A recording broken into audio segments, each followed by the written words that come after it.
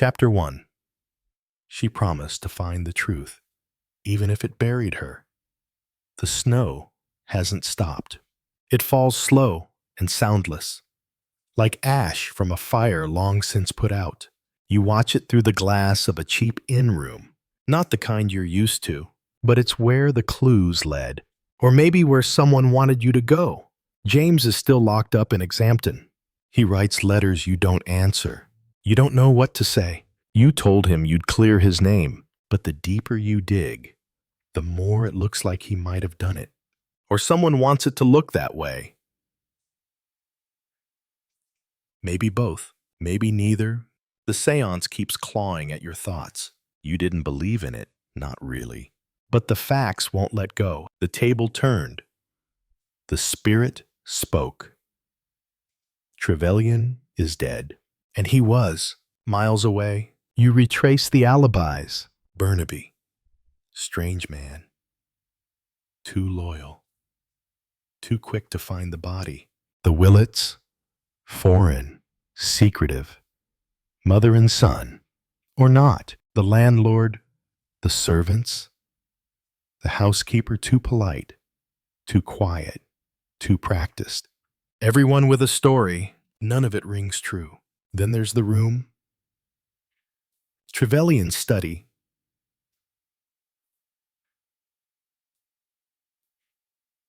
You see it in dreams now. The safe open. The ledger out. The clock stopped. The fire still warm. You see something no one mentioned, a second teacup. It wasn't in the police report, but it was there. You know it because in the dream, it's always full. A letter arrives. No return address. One sentence. In looping ink, ask yourself who needed him to die before the snow melted. You go back to the house, the one where the séance happened. Sittaford. It's supposed to be locked, but the door opens. Inside, the silence isn't empty. It's waiting.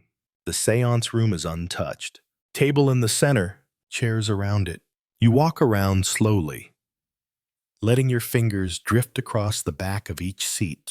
6 guests, 6 stories, 6 chances to lie. You stop at one. The chair you know was empty when the table turned, but that night, it moved anyway. You sit and wait until the candle flickers.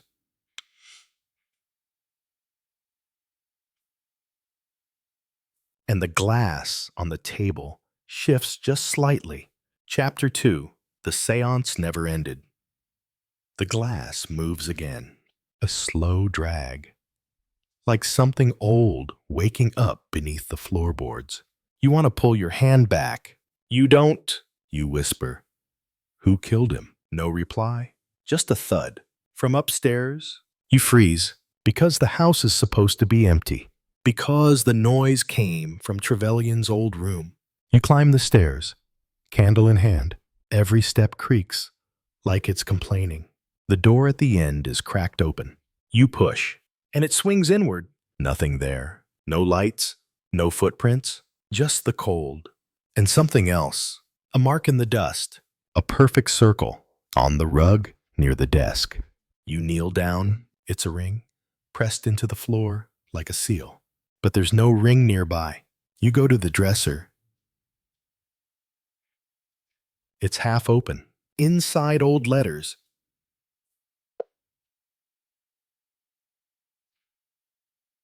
Tied with green string. None addressed to Trevelyan. All from him. To someone named H.F. You untie them. Read the first. They're asking questions. I've hidden the papers. But Burnaby suspects. I can't hold this much longer. If they find out about the gold, it ends mid-sentence.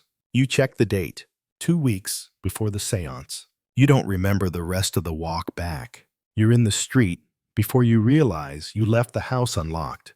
You don't care because the letter changes everything. Trevelyan wasn't just a miser. He was hiding something from everyone except H.F. Whoever that is, whoever's been buried in silence this whole time, back at your room. A note waits under the door. Typed. Cold. Stop digging, or you'll end up in the snow too. You read it twice, then burn it. The fire flares too fast. The smoke smells like candle wax.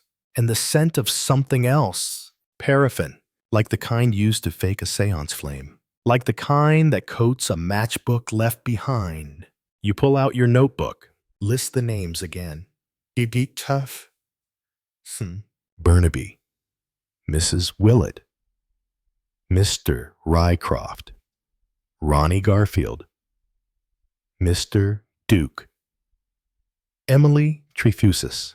You circle your own because the more you look, the more you realize someone already planned for you to find the body. And maybe the séance wasn't a warning. Maybe it was a rehearsal. Chapter 3. He was dead before the séance began. You find Burnaby where you expect him, at the pub in Exampton. Sitting too straight. Drinking too slow. Like a man rehearsing how not to be noticed. He sees you and smiles. The same smile he gave when they found the body. A little too ready. A little too fast. You sit across from him. You don't order anything. Just pull the letter from your coat and place it on the table. You knew about this. He blinks once, then picks it up like it's a bill he doesn't want to pay. Where did you find it? He asks. In a house that was supposed to be locked. A pause. Then he nods and says the one thing you didn't expect. I tried to stop him. He tells you the rest slowly. Trevelyan was involved in something during the war. A shipment. Gold. Never declared. Never delivered. Just vanished. A secret that built his fortune. And someone wanted it back. Maybe H.F. Maybe someone else. Burnaby doesn't know, or pretends not to. But he does say one more thing before he leaves. The séance was meant for me. Not you. Be careful who answers the call. That night, you dream again. Not about Trevelyan. Not about James. You dream of the table, the chairs, and a seventh figure you don't remember from the night itself. Someone sitting just outside the circle, face in shadow, hands folded neatly, watching, waiting. When you wake, there's another note. No envelope. Just 2 words on a torn sheet of your own notebook. Look deeper. On the back, an address in Plymouth. You don't recognize it, but something about it feels familiar. You make the journey through the slush and fog. Plymouth isn't far, but it feels like another world. Less snow. More shadows. The address leads you to a row of shuttered shops. One has a flickering sign, Rycroft and Sons, Curiosities and Estates. You remember the name. Mr. Rycroft was at the séance. The one who said almost nothing. But watched everything. You step inside. A bell rings. No answer. Only dust. And in the corner, a display case. Inside a ring. A perfect circle. Gold, heavy. Etched with the initials H.F. Chapter 4. The ring didn't belong to a man. You stare at the ring through the glass. It doesn't blink, but it feels like it watches. Gold, weighty, too ornate to be Trevelyan's, too bold to be worn quietly. And those initials H.F., you think you know who they belong to, but your brain won't say the name out loud. Not yet. Not while the glass is unbroken. Not while someone could be listening. You scan the rest of the shop. Rycroft is nowhere. The place smells of old velvet and dead secrets. A dozen clocks tick out of sync. Behind the counter sits a ledger. Open, the most recent entry reads, Item 721 signet ring. Purchased from M. Willett. No receipt. You reread the line. Then again. Mrs. Willett sold the ring. Not H. F. Not Rycroft.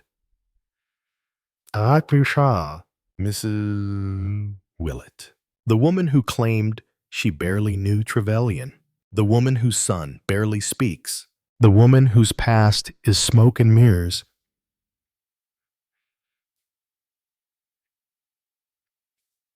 You don't hear the bell, but suddenly the door clicks shut, and there he is, Mr. Rycroft, dressed like a funeral director, staring at you with eyes that say, I knew you'd come. He doesn't speak at first, just walks over to the display case, takes the ring out, hands it to you. You don't ask. You just take it and feel the cold pulse in the metal. He finally said, that belonged to Helena Fitzgerald. H.F. You whisper. He nods. And she's not dead, is she? He tilts his head. Not officially. You leave with the ring, and with a name that isn't in any police file. You head to the library. Dig through the archives and find it. An old newspaper clipping. Local woman missing. Helena Fitzgerald disappears after a state dispute. Former companion to Capt. Trevelyan. There's a photo. You drop the paper when you see it. Because it's Mrs. Willett. 20 years younger, but unmistakable. Hair pulled tight, smile small and careful, and eyes full of something sharp. You sit there, alone, the paper trembling in your hands. Shittu. The séance wasn't about murder. Not at first. It was about summoning something buried. Not a spirit, a secret. And whoever really killed Trevelyan might be trying to bury her again. Chapter 5. She changed her name, but the past didn't forget hers. You arrive at the Willett's cottage just after dusk. The snow has started again, a quiet kind too soft to hear, too steady to trust. You knock, no answer. You don't expect one. You open the door anyway. It isn't locked. It never is. In places where people think guilt is old and buried, the house is silent, but the piano in the corner has dust on only half the keys. Someone's been playing. You run your finger down the clean side. It hums, low and off-key, like a song no one dares to finish. Mrs. Willett stands in the kitchen, motionless, hands clasped, like she's expecting a sermon or a sentence. You hold the ring up between you. No words, just the sound of her breath catching. She sits before you say anything. You take the chair opposite, place the ring on the table, and ask, why did you lie about your name? She doesn't answer. Not at first. Then her son speaks from the doorway. His voice is hollow, because the truth never did her any good. You turn to him. He's changed, less skittish, eyes locked. He's not shielding her anymore. He's finally ready to talk. And when he does, the story unfolds like a wound that's never healed. Helena Fitzgerald was more than Trevelyan's companion. She was his partner, his conscience, the only one who knew what he did in Egypt, how he smuggled the gold, forged the letters, buried the records.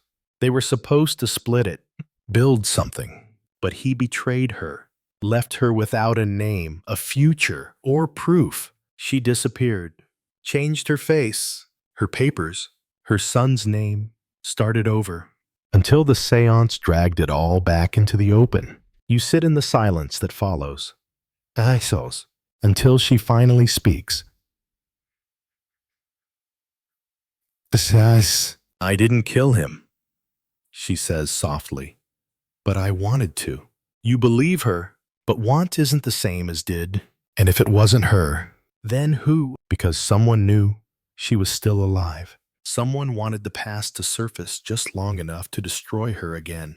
And maybe someone used the séance to do it. Outside, the wind rises. Inside, you feel it too. A second crime. One more recent, colder, Sharper. One you haven't uncovered yet.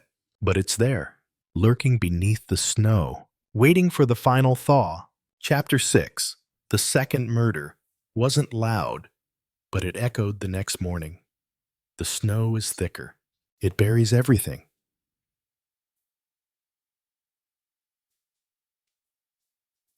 Tracks. Truth. Bodies. You walk through the slush like a ghost wearing your own skin. The ring is in your coat pocket, but it burns like it's still on fire. You're halfway to Sittaford when the constable finds you, his cheeks red, eyes unsure. There's been another death, he says. You don't react, because you already knew. It's been coming since the séance. You ask who. He says the name, Burnaby, back at the inn. His body's laid out like a warning. No violence, no blood, just stillness, too still. The doctor says heart failure. You say poison? No one contradicts you. You check his coat, pockets empty, but his hands are clenched. You pry one open. Inside, a torn matchbook. Jiao. From a club in Plymouth.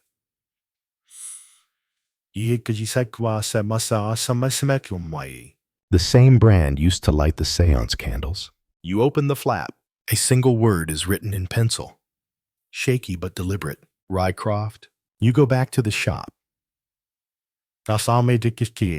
Rycroft isn't there. You break in.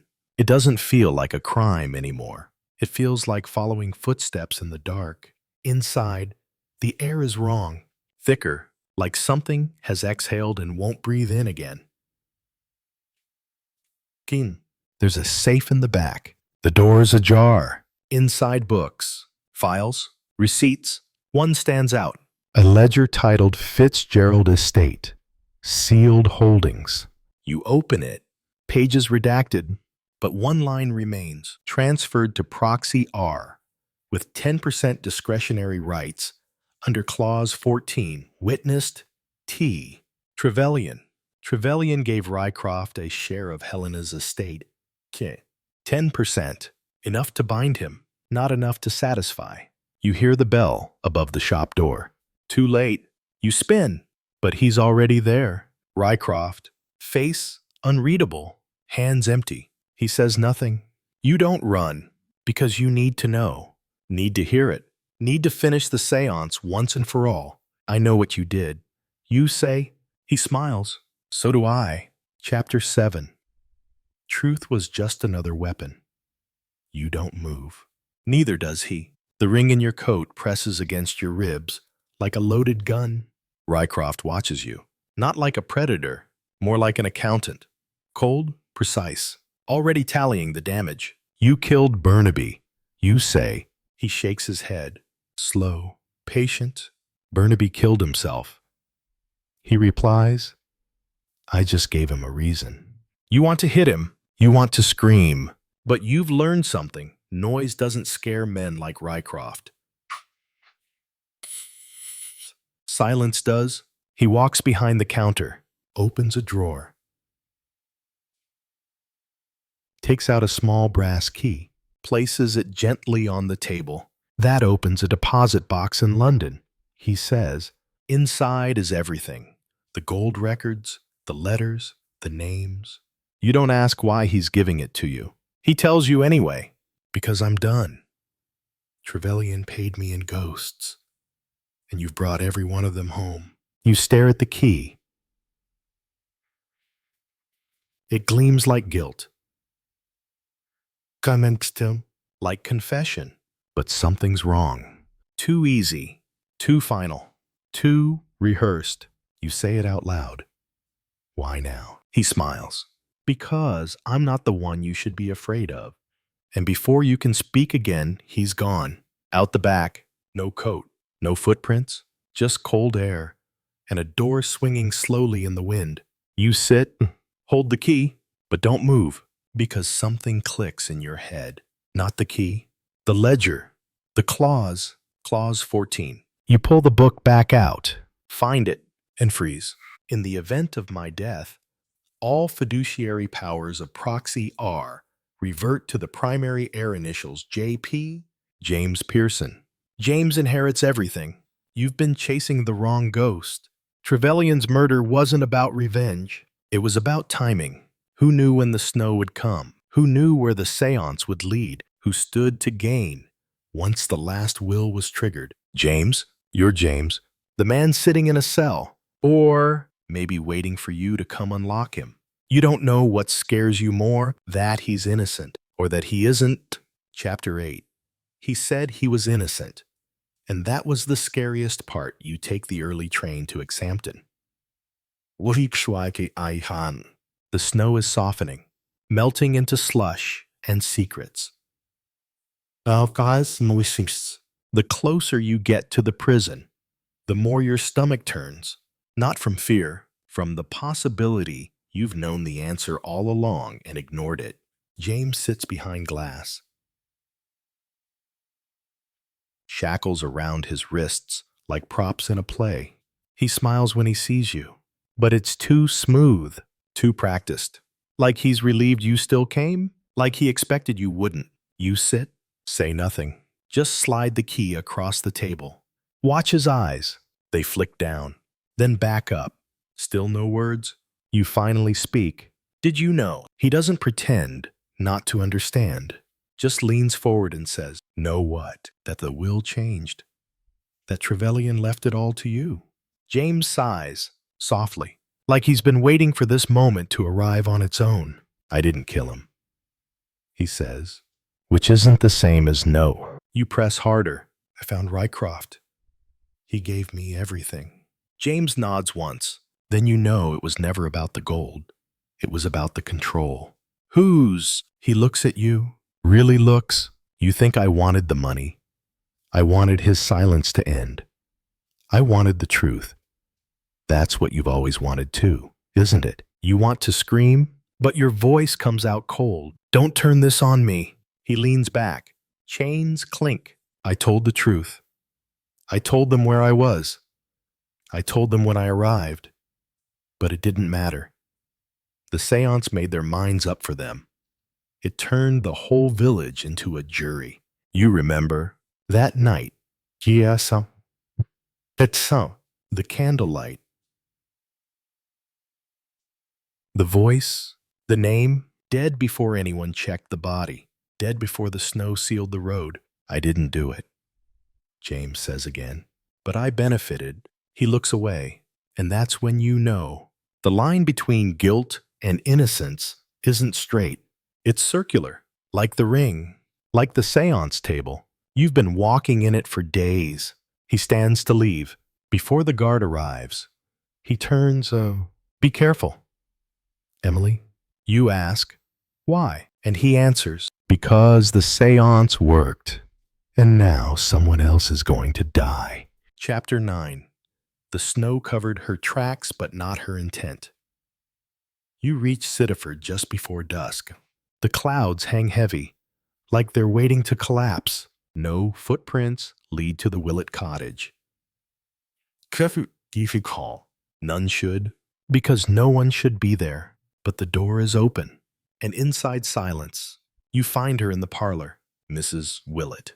No, not Willett Helena, fallen forward, face against the rug, as if whispering to the floor.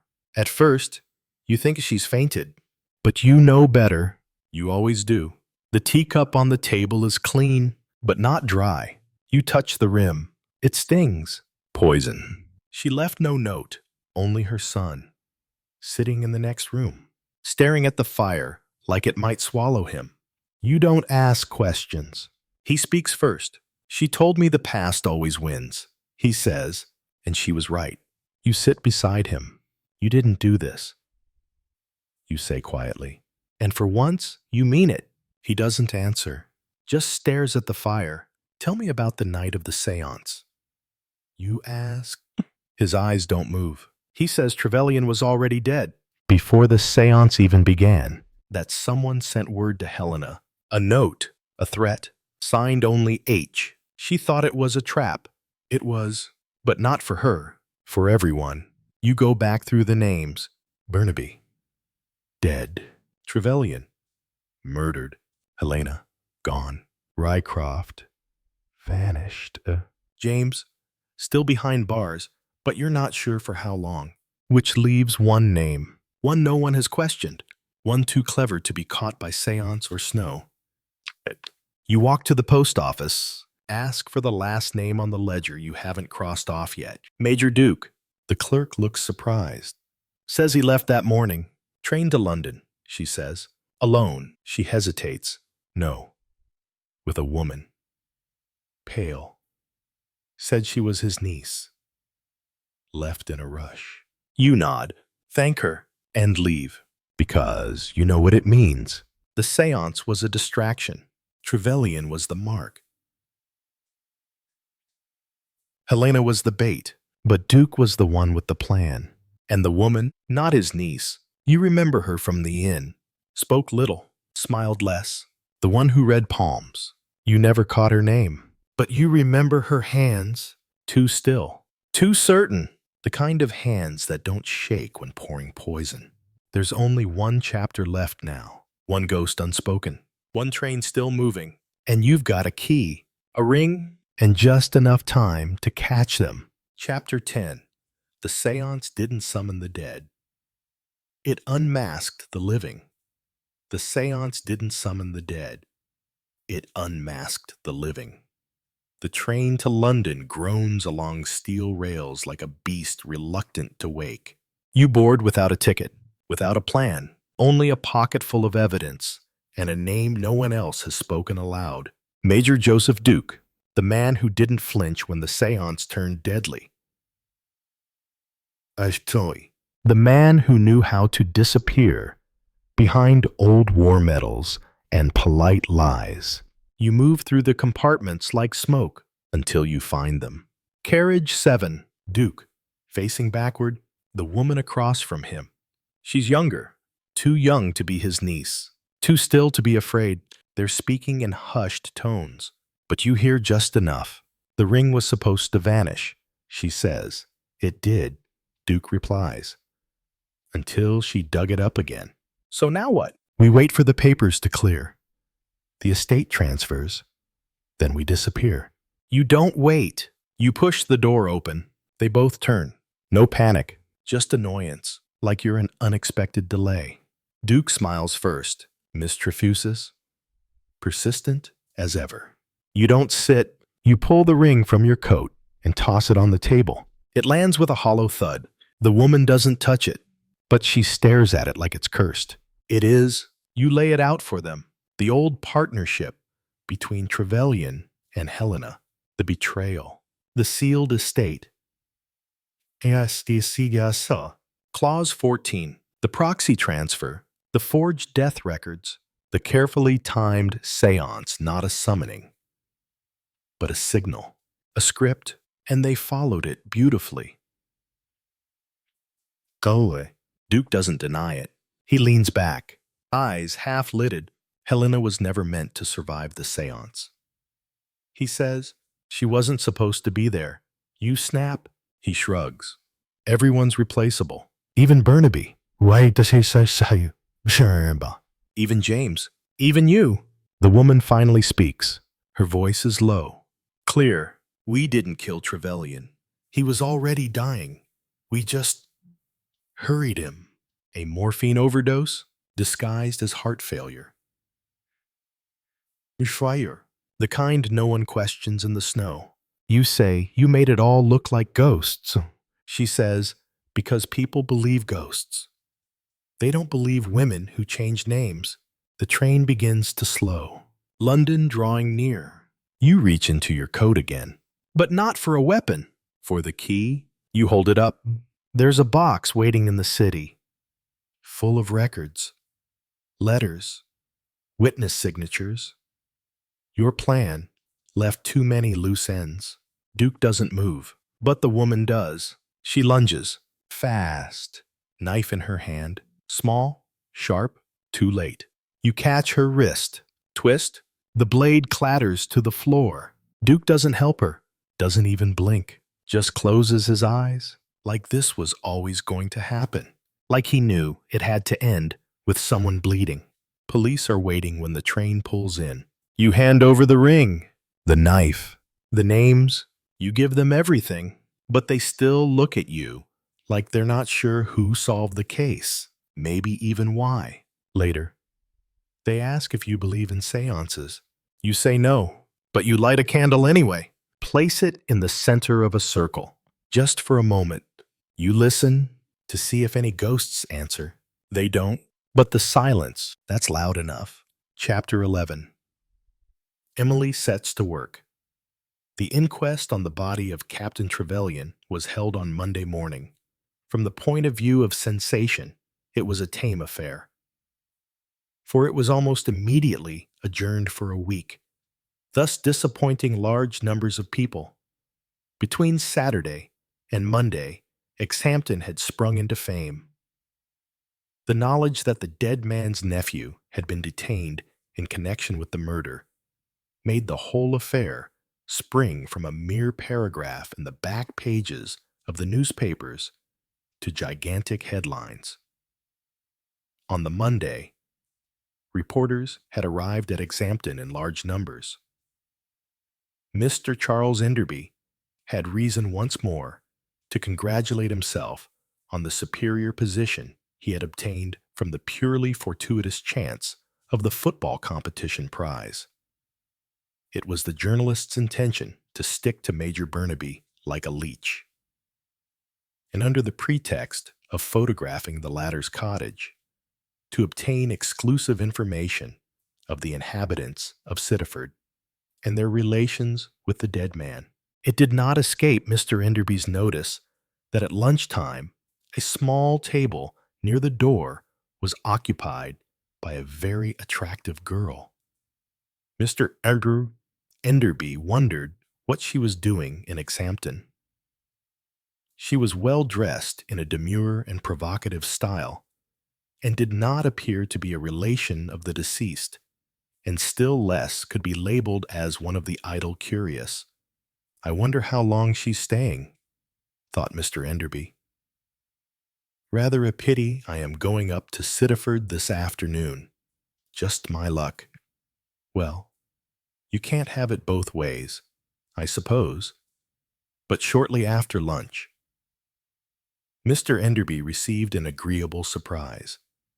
He was standing on the steps of the Three Crowns, observing the fast melting snow, and enjoying the sluggish rays of wintry sunshine, when he was aware of a voice, an extremely charming voice, addressing him. I beg your pardon, but could you tell me?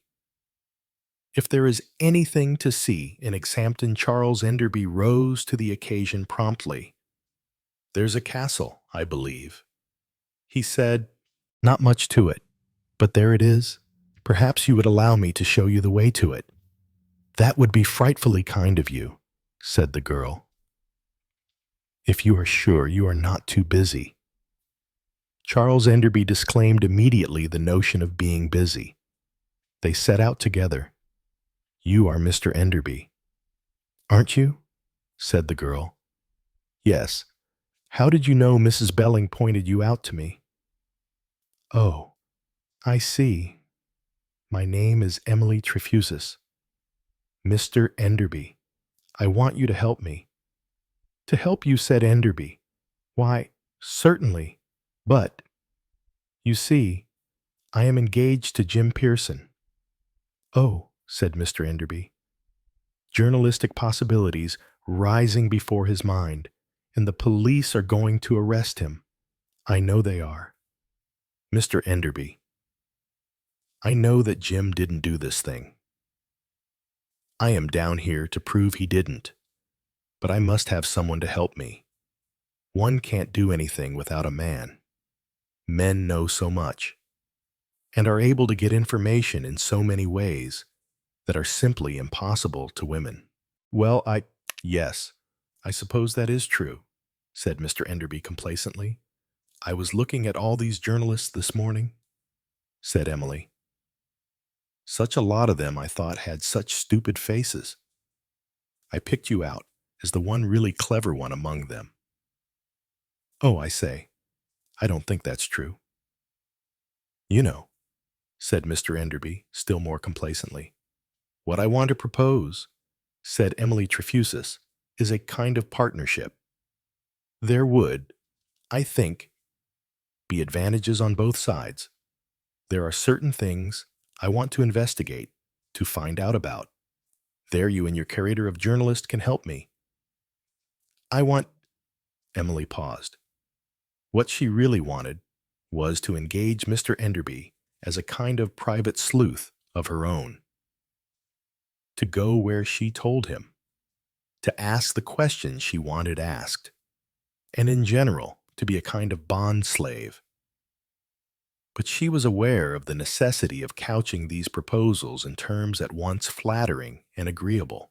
The whole point was that she was to be the boss, but the matter needed managing tactfully. I want, said Emily, to feel that I can depend upon you. She had a lovely voice, liquid and alluring. As she uttered the last sentence, a feeling rose in Mr. Enderby's bosom, that this lovely, helpless girl could depend upon him to the last ditch. It must be ghastly, said Mr. Enderby, and taking her hand, he squeezed it with fervor. But you know, he went on with a journalistic reaction, my time is not entirely my own. I mean, I have got to go where I am sent, and all that. Yes, said Emily, I have thought of that, and that, you see, is where I come in. Surely I am what you call a scoop, aren't I? You can do an interview with me every day. You can make me say anything that you think your readers will like. Jim Pearson's fiancée, girl who believes passionately in his innocence. Reminiscences of his childhood which she supplies. I don't really know about his childhood, you know, she added, but that doesn't matter. I think, said Mr. Enderby, that you are marvelous. You really are marvelous. And then, said Emily, pursuing her advantage, I have access naturally to Jim's relations. I can get you in there as a friend of mine, where quite possibly you might have the door shut in your face any other way. Don't I know that only too well, said Mr. Enderby with feeling. Recalling various rebuffs of the past, a glorious prospect opened out before him. He had been in luck over this affair all round. First the lucky chance of the football competition, and now this. It's a deal, he said fervently. Good, said Emily, becoming brisk and businesslike. Now, what's the first move? I'm going up to Sittaford this afternoon. He explained the fortunate circumstance which had put him in such an advantageous position with regard to Major Burnaby, because, mind you, he is the kind of old buffer that hates newspaper men like poison. But you can't push a chap in the face who has just handed you £5,000, can you? It would be awkward, said Emily. Well, if you are going to Sittaford, I am coming with you. Splendid, said Mr. Enderby. I don't know, though, if there's anywhere to stay up there. As far as I know, there's only Sittaford House and a few odd cottages belonging to people like Burnaby. We shall find something, said Emily. I always find something. Mr. Enderby could well believe that. Emily had the kind of personality that soars triumphantly over all obstacles. They had arrived by now at the ruined castle, but paying no attention to it, they sat down on a piece of wall in the so-called sunshine, and Emily proceeded to develop her ideas. I am looking at this, Mr. Enderby, in an absolutely unsentimental and businesslike way. You've got to take it from me, to begin with, that Jim didn't do the murder. I'm not saying that simply because I'm in love with him, or believe in his beautiful character, or anything like that. It's just, well, knowledge. You see, I have been on my own pretty well since I was 16.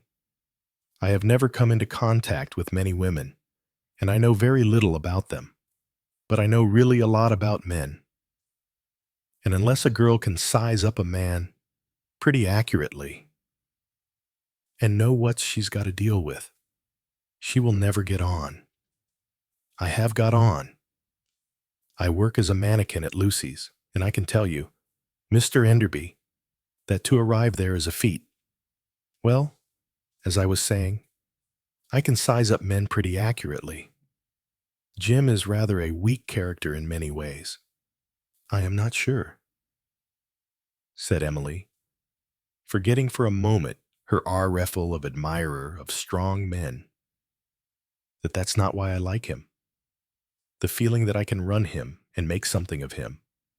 There are quite a lot of, well, even criminal things that I can imagine him doing if pushed to it, but not murder. He simply couldn't pick up a sandbag and hit an old man on the back of the neck with it. He would make a boss shot and hit him in the wrong place if he did. He is a gentle creature. Mr.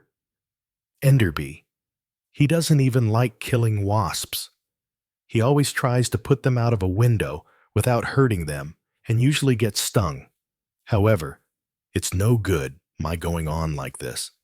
You've got to take my word for it and start on the assumption that Jim is innocent. Do you think that somebody is deliberately trying to fasten the crime on him? Asked Charles Enderby in his best journalistic manner. I don't think so. You see, nobody knew about Jim coming down to see his uncle. Of course, one can't be certain, but I should put that down as just a coincidence and bad luck. What we have to find is someone else with a motive for killing Captain Trevelyan. The police are quite certain that this is not what they call an outside job. I mean, it wasn't a burglar. The broken open window was faked. Did the police tell you all this? Practically, said Emily. What do you mean by practically? The chambermaid told me. And her sister is married to Constable Graves. So, of course, she knows everything the police think. Very well, said Mr. Enderby. It wasn't an outside job. It was an inside one. Exactly, said Emily. The police, that is Inspector Narracott, who, by the way, I should think is an awfully sound man, have started investigating to find who benefits by Captain Trevelyan's death. And with Jim sticking out a mile, so to speak, they won't bother to go on with other investigations much. Well, that's got to be our job. What a scoop it would be, said Mr. Enderby. If you and I discovered the real murderer, the crime expert of the Daily Wire. That's the way I should be described. But it's too good to be true, he added despondently. That sort of thing only happens in books. Nonsense, said Emily. It happens with me. You're simply marvelous, said Enderby again. Emily brought out a little notebook.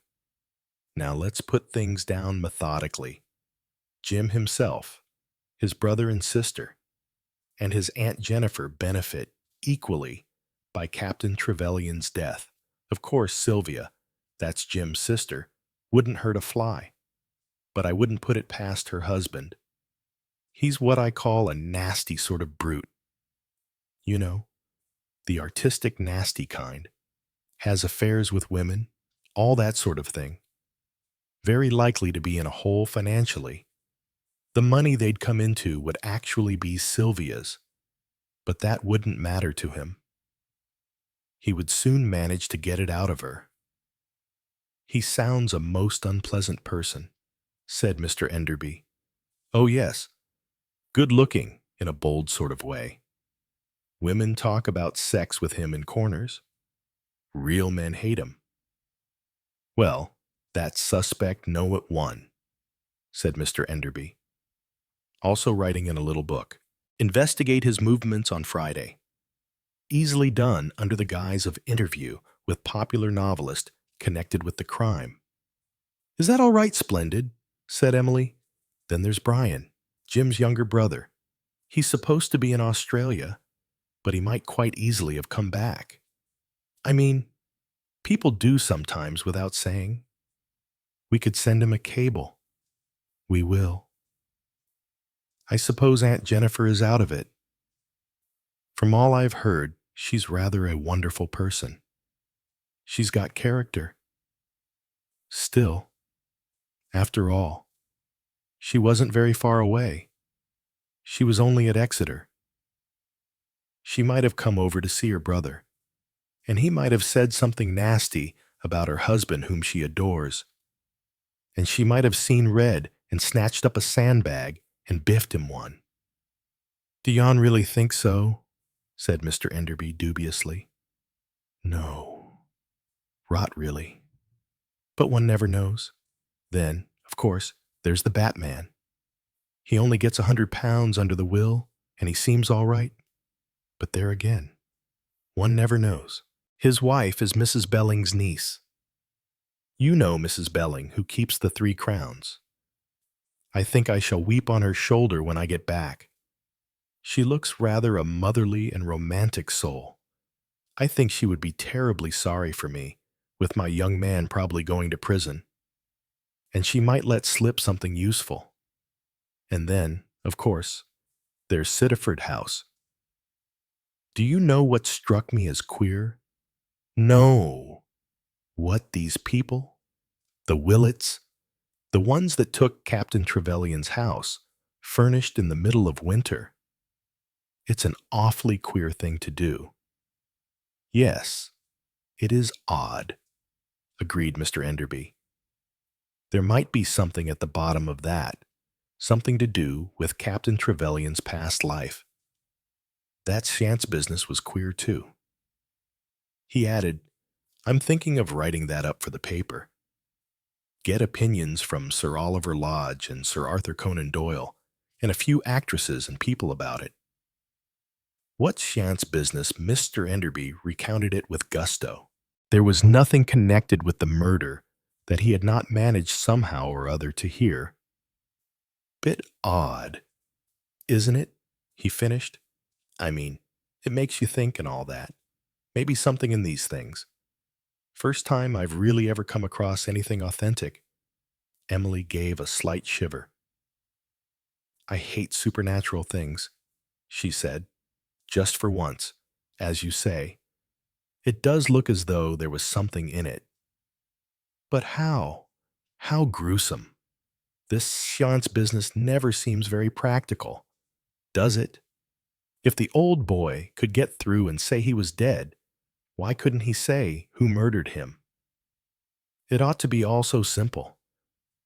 I feel there may be a clue in Sittaford, said Emily thoughtfully. Yes, I think we ought to investigate there thoroughly, said Enderby.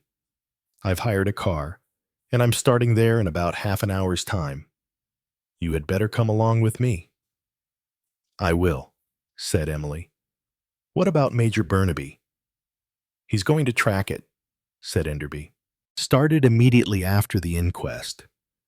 If you ask me, he wanted to get out of having any company on the way there. Nobody could like trudging there through all this slush. Will the car be able to get up all right? Oh, yes. First day car has been able to get through, though. Well, said Emily, rising to her feet. It's about time we went back to the 3 Crowns, and I will pack my suitcase and do a short weeping act on Mrs. Belling's shoulder. Don't you worry, said Mr. Enderby rather fatuously. You leave everything to me. That's just what I mean to do, said Emily, with a complete lack of truth. It's so wonderful to have someone you can really rely on. Emily Trefusis was really a very accomplished young woman. Oh, Chapter 12. The Arrest. on her return to the Three Crowns. Emily had the good fortune to run right into Mrs. Belling, who was standing in the hallway. "Oh, Mrs. Belling," she exclaimed, "I am leaving this afternoon." "Yes, miss, by the 4:10 train to Exeter." "Miss, no. I am going up to Sittaford."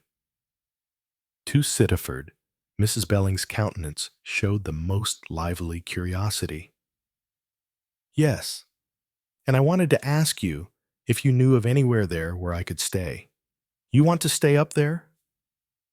The curiosity was heightened. "Yes, that is— Oh, Mrs. Belling, is there somewhere I could speak to you privately for a moment?" With something like alacrity, Mrs. Belling led the way to her own private sanctum. A small, comfortable room with a large fire burning. "You won't tell anyone, will you?" began Emily, knowing well that of all openings on earth, this one is the most certain to provoke interest and sympathy.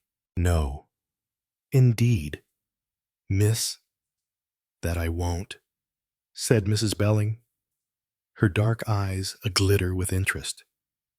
"You see, Mr. Pearson, you know, the young gentleman that stayed here on Friday, and that the police have arrested. Do you mean really arrested?" "Yes, miss, not half an hour ago." Emily had gone very white. You're sure of that?" "Oh, yes. Miss, our Amy had it from the sergeant." "It's too awful," said Emily. She had been expecting this, but it was none the better for that. "You see, Mrs. Belling, I'm engaged to him, and he didn't do it. And, oh dear, it's all too dreadful." And here Emily began to cry. She had, earlier in the day, announced her intentions to Charles Enderby of doing so. But what appalled her so was with what ease the tears came. To cry at will is not an easy accomplishment. There was something much too real about these tears. It frightened her. She mustn't really give way. Giving way wasn't the least use to Jim. To be resolute, logical, and clear-sighted, these were the qualities that were going to count in this game. Sloppy crying had never helped anyone yet, but it was a relief all the same, to let yourself go. After all, she had meant to cry. Crying would be an undeniable passport to Mrs. Belling's sympathy and help. So why not have a good cry while she was about it? A real orgy of weeping in which all her troubles, doubts, and unacknowledged fears might find vent and be swept away. There, my dear, don't 'ee take on so," said Mrs. Belling. She put a large, motherly arm round Emily's shoulders and patted her consolingly. "Said from the start, I have, that he didn't do it. A regular nice young gentleman, a lot of chuckleheads the police are. And so I've said before now, some thieving tramp is a great deal more likely. Now, don't 'ee fret. My dear, it'll all come right. You see if it don't." "I am so dreadfully fond of him," wailed Emily. "Dear Jim. Dear, sweet, boyish, helpless, impractical Jim. So utterly to be depended on, to do the wrong thing at the wrong moment. What possible chance had he got against that steady, resolute Inspector Narracott? "We must save him," she wailed. "Of course, we will. Of course, we will." Mrs. Belling consoled her. Emily dabbed her eyes vigorously, gave one last sniff and gulp, and raising her head, demanded fiercely, "Where can I stay at Sittaford?" "Up to Sittaford. You're set on going there?" "My dear, yes. Emily nodded vigorously. Well now, Mrs. Belling cogitated the matter. There's only one place for 'ee to stay. There's not much to Sittaford. There's the big house, Sittaford House, which Captain Trevelyan built, and that's let now to a South African lady. And there's the 6 cottages he built, and no, 5 of them cottages had got Curtis, what used to be gardener at Sittaford House, in it, and Mrs. Curtis. She lets rooms in the summertime, the captain allowing her to do so. There's nowhere else you could stay, and that's a fact.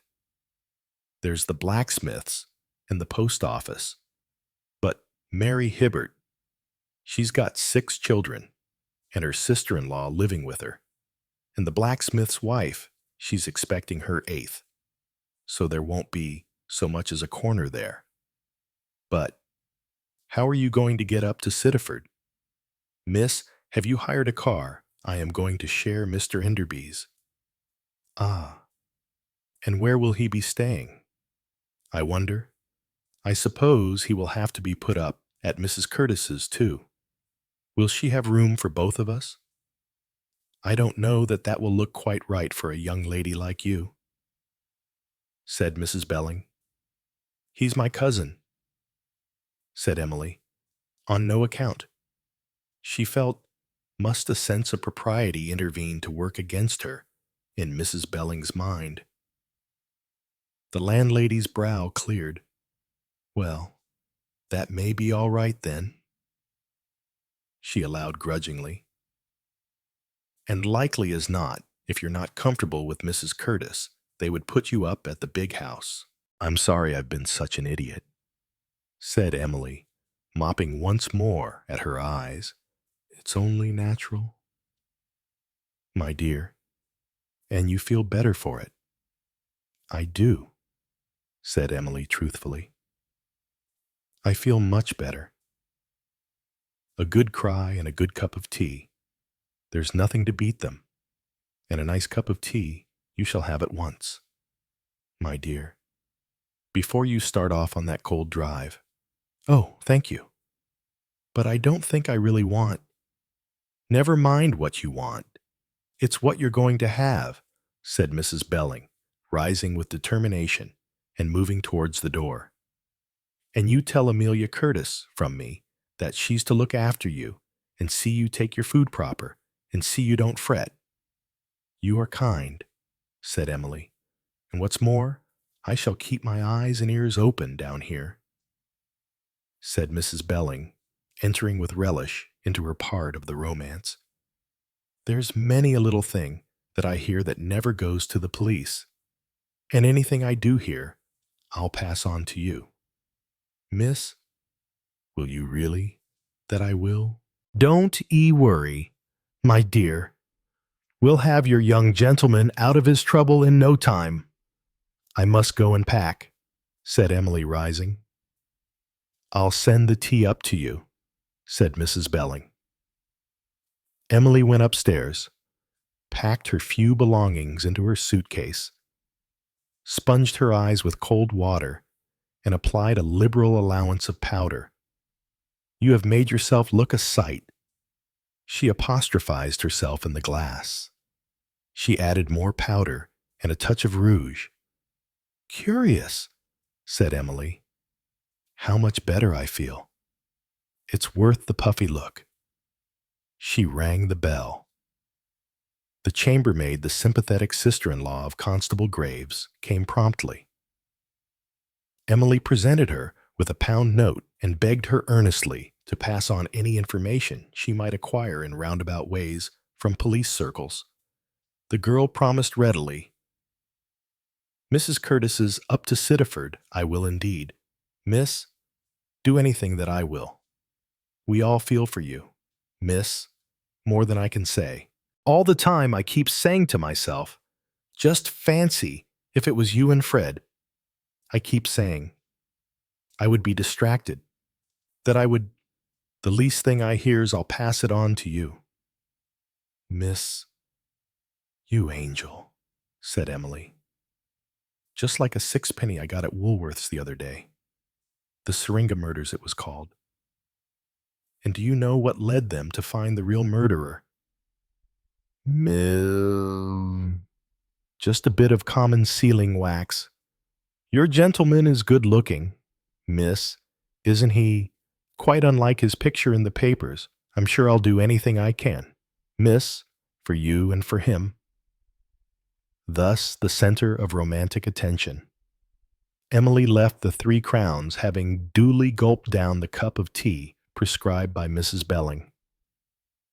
By the way, she said to Enderby as the aged Ford sprang forward, you are my cousin, don't forget. Why? They've got such pure minds in the country, said Emily. I thought it would be better. Splendid. In that case, said Mr. Enderby, rising to his opportunities, I had better call you Emily. All right, cousin? What's your name, Charles? All right, Charles. The car went upwards on the Sittaford road. Chapter 13. Sittaford.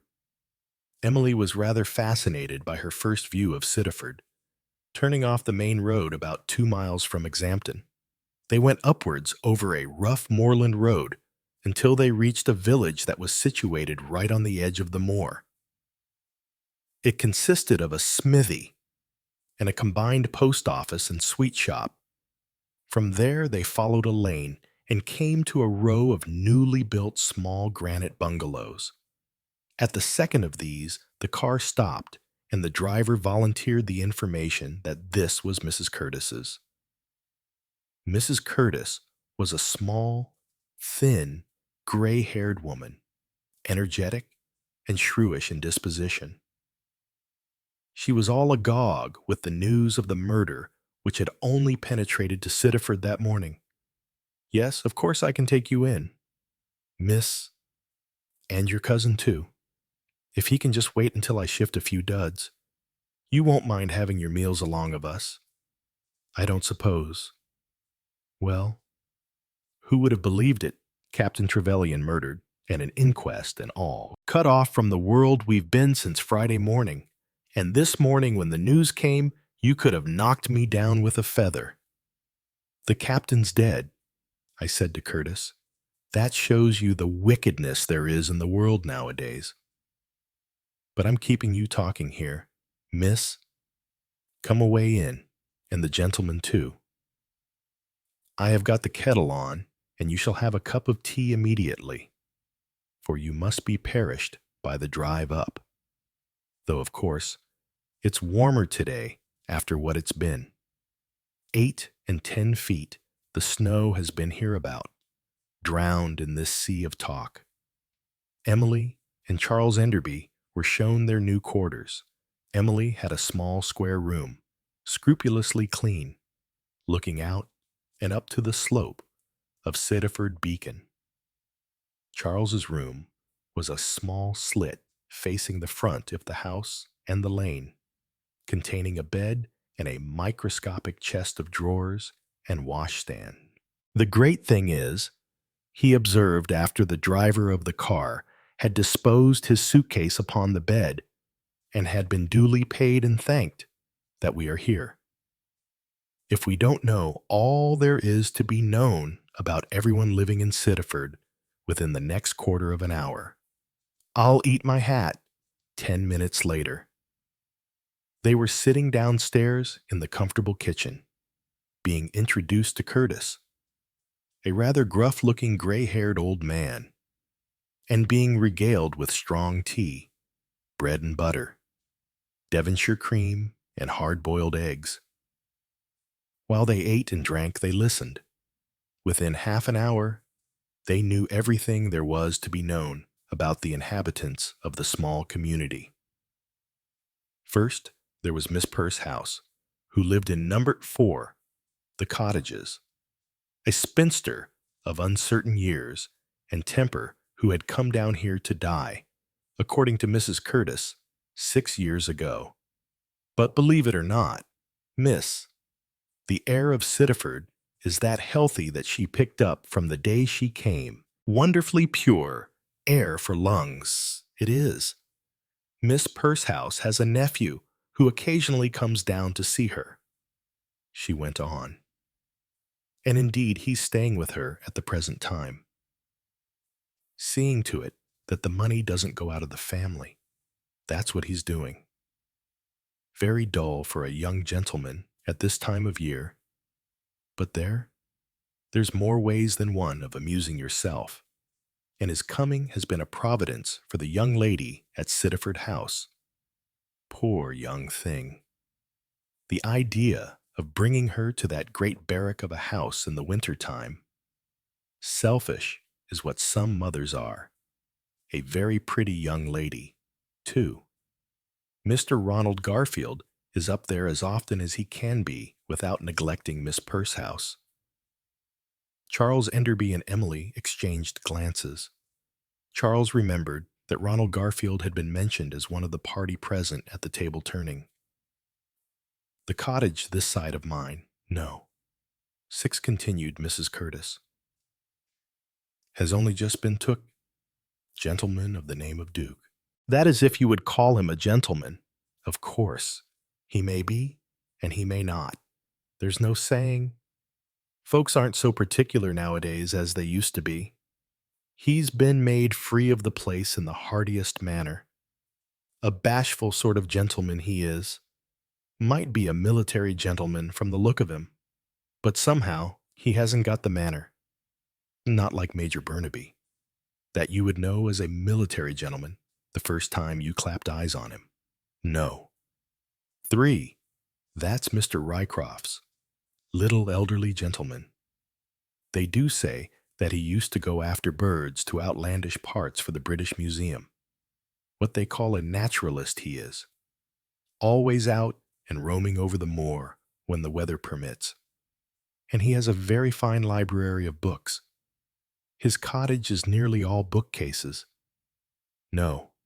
2 is an invalid gentleman's, a Captain Wyatt with an Indian servant. And poor fellow, he does feel the cold. He does. The servant, I mean, not the captain. Coming from warm, outlandish parts. It's no wonder.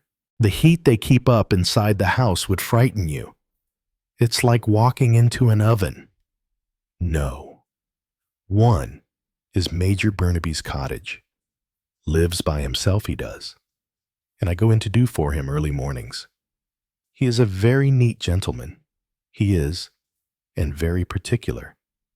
He and Captain Trevelyan were as thick as thieves. Friends of a lifetime they were. And they both have the same kind of outlandish heads stuck up on the walls. As for Mrs. Willett and Miss Willett, that's what no one can make out. Plenty of money there. Amos Parker at Exhampton they deal with. And he tells me their weekly book comes to well over £8 or £9. You wouldn't believe the eggs that goes into that house brought their maid servants from Exeter with them. They did, but they don't like it and want to leave. And I'm sure I don't blame them. Mrs. Willett, she sends them into Exeter twice a week in her car. And what with that, and the living being so good, they agreed to stop on. But if you ask me, it's a queer business. Burying yourself in the country like this. A smart lady like that. Well, I suppose I'd better be clearing away these tea things. She drew a deep breath, and so did Charles and Emily. The lot of information loosened with so little difficulty had almost overwhelmed them. Charles ventured to put a question. Has Major Burnaby got back yet, he asked. Mrs. Curtis paused at once. Tray in hand. Yes. Indeed, sir. Came tramping in just the same as ever, about half an hour before you arrived. Why, sir, I cried to him, you've never walked all the way from Exhampton. And he says in his stern way, why not? If a man has got 2 legs, he doesn't need 4 wheels. I do it once a week anyway, as you know. Mrs. Curtis, oh, Yes, sir, I says, but this is different. Yeah. What with the shock and the murder and the inquest, it's wonderful you've got the strength to do it. But he only grunted like and walked on. He looks bad, though. It's a miracle he ever got through on Friday night. Brave, I call it at his age. Tramping off like that and 3 miles of it in a snowstorm. You may say what you like, but nowadays, the young gentlemen aren't a patch on the old ones. That Mr. Ronald Garfield, he would never have done it, and it's my opinion. And it's the opinion of Mrs. Hibbert at the post office. And it's the opinion of Mr. Pound, the blacksmith, that Mr. Garfield ought never to have let him go off alone the way he did. He should have gone with him. If Major Burnaby had been lost in a snowdrift, everybody would have blamed Mr. Garfield, and that's a fact. She disappeared triumphantly to the scullery amid a clatter of tea things. Mr. Curtis thoughtfully removed an aged pipe from the right side of his mouth to the left side. Women, he said, talk a lot. He paused and then murmured, and half the time they don't know the truth of what they are talking about. Emily and Charles received this announcement in silence, seeing that no more was coming. However, Charles murmured approvingly, "That's very true. Yes, very true." "Ah," said Mr. Curtis, and relapsed into a pleasant and contemplative silence. Charles rose. "I think I'll go round and see old Burnaby," he said. "Tell him the camera parade will be tomorrow morning." "I'll come with you," said Emily. "I want to know what he really thinks about Jim and what ideas he has about the crime in general. Have you got any rubber boots or anything? It's awfully slushy. I bought some Wellingtons in Exampton." Said Emily, "What a practical girl you are. You think of everything." "Unfortunately," said Emily, "that's not much help to you in finding out who's done a murder." "It might help one to do a murder," she added reflectively. "Well, don't murder me," said Mr. Enderby. They went out together. Mrs. Curtis immediately returned. "They be gone round to the Major's," said Mr. Curtis. "Ah," said Mrs. Curtis. "Now, what do you think? Are they sweethearting, or are they not? A lot of harm comes of cousins marrying, so they say. Deaf and dumbs, and half-wits, and a lot of other evils. He's sweet on her. That you can see easily enough. As for her, she's a deep one like my great-aunt Sarah's Belinda. She is. Got away with her and with the men. I wonder what she's after now. Do you know what I think? Curtis." Mr. Curtis grunted. "This young gentleman that the police are holding on account of the murder, it's my belief that he's the one she's set on. And she's come up here to nose about and see what she can find out. And mark my words," said Mrs. Curtis, rattling china, "if there's anything to find out, she will find it." Chapter 14. The Willets. At the same moment that Charles and Emily started out to visit Major Burnaby, Inspector Narracott was seated in the drawing room of Sittaford House, trying to formulate an impression of Mrs. Willett. He had not been able to interview her sooner, as the roads had been impassable until this morning. He had hardly known what he had expected to find, but certainly not what he had found. It was Mrs. Willett who had taken charge of the situation, not he. She had come rushing into the room. Thoroughly businesslike and efficient, he saw a tall woman, thin-faced and keen-eyed. She was wearing rather an elaborate knitted silk jumper suit that was just over the borderline of unsuitability for country wear. Her stockings were of very expensive gossamer silk. Her shoes, high-heeled patent leather. She wore several valuable rings and rather a large quantity of very good and expensive imitation pearls. "Inspector Narracott," said Mrs. Willett, "naturally, you want to come over the house. What a shocking tragedy! I could hardly believe it. We only heard about it this morning. You know, we were terribly shocked. Sit down, won't you? Inspector, this is my daughter, Violet." He had hardly noticed the girl who had followed her in, and yet she was a very pretty girl, tall and fair, with big blue eyes. Mrs. Willett herself took a seat. "Is there any way in which I can help you?" "Inspector, I knew very little of poor Captain Trevelyan, but if there is anything you can think of," the inspector said slowly. "Thank you, madam. Of course, one never knows. What may be useful, or what may not. I quite understand. There may possibly be something in the house that may throw light upon this sad business, but I rather doubt it. Captain Trevelyan removed all his personal belongings. He even feared I should tamper with his fishing rods. Poor, dear man." She laughed a little. "You were not acquainted with him before I took the house, you mean?" "Oh, no. I've asked him here several times since, but he never came. Terribly shy. Poor dear. That was what was the matter with him. I've known dozens of men like it. They are called women haters and all sorts of silly things. And really all the time, it's only shyness. If I could have got at him," said Mrs. Willett with determination, "I'd soon have got over all that nonsense. That sort of man only wants bringing out." Inspector Narracott began to understand Captain Trevelyan's strongly defensive attitude towards his tenants. "We both asked him," continued Mrs. Willett, "didn't we?" "Violet?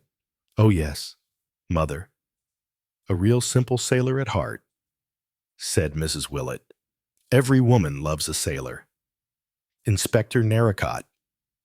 It occurred to Inspector Narracott at this juncture that the interview so far had been run entirely by Mrs. Willett. He was convinced that she was an exceedingly clever woman. She might be as innocent as she appeared. On the other hand, she might not. "The point I am anxious to get information about is this," he said, and paused. "Yes, Inspector Major Burnaby, as you doubtless know, discovered the body. He was led to do so by an accident that occurred in this house." "You mean, the table turning?" "I beg your pardon." He turned sharply. A faint sound had come from the girl. "Poor Violet," said her mother. "She was terribly upset. Indeed, we all were. Most unaccountable. I'm not superstitious, but really, it was the most unaccountable thing. It did occur." Then, Mrs. Willett opened her eyes very wide. "Occur? Of course it occurred. At the time, I thought it was a joke, a most unfeeling joke, and one in very bad taste. I suspected young Ronald Garfield. Oh no, mother, I'm sure he didn't. He absolutely swore he didn't. I'm saying what I thought at the time. Violet, what could one think it but a joke?" "It was curious," said the inspector slowly. "You were very upset, Mrs. Willett." "We all were. Up to then, it had been, oh, just light-hearted fooling. You know the sort of thing. Good fun on a winter's evening. And then suddenly, I was very angry. Angry? Well, naturally. I thought someone was doing it deliberately, for a joke. As I say, And now? Now. Yes. What do you think now? Mrs. Willett spread her hands out expressively. I don't know what to think. It's uncanny. And you? Miss Willett, the girl started. I don't know. I shall never forget it. I dream of it. I shall never dare to do table turning again. Mr. Rycroft would say it was genuine. I suppose, said her mother. He believes in all that sort of thing. Really, I'm inclined to believe in it myself. What other explanation is there, except that it was a genuine message from a spirit? The inspector shook his head. The table turning had been his red herring. His next remark was most casual sounding. Don't you find it very bleak here in winter? Mrs. Willett. Oh, we love it. Such a change. We're South Africans, you know. Her tone was brisk and ordinary. Really? What part of South Africa? Oh, the Cape. Violet has never been in England before. She is enchanted with it, finds the snow most romantic. This house is really most comfortable. What led you to come to this part of the world? There was just gentle curiosity in his voice. We've read so many books on Devonshire, and especially on Dartmoor. We were reading one on the boat, all about Widdicombe Fair. I've always had a hankering to see Dartmoor. What made you fix on Exhampton? It's not a very well-known little town. Well, we were reading these books, as I told you, and there was a boy on board who talked about Exhampton. He was so enthusiastic about it. What was his name? Asked the inspector. Did he come from this part of the world? Now, what was his name, Cullen? I think. No, it was Smythe. How stupid of me. I really can't remember. You know how it is on board ship. Inspector, you get to know people so well and plan to meet again. And a week after you've landed, you can't even be sure of their names. She laughed. But he was such a nice boy, not good looking. Reddish hair, but a delightful smile. And on the strength of that, you decided to take a house in these parts, said the inspector, smiling. Yes. Wasn't it mad of us clever, thought Narracott. Distinctly clever. He began to realize Mrs. Willett's methods. She always carried the war into the enemy's country. So you wrote to the house agents and inquired about a house. Yes. And they sent us particulars of Sittaford. It sounded just what we wanted. It wouldn't be my taste at this time of year, said the inspector with a laugh. I dare say it wouldn't be ours if we lived in England, said Mrs. Willett brightly. The inspector rose. How did you know the name of a house agent to write to in Exhampton? He asked. That must have presented a difficulty. There was a pause. The first pause in the conversation.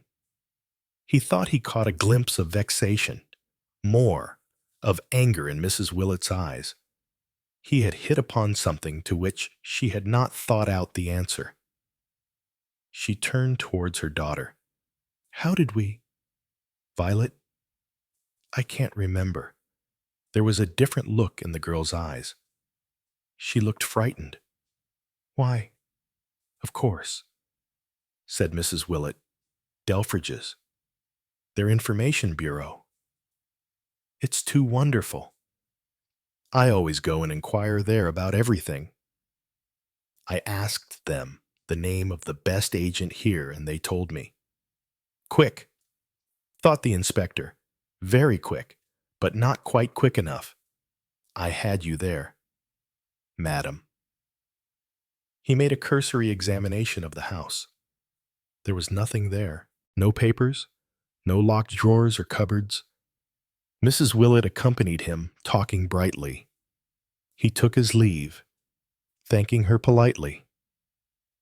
As he departed, he caught a glimpse of the girl's face over her shoulder. There was no mistaking the expression on her face. It was fear he saw on her countenance. Fear written there plainly at this moment, when she thought herself unobserved. Mrs. Willett was still talking. Alice, we have one grave drawback here.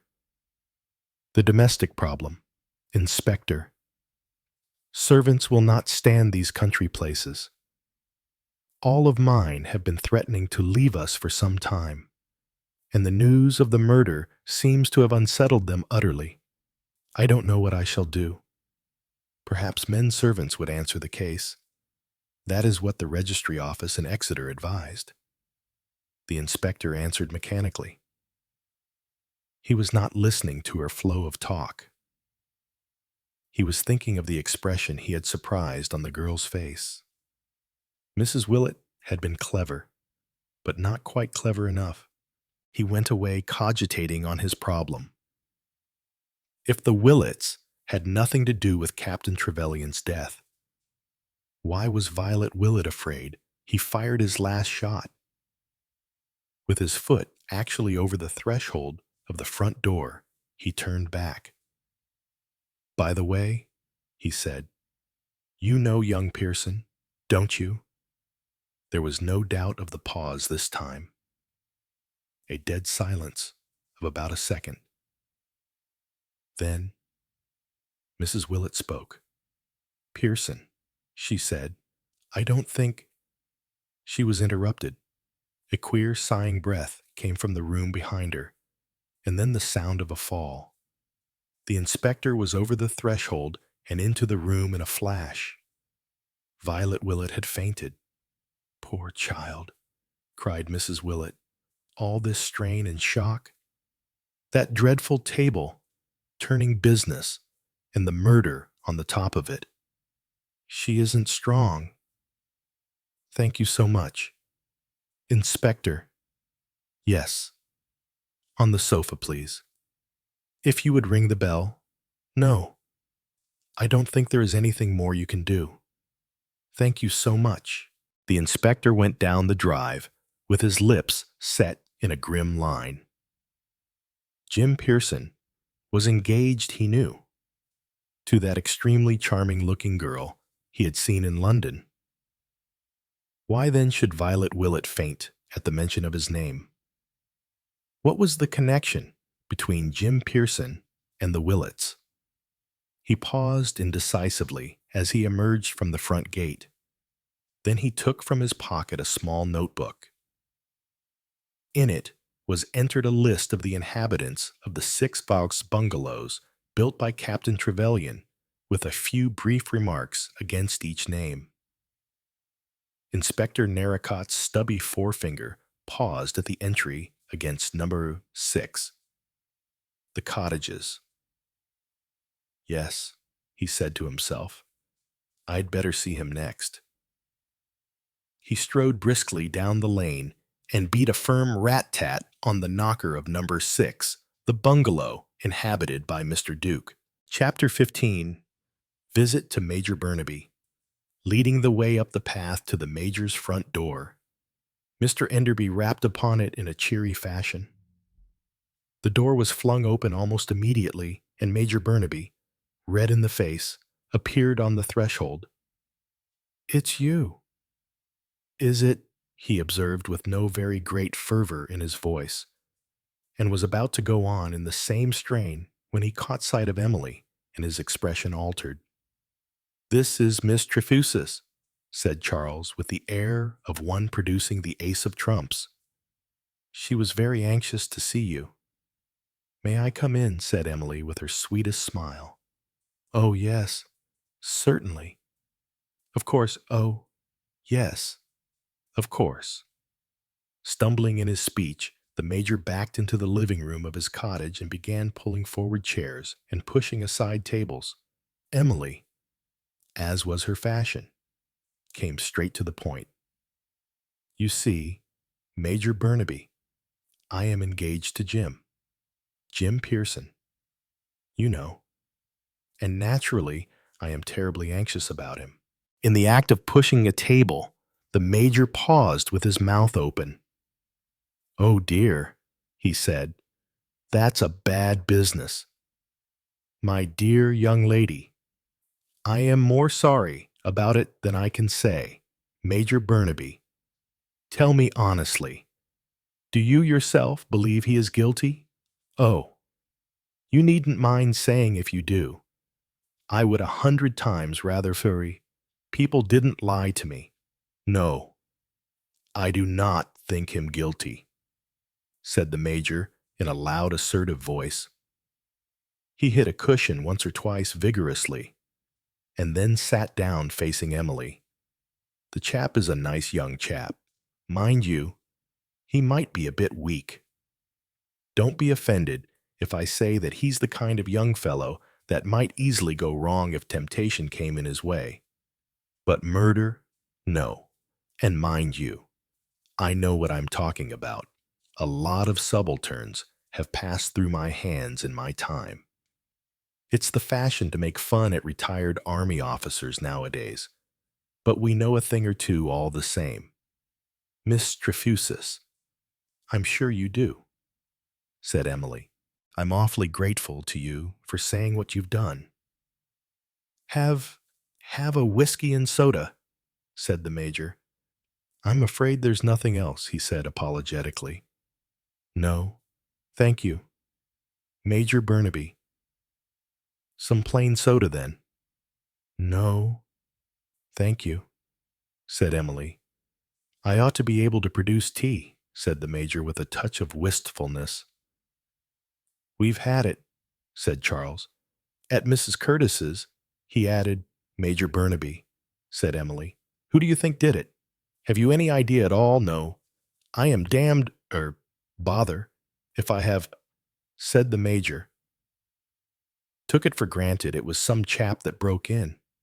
But now the police say that can't be so. Well, it's their job, and I suppose they know best. They say nobody broke in, so I suppose nobody did break in. But all the same, it beats me. Miss Trefusis, Trevelyan hadn't an enemy in the world as far as I know, and you would know if anybody did," said Emily. "Yes, I suppose I knew more of Trevelyan than many of his relations did." "And you can't think of anything that would help in any way?" asked Emily. The Major pulled at his short mustache. "I know what you're thinking. Like in books, there ought to be some little incident that I should remember that would be a clue. Well, I'm sorry, but there isn't any such thing. Trevelyan just led an ordinary, normal life, got very few letters and wrote less. There were no female complications in his life. I am sure of that. No, it beats me. Miss Trefusis?" All three were silent. "What about that servant of his?" asked Charles. "Been with him for years. Absolutely faithful. He had married lately," said Charles. "Married a perfectly decent, respectable girl." "Major Burnaby," said Emily. "Forgive me, putting it this way, but didn't you get the wind up rather easily about him?" The Major rubbed his nose with the embarrassed air that always came over him when the table turning was mentioned. "Yes, there's no denying it. I did. I knew the whole thing was Tommy rot, and yet you felt somehow it wasn't," said Emily helpfully. The Major nodded. "That's why I wonder," said Emily. The two men looked at her. "I can't quite put what I mean in the way I want," said Emily. "What I mean is this: you say that you don't believe in all this table-turning business. And yet, in spite of the awful weather, and what must have seemed to you the absurdity of the whole thing, you felt so uneasy that you had to set out. no matter what the weather conditions, and see for yourself that Captain Trevelyan was all right. Well, don't you think that may have been because there was something in the atmosphere? I mean, she continued desperately as she saw no trace of comprehension in the Major's face, that there was something in someone else's mind as well as yours, and that somehow or other you felt it. Well, I don't know, said the Major. He rubbed his nose again. Of course, he added hopefully, women do take these things seriously. Women, said Emily. Yes, she murmured softly to herself. I believe somehow or other. That's it. She turned abruptly to Major Burnaby. What are they like, these Willets? Oh, well, Major Burnaby cast about in his mind. He was clearly no good at personal descriptions. Well, they are very kind, you know, very helpful, and all that. Why do they want to take a house like Sittaford House at this time of year? I can't imagine, said the Major. Nobody does, he added. Don't you think it's very queer? Persisted Emily. Of course, it's queer. However, there's no accounting for tastes. That's what the inspector said. That's nonsense, said Emily. People don't do things without a reason. Well, I don't know, said Major Burnaby cautiously. Some people don't. You wouldn't, Miss Trefusis. But some people. He sighed and shook his head. You are sure they hadn't met Captain Trevelyan before the Major scouted the idea? Trevelyan would have said something to him. No, he was as astonished himself as anyone could be. So he thought it queer. Of course, I've just told you we all did. What was Mrs. Willet's attitude towards Captain Trevelyan? Asked Emily. Did she try and avoid him? A faint chuckle came from the Major. No, indeed, she didn't. Pestered the life out of him, always asking him to come and see them. Oh, said Emily thoughtfully. She paused and then said, so she might. Just possibly she might have taken Sittaford House just on purpose to get acquainted with Captain Trevelyan. Well, the Major seemed to turn it over in his mind. Yes, I suppose she might have. Rather an expensive way of doing things. I don't know, said Emily. Captain Trevelyan wouldn't have been an easy person to get to know otherwise. No, he wouldn't, agreed the late Captain Trevelyan's friend. I wonder, said Emily. The inspector thought of that too, said Burnaby. Emily felt a sudden irritation against Inspector Narracott. Everything that she thought of seemed to have already been thought of by the inspector. It was galling to a young woman who prided herself on being sharper than other people. She rose and held out her hand. Thank you very much, she said simply. I wish I could help you more, said the Major. I'm rather an obvious sort of person, always have been. If I were a clever chap, I might be able to hit upon something that might be a clue. At any rate, count on me for anything you want. Thank you, said Emily. I will. Goodbye, sir, said Enderby. I shall be along in the morning with my camera, you know. Burnaby grunted. Emily and Charles retraced their steps to Mrs. Curtis's. Come into my room. I want to talk to you, said Emily. She sat on the one chair, and Charles sat on the bed. Emily plucked off her hat and sent it spinning into a corner of the room. Now, listen, she said. I think I've got a kind of starting point. I may be wrong, and I may be right. At any rate, it's an idea. I think a lot hinges on this table-turning business. You've done table turning, haven't you? Oh, yes. Now and then. Not serious, you know. No, of course not. It's the kind of thing one does on a wet afternoon, and everyone accuses everyone else of shoving. Well, if you've played it, you know what happens. The table starts spelling out, say, a name. Well, it's a name somebody knows. Very often, they recognize it at once and hope it isn't going to be that. And all the time, unconsciously, they are what one calls shoving. I mean, sort of recognizing things makes one give an involuntary jerk when the next letter comes and stops the thing. And the less you want to do that, sometimes the more it happens. Yes, that's true, agreed Mr. Enderby. I don't believe for a moment in spirits or anything like that. But supposing that one of those people who were playing knew that Captain Trevelyan was being murdered at that minute. Oh, I say, protested Charles, that's awfully far-fetched. Well, it needn't be quite so crude as that. Yes, I think it must be. We are just taking a hypothesis. That's all. We are asserting that somebody knew that Captain Trevelyan was dead and absolutely couldn't hide their knowledge. The table betrayed them. It's awfully ingenious, said Charles, but I don't believe for a minute it's true. We'll assume that it is true, said Emily firmly. I am sure that in detection of crime, you mustn't be afraid to assume things. Oh, I'm quite agreeable, said Mr. Enderby.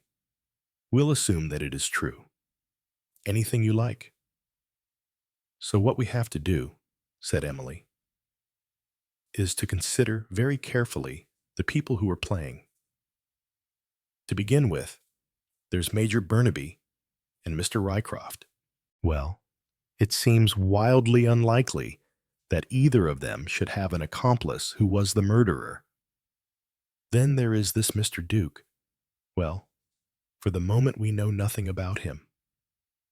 He has only just arrived here lately, and of course, he might be a sinister stranger, part of a gang or something. We will put X against his name. And now we come to the Willets, Charles. There is something awfully mysterious about the Willets. What on earth have they got to gain from Captain Trevelyan's death? Well, on the face of it, nothing. But if my theory is correct, there must be a connection somewhere. We've got to find what is the connection. Right, said Mr. Enderby. And supposing it's all a mare's nest. Well, we'll have to start all over again, said Emily. Hark, cried Charles suddenly. He held up his hand. Then he went over to the window and opened it. And Emily, too, heard the sound which had aroused his attention. It was the far-off booming of a great bell. As they stood listening, Mrs. Curtis's voice called excitedly from below. Do you hear the bell, miss? Do you hear it? Emily opened the door. Do you hear it?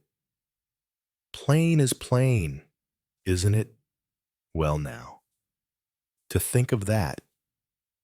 What is it? Asked Emily. It's the bell at Princetown, miss, near to 12 miles away. It means that a convict's escaped.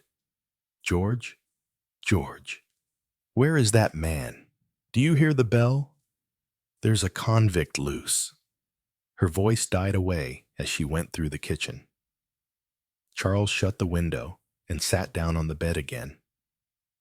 It's a pity that things happen all wrong, he said dispassionately. If only this convict had escaped on Friday. Why, there would be our murderer nicely accounted for. No farther to look. Hungry man. Desperate criminal breaks in. Trevelyan defends his Englishman's castle, and desperate criminal biffs him one. All so simple. It would have been, said Emily with a sigh. Instead of which, said Charles, he escapes 3 days too late. It's hopelessly inartistic. He shook his head sadly. Chapter 16.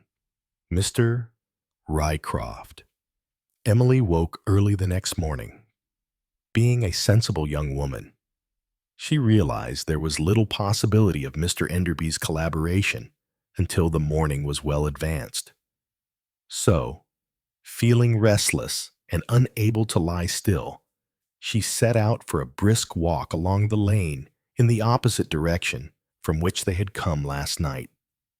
She passed the gates of Sittaford House on her right, and shortly after that, the lane took a sharp turn to the right and ran steeply uphill and came out on the open moor, where it degenerated into a grass track and soon petered out altogether. The morning was a fine one, cold and crisp, and the view was lovely. Emily ascended to the very top of Sittaford Tor, a pile of gray rock of a fantastic shape. From this height, she looked down over an expanse of moorland, unbroken as far as she could see, without any habitation or any road. Below her, on the opposite side of the Tor, were gray masses of granite boulders and rocks. After considering this scene for a minute or two, she turned to view the prospect to the north from which she had come. Just below her lay Sittaford, clustering on the flank of the hill, the square gray blob of Sittaford House, and the dotted cottages beyond it. In the valley below, she could see Exampton. One ought, thought Emily confusedly, to see things better when you're high up like this. It ought to be like lifting off the top of a doll's house and peering in. She wished with all her heart that she had met the dead man, even if only once. It was so hard to get an idea of people you had never seen. You had to rely on other people's judgment, and Emily had never yet acknowledged that any other person's judgment was superior to her own. Other people's impressions were no good to you. They might be just as true as yours, but you couldn't act on them. You couldn't, as it were, use another person's angle of attack, meditating vexedly on these questions. Emily sighed impatiently and shifted her position.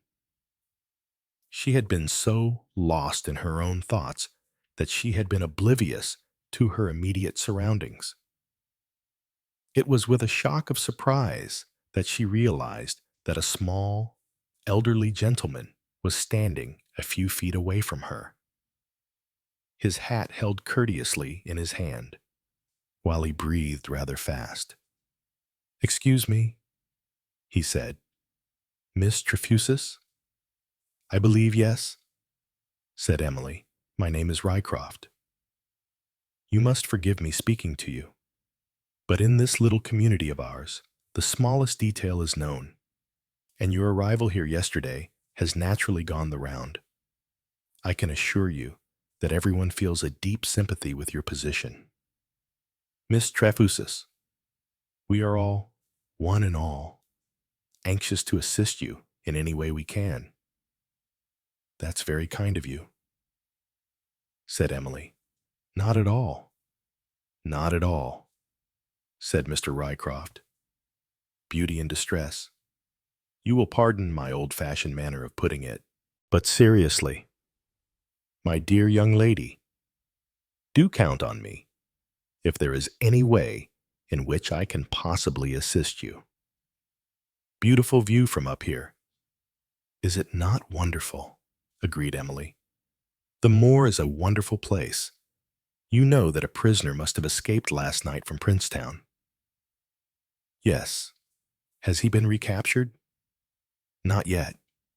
I believe Ah, well, poor fellow. He will no doubt be recaptured soon enough. I believe I am right in saying that no one has escaped successfully from Princetown for the last 20 years. Which direction is Princetown? Mr.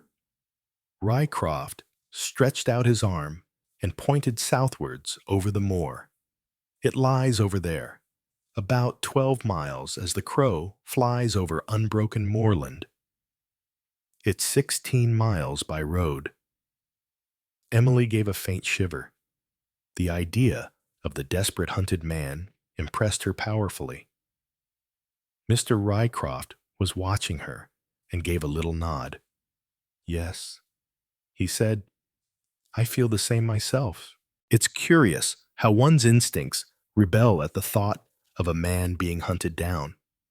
And yet, these men at Princetown are all dangerous and violent criminals, the kind of men whom probably you and I would do our utmost to put there in the first place. He gave a little apologetic laugh. You must forgive me, Miss Trefusis. I am deeply interested in the study of crime. A fascinating study. Ornithology and criminology are my two subjects. He paused and then went on. That's the reason why, if you will allow me to do so, I should like to associate myself with you in this matter. To study a crime at first hand has long been an unrealized dream of mine. Will you place your confidence in me, Miss Trefusis, and allow me to place my experience at your disposal? I have read and studied this subject deeply. Emily was silent for a minute. She was congratulating herself on the way events were playing into her hand. Here was first-hand knowledge being offered her of life as it had been lived at Sittaford. Angle of attack. Emily repeated the phrase that had crept into her mind so short a time before. She had had Major Burnaby's angle, matter of fact, simple, direct, taking cognizance of facts and completely oblivious of subtleties. Now, she was being offered another angle which she suspected might open up a very different field of vision. This little, shriveled, dried-up gentleman had read and studied deeply, was well versed in human nature, had that devouring, interested curiosity in life displayed by the man of reflection, as opposed to the man of action. Please help me, she said simply. I am so very worried and unhappy. You must be. My dear, you must be. Now, as I understand the position, Trevelyan's eldest nephew has been arrested or detained, the evidence against him being of a somewhat simple and obvious nature. I, of course, have an open mind. You must allow me that. Of course, said Emily. Why should you believe in his innocence when you know nothing about him? Most reasonable, said Mr. Rycroft. Really, Miss Trefusis, you yourself are a most interesting study. By the way, your name, is it Cornish, like our poor friend Trevelyan? Yes, said Emily. My father was Cornish. My mother was Scottish. Ah, said Mr. Rycroft. Very interesting. Now, to approach our little problem. On the one hand, we assume that young Jim, the name is Jim, is it not? We assume that young Jim had a pressing need of money, that he came down to see his uncle, that he asked for money, that his uncle refused, that in a moment of passion he picked up a sandbag that was lying at the door, and that he hit his uncle over the head. The crime was unpremeditated, was in fact a foolish, irrational affair, most deplorably conducted. Now, all that may be so. On the other hand, he may have parted with his uncle in anger and some other person may have stepped in shortly afterwards and committed the crime. That is what you believe. And to put it a little differently, that is what I hope. I do not want your fiancé to have committed the crime, for from my point of view, it is so uninteresting that he should have done so. I am therefore backing the other horse. The crime was committed by someone else. We will assume that and go at once to a most important point. Was that someone else aware of the quarrel that had just taken place? Did that quarrel, in fact, actually precipitate the murder? You see my point. Someone is meditating, doing away with Captain Trevelyan, and seizes this opportunity, realizing that suspicion is bound to fall on young Jim. Emily considered the matter from this angle. In that case, she said slowly. Mr. Rycroft took the words out of her mouth. In that case, he said briskly, the murderer would have to be a person in close association with Captain Trevelyan. He would have to be domiciled in Exampton. In all probability, he would have to be in the house, either during or after the quarrel. And since we are not in a court of law and can bandy about names freely, the name of the servant, Evans, leaps to our minds as a person who could satisfy our conditions. A man who quite possibly might have been in the house, have overheard the quarrel and seized the opportunity. Our next point is to discover whether Evans benefits in any way from his master's death. I believe he gets a small legacy, said Emily, that may or may not constitute a sufficient motive. We shall have to discover whether or not Evans had a pressing need of money. We must also consider Mrs. Evans. There is a Mrs. Evans, of recent date, I understand. If you had studied criminology, Miss Trefusis, you would realize the curious effect caused by inbreeding, especially in country districts. There are at least 4 young women in Broadmoor, pleasant in manner, but with that curious kink in their dispositions that human life is of little or no account to them. No, we must not leave Mrs. Evans out of account. What do you think about this table-turning business, Mr. Rycroft?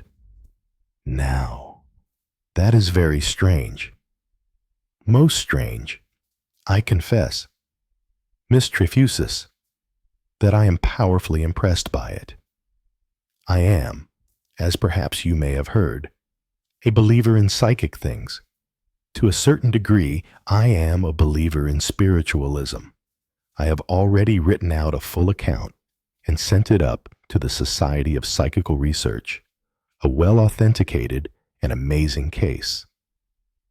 5 people present, none of whom could have the least idea or suspicion that Captain Trevelyan was murdered. You don't think? Emily stopped. It was not so easy to suggest her own idea to Mr. Rycroft that one of the 5 people might have guilty foreknowledge, as he himself had been one of them. Not that she suspected for a moment that there was anything whatever to connect Mr. Rycroft with the tragedy. Still, she felt that the suggestion might not be wholly tactful. She pursued her object in a more roundabout manner. It all interested me very much. Mr. Rycroft, it is, as you say, an amazing occurrence.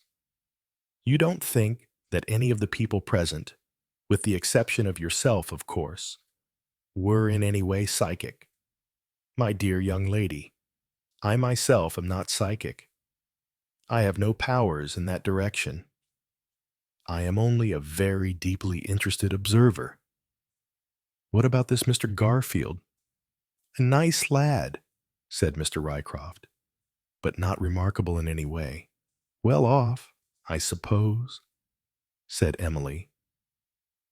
Stony broke. I believe, said Mr. Rycroft. I hope I am using that idiom correctly. He comes down here to dance attendance on an aunt, from whom he has what I call expectations.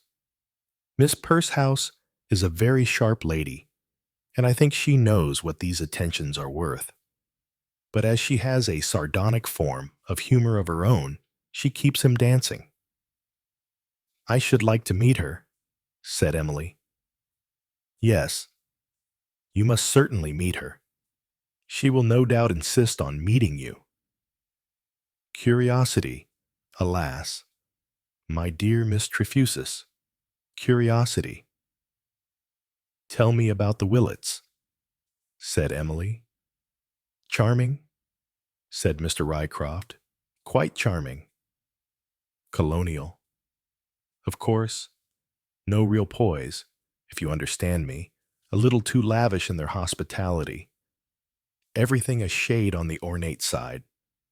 Miss Violet is a charming girl, a funny place to come for the winter. Said Emily. Yes, very odd. Is it not? But after all, it is only logical. We ourselves, living in this country, long for the sunshine, hot climates, waving palm trees. People who live in Australia or South Africa are enchanted with the idea of an old-fashioned Christmas with snow and ice. I wonder which of them, said Emily to herself, told him that. She reflected that it was not necessary to bury yourself in a moorland village in order to obtain an old-fashioned Christmas with snow and ice. Clearly, Mr. Rycroft did not see anything suspicious in the Willets' choice of a winter resort. But that, she reflected, was perhaps natural in one who was an ornithologist and a criminologist. Sittaford clearly appeared an ideal residence to Mr. Rycroft, and he could not conceive of it as an unsuitable environment to someone else. They had been slowly descending the slope of the hillside and were now wending their way down the lane. Who lives in that cottage? Asked Emily abruptly. Captain Wyatt. He is an invalid. Rather unsociable, I fear. Was he a friend of Captain Trevelyan's? Not an intimate friend in any way. Trevelyan merely made a formal visit to him every now and then. As a matter of fact, Wyatt doesn't encourage visitors. A surly man. Emily was silent. She was reviewing the possibility of how she herself might become a visitor. She had no intention of allowing any angle of attack to remain unexplored. She suddenly remembered the hitherto unmentioned member of the séance. What about Mr. Duke? She asked brightly. What about him? Well, who is he? Well, said Mr. Rycroft slowly, that is what nobody knows. How extraordinary, said Emily. As a matter of fact, said Mr. Rycroft, it isn't. You see, Duke is such an entirely unmysterious individual. I should imagine that the only mystery about him was his social origin. Not quite, if you understand me, but a very solid good fellow. He hastened to add. Emily was silent. This is my cottage, said Mr. Rycroft, pausing. Perhaps you will do me the honor of coming in and inspecting it. I should love to, said Emily. They went up the small path and entered the cottage. The interior was charming. Bookcases lined the walls. Emily went from one to the other, glancing curiously at the titles of the books.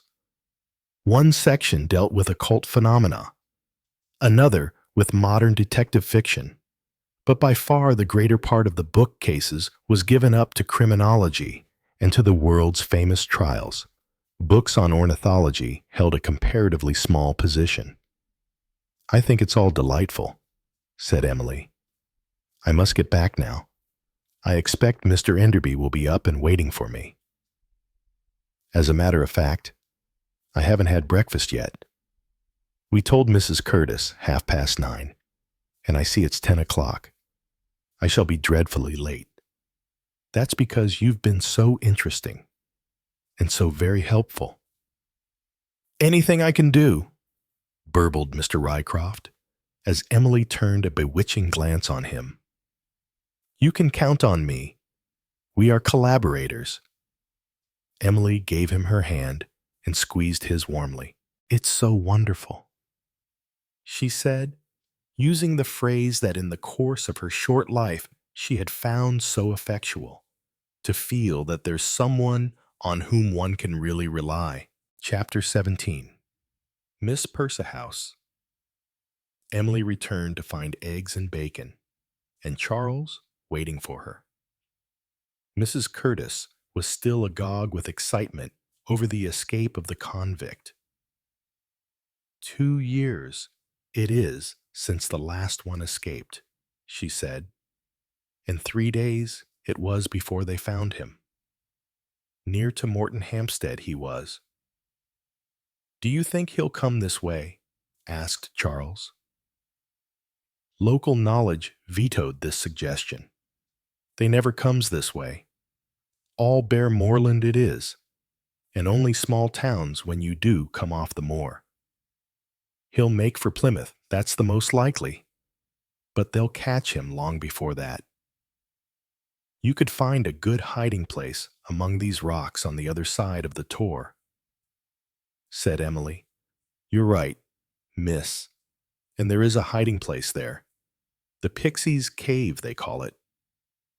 As narrow an opening between 2 rocks as you could find, but it widens out inside. They say one of King Charles's men hid there once for a fortnight, with a serving maid from a farm bringing him food. I must take a look at that Pixie's Cave, said Charles. You'll be surprised how hard it is to find. Sir, many a picnic party in summer looks for it the whole afternoon and doesn't find it. But if you do find it, be sure you leave a pin inside it for luck. I wonder, said Charles when breakfast was over and he and Emily had strolled out into the small bit of garden, if I ought to go off to Princetown. Amazing how things pile up once you have a bit of luck. Here I am.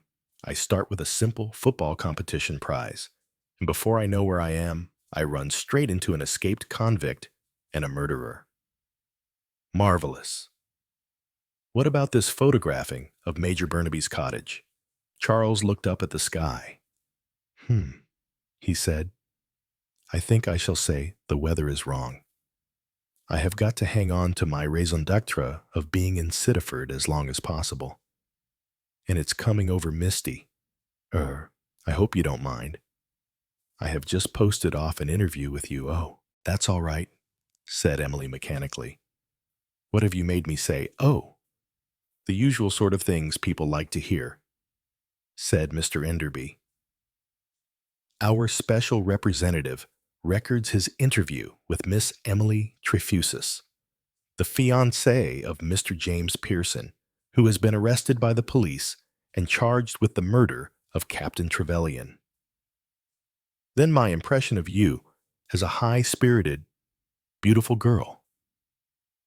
Thank you, said Emily. Shingled, went on Charles. What do you mean by shingled? You are, said Charles. Well, of course I am, said Emily.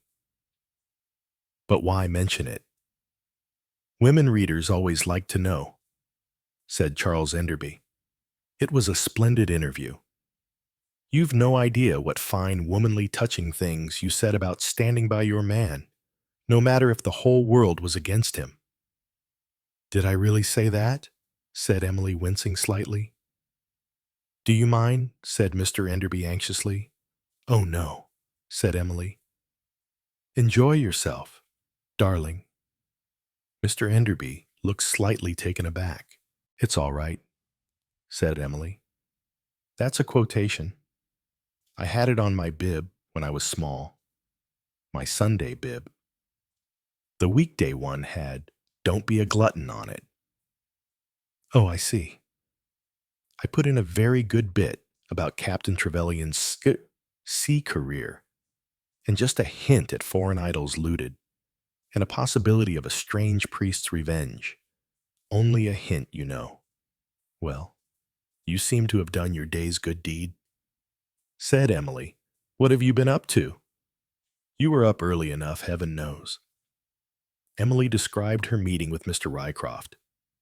She broke off suddenly, and Enderby, glancing over his shoulders and following the direction of her eyes, became aware of a pink, healthy-looking young man leaning over the gate and making various apologetic noises to attract attention. "I say," said the young man, "frightfully sorry to butt in and all that. I mean, it is awfully awkward. But my aunt sent me along." Emily and Charles both said, "Oh," in an inquiring tone, not being much the wiser for the explanation. "Yes," said the young man. "To tell the truth, my aunt's rather a tartar. What she says goes, if you know what I mean. Of course, I think it's frightfully bad form coming along at a time like this, but if you knew my aunt, and if you do as she wants, you will know her in a few minutes." "Is your Aunt Miss Pursehouse?" broke in Emily. "That's right," said the young man, much relieved. "So you know all about her. Old Mother Curtis has been talking, I suppose. She can wag a tongue, can't she? Not that she's a bad sort. Mind you, well, the fact is, my aunt said she wanted to see you, and I was to come along and tell you so. Compliments, and all that. And would it be troubling you too much? She was an invalid, and quite unable to get out, and it would be a great kindness. Well, you know the sort of thing. I needn't say it all. It's curiosity, really. Of course. And if you say you've got a headache, or have got letters to write, it will be quite all right, and you needn't bother." "Oh, but I should like to bother," said Emily. "I'll come with you at once. Mr. Enderby has got to go along and see Major Burnaby."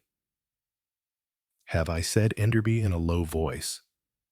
"You have," said Emily firmly. She dismissed him with a brief nod and joined her new friend in the road.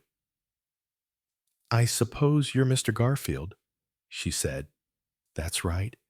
I ought to have told you." "Oh, well," said Emily. "It wasn't very difficult to guess. Splendid of you coming along like this," said Mr. Garfield. "Lots of girls would have been awfully offended. But you know what old ladies are. You don't live down here, do you, Mr. Garfield?" "You bet your life I don't," said Ronnie Garfield with fervor. "Did you ever see such a God-forsaken spot? Not so much as the pictures to go to. I wonder someone doesn't commit a murder too." He paused, appalled by what he had said. "I say, I am sorry. I am the most unlucky devil that ever lived, always coming out with the wrong thing. I never meant it for a moment." "I'm sure you didn't," said Emily soothingly. "Here we are," said Mr. Garfield. He pushed open a gate, and Emily passed through and went up the path leading to a small cottage identical with the rest. In the living room, giving on the garden, was a couch, and on it was lying an elderly lady with a thin, wrinkled face, and with one of the sharpest and most interrogative noses that Emily had ever seen. She raised herself on an elbow with a little difficulty. "So you've brought her," she said. "Very kind of you, my dear, to come along to see an old woman. But you know what it is when you are an invalid. You must have a finger in every pie going, and if you can't go to the pie, then the pie has got to come to you. And you needn't think it's all curiosity. It's more than that. Ronnie, go out and paint the garden furniture. In the shed, at the end of the garden, 2 basket chairs and a bench. You'll find the paint there already. Righto. Aunt Caroline. The obedient nephew disappeared. Sit down, said Miss Pursehouse. Emily sat on the chair indicated. Strange to say, she had immediately felt conscious of a distinct liking and sympathy for this rather sharp-tongued, middle-aged invalid. She felt indeed a kind of kinship with her. Here is someone, thought Emily, who goes straight to the point and means to have her own way, and bosses everybody she can. Just like me, only I happen to be rather good-looking, and she has to do it all by force of character. I understand you are the girl who is engaged to Trevelyan's nephew, said Miss Pursehouse. I've heard all about you, and now I have seen you. I understand exactly what you are up to, and I wish you good luck. Thank you, said Emily. I hate a slobbering female, said Miss Pursehouse. I like one who gets up and does things. She looked at Emily sharply. I suppose you pity me. Lying here never able to get up and walk about. No, said Emily thoughtfully. I don't know that I do. I suppose that one can. If one has the determination, always get something out of life. If you can't get it in one way, you get it in another. Quite right, said Miss Pursehouse. You've got to take life from a different angle. That's all. Angle of attack, murmured Emily. What's that, you say? As clearly as she was able. Emily outlined the theory that she had evolved that morning, and the application of it she had made to the matter in hand. Not bad, said Miss Pursehouse, nodding her head. Now, my dear, we will get down to business, not being a born fool.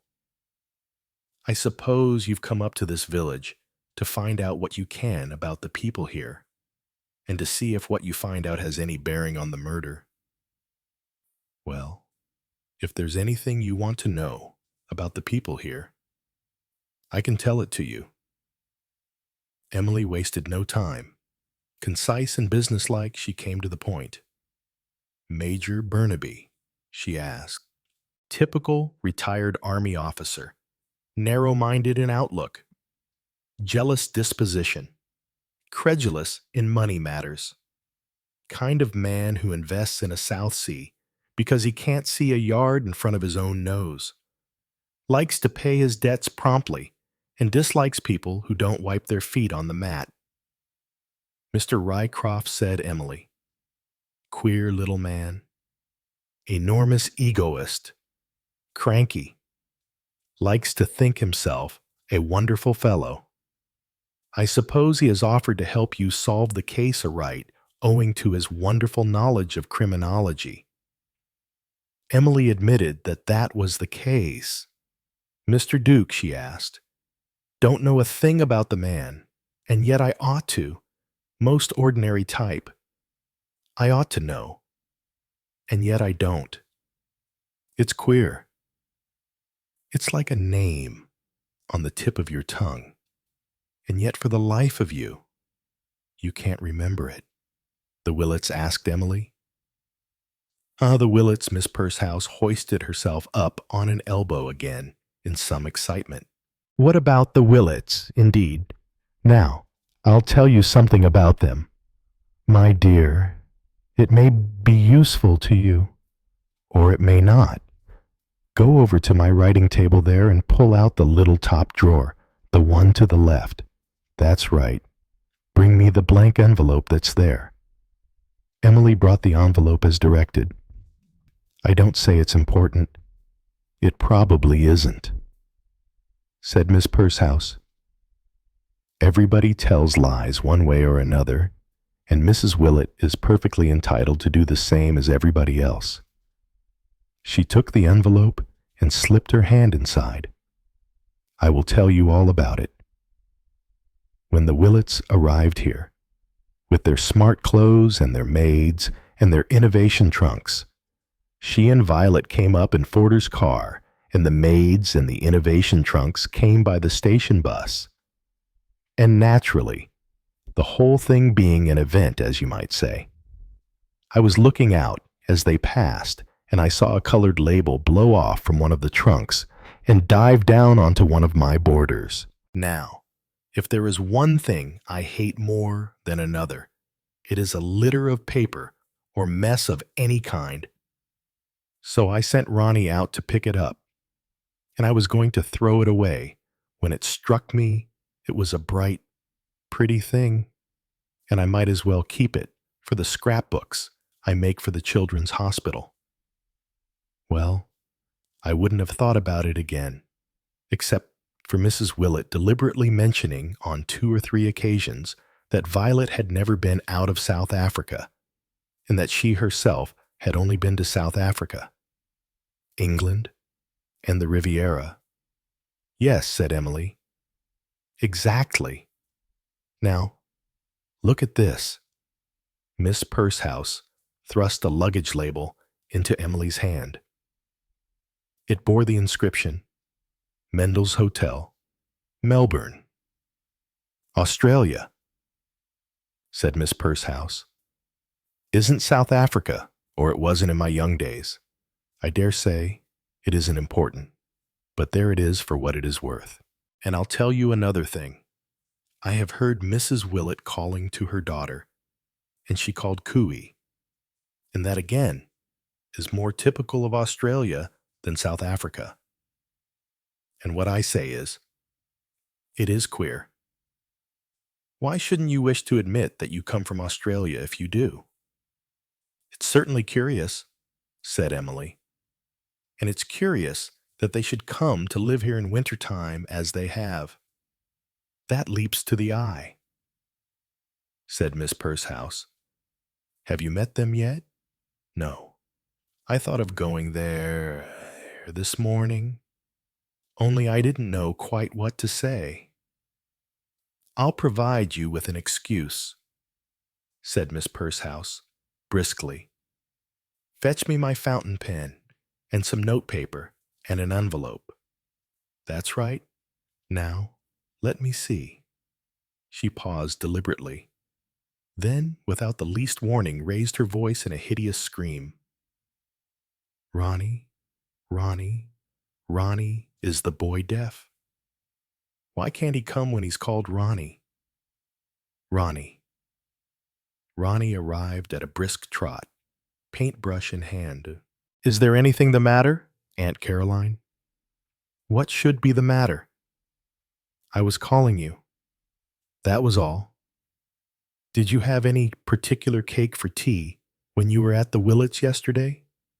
Cake, sandwiches, anything. How slow you are. Boy, what did you have to eat for tea? There was a coffee cake, said Ronnie, very much puzzled, and some sandwiches. Coffee cake, said Miss Pursehouse. That'll do. She began to write briskly. You can go back to your painting. Ronnie, don't hang about, and don't stand there with your mouth open. You had your adenoids out when you were 8 years old, so there is no excuse for it. She continued to write, Dear Mrs. Willett, I hear you had the most delicious coffee cake for tea yesterday afternoon. Will you be so very kind and as to give me the recipe for it? I know you'll not mind my asking you this. An invalid has so little variety except in her diet. Miss Trefusis has kindly promised to take this note for me, as Ronnie is busy this morning. Is not this news about the convict too dreadful? Yours very sincerely, Caroline Pursehouse. She put it in an envelope, sealed it down, and addressed it. There you are. Young woman, You will probably find the doorstep littered with reporters. A lot of them passed along the lane in Forder's carabanc. I saw them. But you ask for Mrs. Willett and say you have brought a note from me, and you'll sail in. I needn't tell you to keep your eyes open and make the most you can of your visit. You will do that anyway. You are kind, said Emily. You really are. I help those who can help themselves, said Miss Percehouse. By the way, you haven't asked me what I think of Ronnie yet. I presume he is on your list of the village. He is a good lad in his way, but pitifully weak. I am sorry to say he would do almost anything for money. Look at what he stands from me, and he hasn't got the brains to see that I would like him just 10 times better if he stood up to me now and again and told me to go to the devil. The only other person in the village is Captain Wyatt. He smokes opium, I believe, and he's easily the worst-tempered man in England. Anything more you want to know?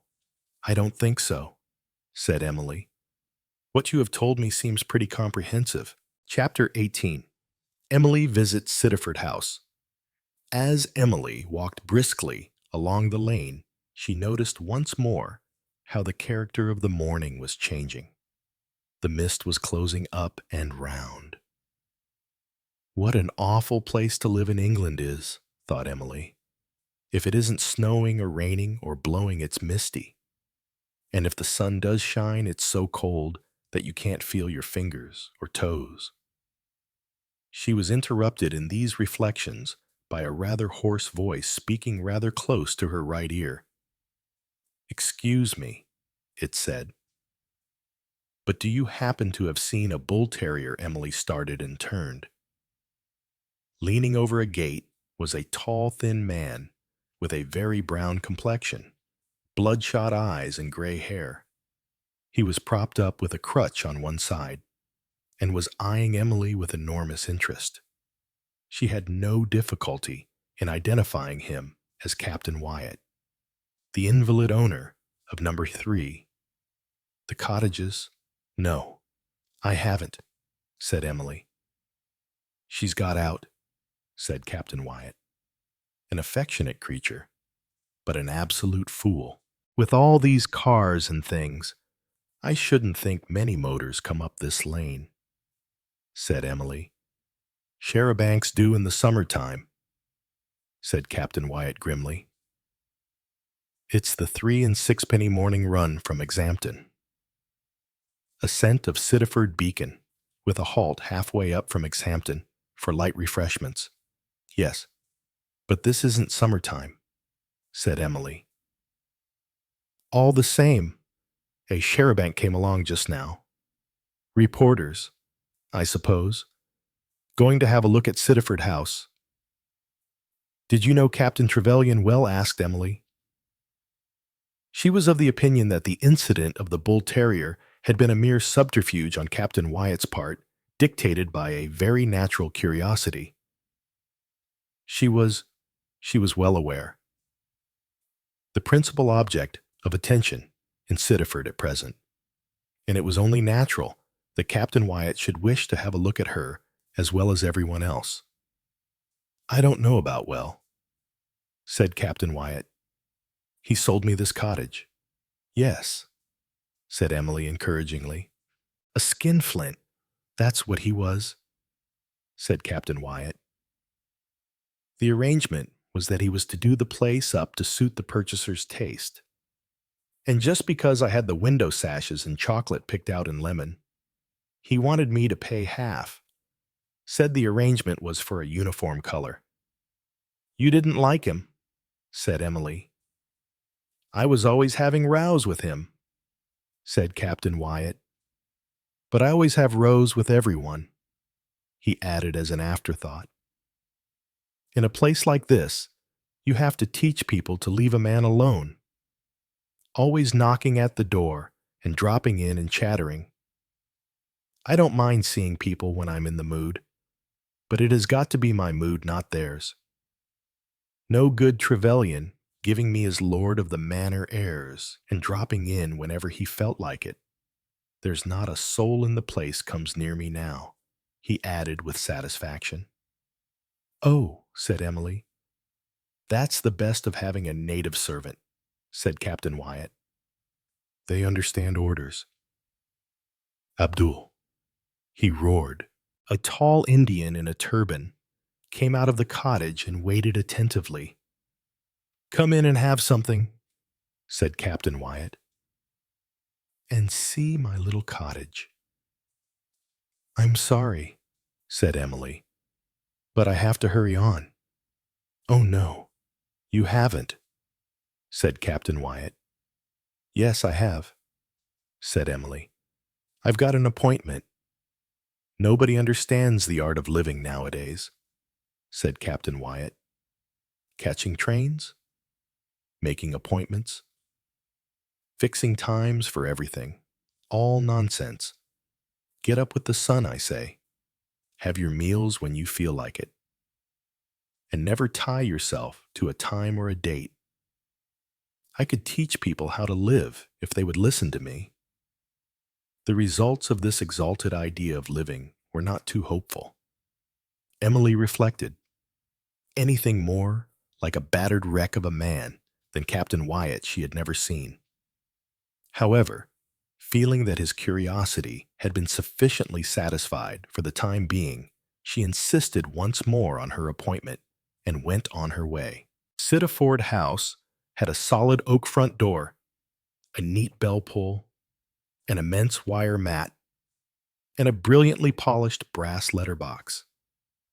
It represented, as Emily could not fail to see, comfort and decorum. A neat and conventional parlour-maid answered the bell.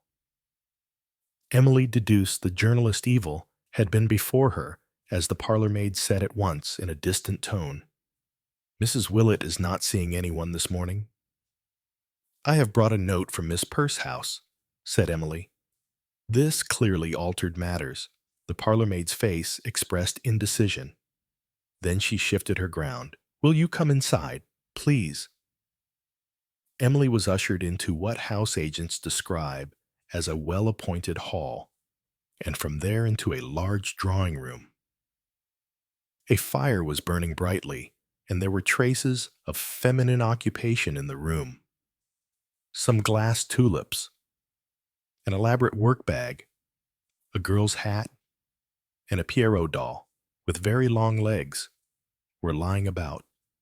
There were, she noticed, no photographs. Having taken in all there was to see, Emily was warming her hands in front of the fire when the door opened and a girl about her own age came in. She was a very pretty girl, Emily noticed, smartly and expensively dressed, and she also thought that she had never seen a girl in a greater state of nervous apprehension. Not that this was apparent on the surface, however. Miss Willett was making a gallant appearance of being entirely at her ease. "Good morning," she said, advancing and shaking hands. "I'm so sorry. Mother isn't down, but she's spending the morning in bed." "Oh, I am so sorry. I'm afraid I have come at an unfortunate time." "No, of course not. The cook is writing out the recipe for that cake now. We are only too delighted for Miss Percehouse to have it." "Are you staying with her?" Emily reflected with an inward smile that this was perhaps the only house in Sittaford whose members were not exactly aware of who she was and why she was there. Sittaford House had a definite regime of employers and employed. The employed might know about her. The employers clearly did not. "I am not exactly staying with her," said Emily. "In fact, I'm at Mrs. Curtis's.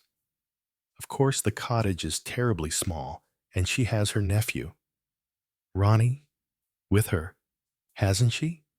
I suppose there wouldn't be room for you, too. She's a wonderful person, isn't she? So much character.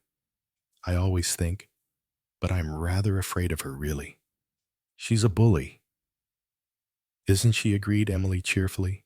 "But it's an awful temptation to be a bully, especially if people won't stand up to you." Miss Willett sighed. "I wish I could stand up to people," she said. "We've had the most awful morning, absolutely pestered by reporters." "Oh, of course," said Emily. "This is Captain Trevelyan's house, really, isn't it? The man who was murdered at Exampton?" She was trying to determine the exact cause of Violet Willett's nervousness. The girl was clearly on the jump. Something was frightening her, and frightening her badly. She mentioned Captain Trevelyan's name bluntly on purpose. The girl didn't noticeably react to it in any way, but then she was probably expecting some such reference. "Yes. Wasn't it dreadful? Do tell me. That's if you don't mind talking about it." "No, no, of course not. Why should I?" "There's something very wrong with this girl," thought Emily. "She hardly knows what she's saying. What has made her get the wind up this morning, particularly about that table turning?" went on Emily. "I heard about it in a casual sort of way, and it seemed to me so frightfully interesting. I mean, so absolutely gruesome." Girlish thrills, she thought to herself. "That's my line." "Oh, it was horrid," said Violet. "That evening, I shall never forget it. We thought, of course, that it was somebody just fooling, only it seemed a very nasty kind of joke. Yes, I shall never forget when we turned the lights on. Everybody looked so queer. Not Mr. Duke and Major Burnaby. They are the stolid kind. They would never like to admit that they were impressed by anything of that kind. But you could see that Major Burnaby was really awfully rattled by it. I think that actually he believed in it more than anybody else. But I thought poor little Mr. Rycroft was going to have a heart attack or something. Yet he must be used to that kind of thing because he does a lot of psychic research. And as for Ronnie Garfield, you know, he looked as though he had seen a ghost, actually seen one. Even Mother was awfully upset, more than I have ever seen her before. It must have been most spooky," said Emily. "I wish I'd been there to see. It was rather horrid, really. We all pretended that it was. Just fun, you know. But it didn't seem like that." And then Major Burnaby suddenly made up his mind to go over to Exampton, and we all tried to stop him, and said he would be buried in a snowdrift. But he would go, and there we sat, after he had gone, all feeling dreadful and worried. And then, last night, no, yesterday morning, we got the news.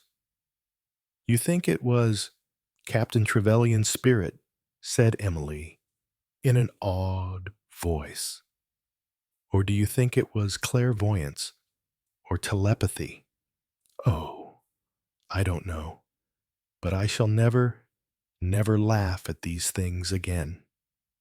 The parlor maid entered with a folded piece of paper on a salver which she handed to Violet.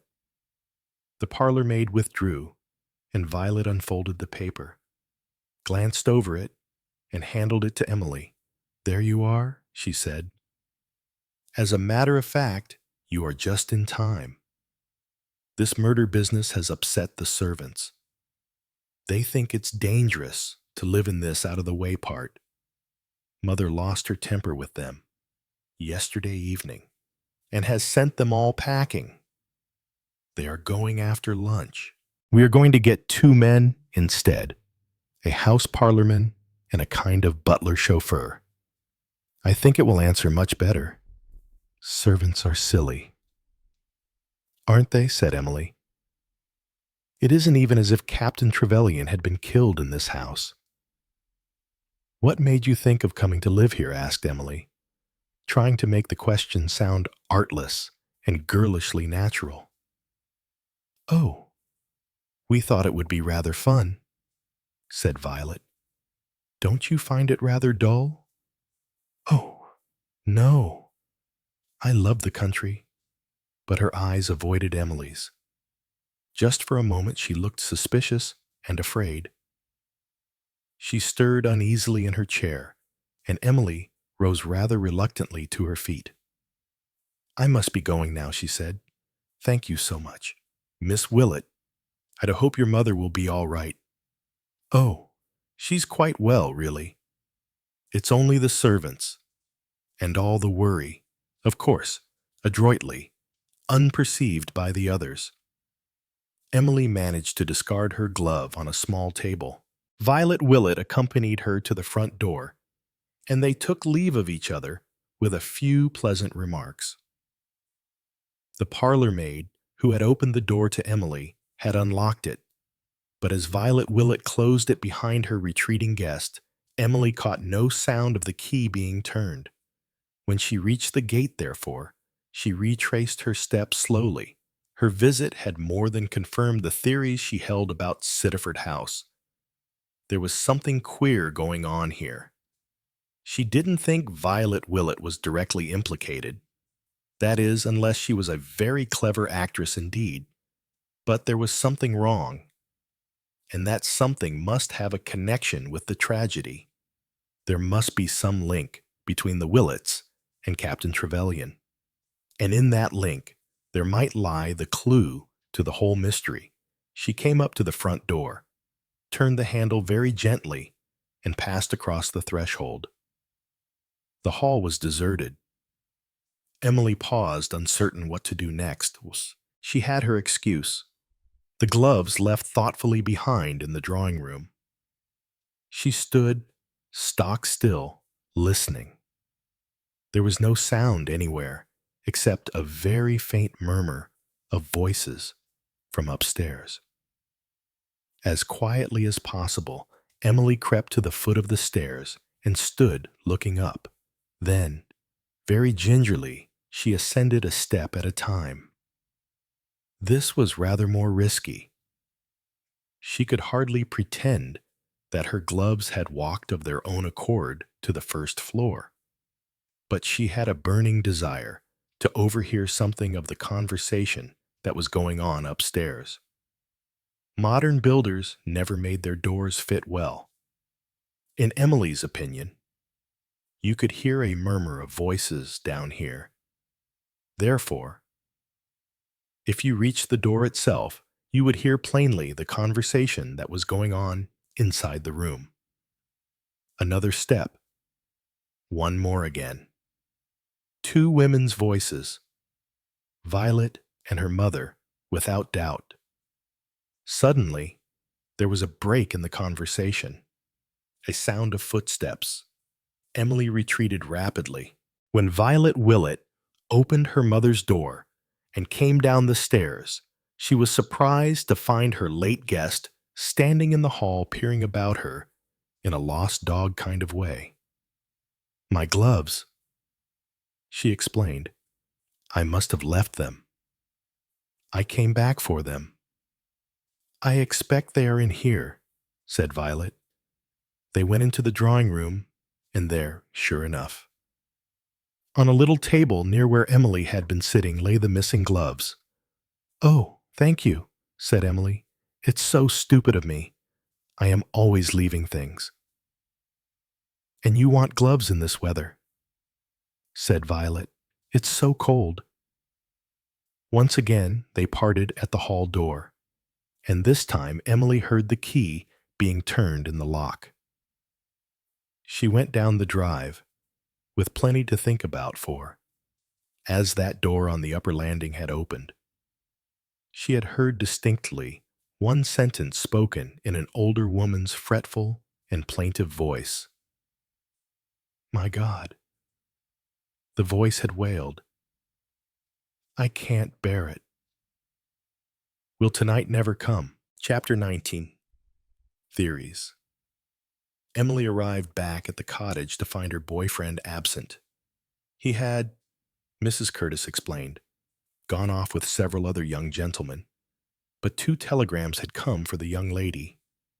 Emily took them, opened them, and put them in the pocket of her sweater, Mrs. Curtis eyeing them hungrily the while. "Not bad news, I hope," said Mrs. Curtis. "Oh, no," said Emily. "Always gives me a turn a telegram does," said Mrs. Curtis. "I know," said Emily. "Very disturbing." At the moment, she felt disinclined for anything but solitude. She wanted to sort out and arrange her own ideas. She went up to her own room, and taking pencil and notepaper, she set to work on a system of her own. After 20 minutes of this exercise, she was interrupted by Mr. Enderby. "Hello, hello, hello, there you are. Fleet Street has been hard on your tracks all morning, but they have just missed you everywhere. Anyway, they have had it from me that you are not to be worried. As far as you're concerned, I am the big noise." He sat down on the chair. Emily was occupying the bed, and chuckled. "Envy and malice isn't in it," he said. "I have been handing them out the goods. I know everyone, and I'm right in it. It's too good to be true. I keep pinching myself and feeling I will wake up in a minute. I say, have you noticed the fog? It won't stop me going to Exeter this afternoon." "Will it?" said Emily. "Do you want to go to Exeter?" "Yes, I have to meet Mr. Dacres there. My solicitor. You know, the one who is undertaking Jim's defense. He wants to see me, and I think I shall pay a visit to Jim's Aunt Jennifer while I am there. After all, Exeter is only half an hour away, meaning she might have nipped over by train and batted her brother over the head, and nobody would have noticed her absence. Oh, I know it sounds rather improbable, but one has to go into everything. Not that I want it to be Aunt Jennifer. I would much rather it was Martin Daring. I hate the sort of man who presumes on going to be a brother-in-law and does things in public that you can't smack his face for. Is he that kind? Very much that kind. He's an ideal person for a murderer. Always getting telegrams from bookmakers and losing money on horses. It's annoying that he's got such a good alibi. Mr. Dacres told me about it. A publisher and a literary dinner seem so very unbreakable and respectable. A literary dinner, said Enderby. Friday night. Martin Daring. Let me see. Martin Daring. Why? Yes. I am almost sure of it. Dash it all. I am quite sure of it. But I can clinch things by wiring to Carruthers. What are you talking about? Said Emily. Listen. You know I came down to Exhampton on Friday evening. Well, there was a bit of information I was going to get from a pal of mine, another newspaper man. Carruthers, his name is. He was coming round to see me about 6:30, if he could, before he went on to some literary dinner. He is rather a big bug. Carruthers. And if he couldn't make it, he would send me a line to Exhampton. Well, he didn't make it, and he did send me a line. What has all this got to do with it? Said Emily. Don't be so impatient. I am coming to the point. The old chap was rather screwed when he wrote it, done himself well at the dinner. After giving me the item I wanted, he went on to waste a good bit of juicy description on me. You know, about the speeches. And what asses so-and-so, a famous novelist and a famous playwright, were. And he said he had been rottenly placed at the dinner. There was an empty seat on one side of him where the sex specialist, Martin Daring, ought to have been, but he moved up near to a poet, who is very well known in Blackheath, and tried to make the best of things. Now, do you see the point, Charles, darling? Emily became lyrical with excitement. How marvelous! Then the brute wasn't at the dinner at all. Exactly. You are sure you've remembered the name right? I'm positive. I have torn up the letter. Worse luck. But I can always wire to Carruthers to make sure. But I absolutely know that I'm not mistaken. There's the publisher still. Of course, said Emily. The one he spent the afternoon with. But I rather think it was a publisher who was just going back to America. And if so, that looks fishy. I mean, it looks as though he had selected someone who couldn't be asked without rather a lot of trouble. Do you really think we have hit it? Said Charles Enderby. Well, it looks like it. I think the best thing to be done is to go straight to that nice Inspector Narracott and just tell him these new facts. I mean, we can't tackle an American publisher who is on the Mauritania or the Berengaria or somewhere. That's a job for the police. My word. If this comes off, what a scoop, said Mr. Enderby. If it does, I should think the Daily Wire couldn't offer me less than. Emily broke in ruthlessly into his dreams of advancement. But we mustn't lose our heads, she said, and throw everything else to the wind. I must go to Exeter. I don't suppose I shall be able to be back here until tomorrow, but I've got a job for you. What kind of a job? Emily described her visit to the Willets and the strange sentence she had overheard on leaving. We have got absolutely and positively to find out what is going to happen tonight. There's something in the wind. What an extraordinary thing, wasn't it?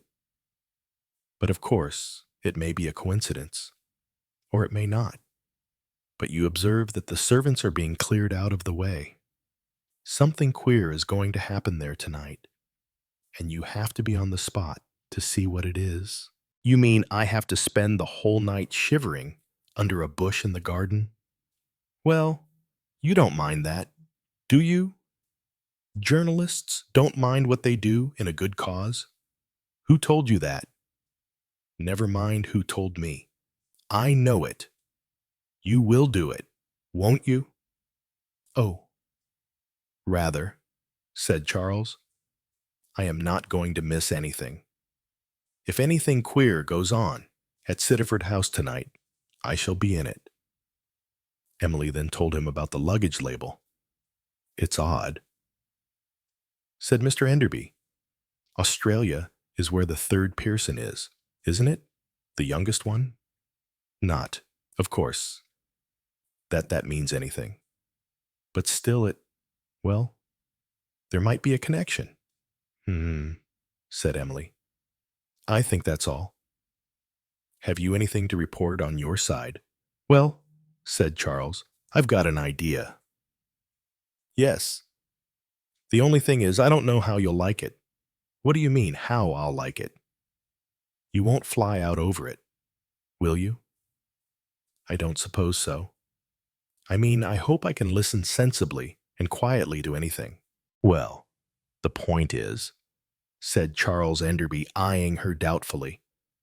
Don't think I mean to be offensive or anything like that. But do you think that lad of yours is to be depended on for the strict truth? Do you mean, said Emily, that he did murder him after all? You are quite welcome to that view, if you like. I said to you at the beginning that that was the natural view to take. But I said we had to work on the assumption that he didn't. I don't mean that, said Enderby. I am with you in assuming that he didn't do the old boy in. What I mean is, how far is his own story of what happened true? He says that he went there, had a chat with the old fellow, and came away leaving him alive and well. Yes, well, it just occurred to me. You don't think it's possible that he went there and actually found the old man dead, I mean. He might have got the wind up and been scared and not like to say so. Charles had propounded this theory rather dubiously, but he was relieved to find that Emily showed no signs of flying out at him over it. Instead, she frowned and creased her brow in thought. "I am not going to pretend," she said. "It is possible. I hadn't thought of it before. I know Jim wouldn't murder anyone, but he might quite well get rattled and tell a silly lie, and then, of course, he would have to stick to it. Yes, it is quite possible. The awkward thing is that you can't go and ask him about it now. I mean, they wouldn't let you see him alone. Would they? I can put Mr. Dacres onto him," said Emily. "You see your solicitor alone. I believe the worst of Jim is that he is frightfully obstinate. If he has once said a thing, he sticks to it. That's my story, and I'm going to stick to it," said Mr. Enderby comprehendingly. "Yes, I am glad you mentioned that possibility to me, Charles. It hadn't occurred to me. We have been looking for someone who came in after Jim had left, but if it was before—" She paused, lost in thought. Two very different theories stretched out in opposite directions. There was the one suggested by Mr. Rycroft, in which Jim's quarrel with his uncle was the determining point. The other theory, however, took no cognizance of Jim whatsoever. The first thing to do, Emily felt, was to see the doctor who had first examined the body. If it were possible that Captain Trevelyan had been murdered at, say, 4 o'clock, it might make a considerable difference to the question of alibis. And the other thing to do was to make Mr. Dacres urge most strongly on his client the absolute necessity of speaking the truth on this point. She rose from the bed. "Well," she said, "you had better find out how I can get to Exampton. The man at the smithy has a car of a kind, I believe. Will you go and settle with him about it? I'll start immediately after lunch. There's a train at 3:10 to Exeter. That will give me time to see the doctor first. What's the time now?" "12:30, said Mr. Enderby, consulting his watch. "Then we will both go up and fix up about that car," said Emily. "And there's just one other thing I want to do before leaving Sittaford." "What's that?" "I am going to pay a call on Mr. Duke. He's the only person in Sittaford I haven't seen. And he was one of the people at the table turning. Oh, we'll pass his cottage on the way to the smithy." Mr. Duke's cottage was the last of the row. Emily and Charles unlatched the gate and walked up the path. And then something rather surprising occurred, for the door opened and a man came out. And that man was Inspector Narracott. He, too, looked surprised and, Emily fancied, embarrassed. Emily abandoned her original intention. "I am so glad to have met you, Inspector Narracott," she said. "There are one or two things I want to talk to you about, if I may." "Delighted, Miss Trefusis." He drew out a watch. "I'm afraid you will have to look sharp. I've a car waiting. I've got to go back to Exampton almost immediately." "How extraordinarily fortunate," said Emily. "You might give me a lift, will you, Inspector?" The inspector said rather woodenly that he would be very pleased to do so. "You might go and get my suitcase." "Charles," said Emily, "it's packed up and ready." Charles departed immediately. "It's a great surprise meeting you here, Miss Trefusis," said Inspector Narracott. "I said au revoir." Emily reminded him I didn't notice it at the time. You've not seen the last of me by a long way, said Emily candidly. You know, Inspector Narracott. You've made a mistake. Jim's not the man you're after. Indeed. And what's more, said Emily, I believe in your heart that you agree with me. What makes you think that? Miss Trefusis. What were you doing in Mr. Duke's cottage? Retaliated Emily. Narracott looked embarrassed, and she was quick to follow it up. You're doubtful. Inspector, that's what you are. Doubtful. You thought you had got the right man, and now you are not so sure. And so you are making a few investigations. Well, I have got something to tell you that may help. I'll tell it to you on the way to Exampton. Footsteps sounded down the road, and Ronnie Garfield appeared. He had the air of a truant, breathless and guilty. I say, Miss Trefusis, he began. What about a walk this afternoon? While my aunt has a nap. You know. Impossible, said Emily. I'm going away. To Exeter. What? Not really. For good, you mean? Oh, no, said Emily. I shall be back again tomorrow. Oh, that's splendid. Emily took something from the pocket of her sweater and handed it to him. Give that to your aunt, will you? It's a recipe for coffee cake, and tell her that she was just in time. The cook is leaving today, and so are the other servants.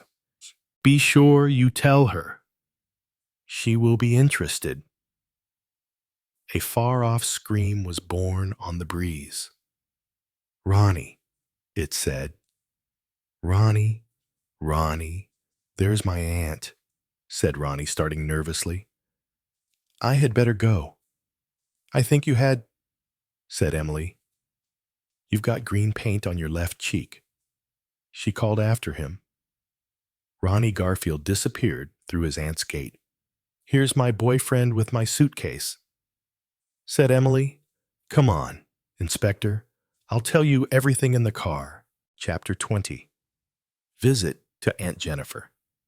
At 2:30, Dr. Warren received a call from Emily. He took an immediate fancy to this businesslike and attractive girl. Her questions were blunt and to the point.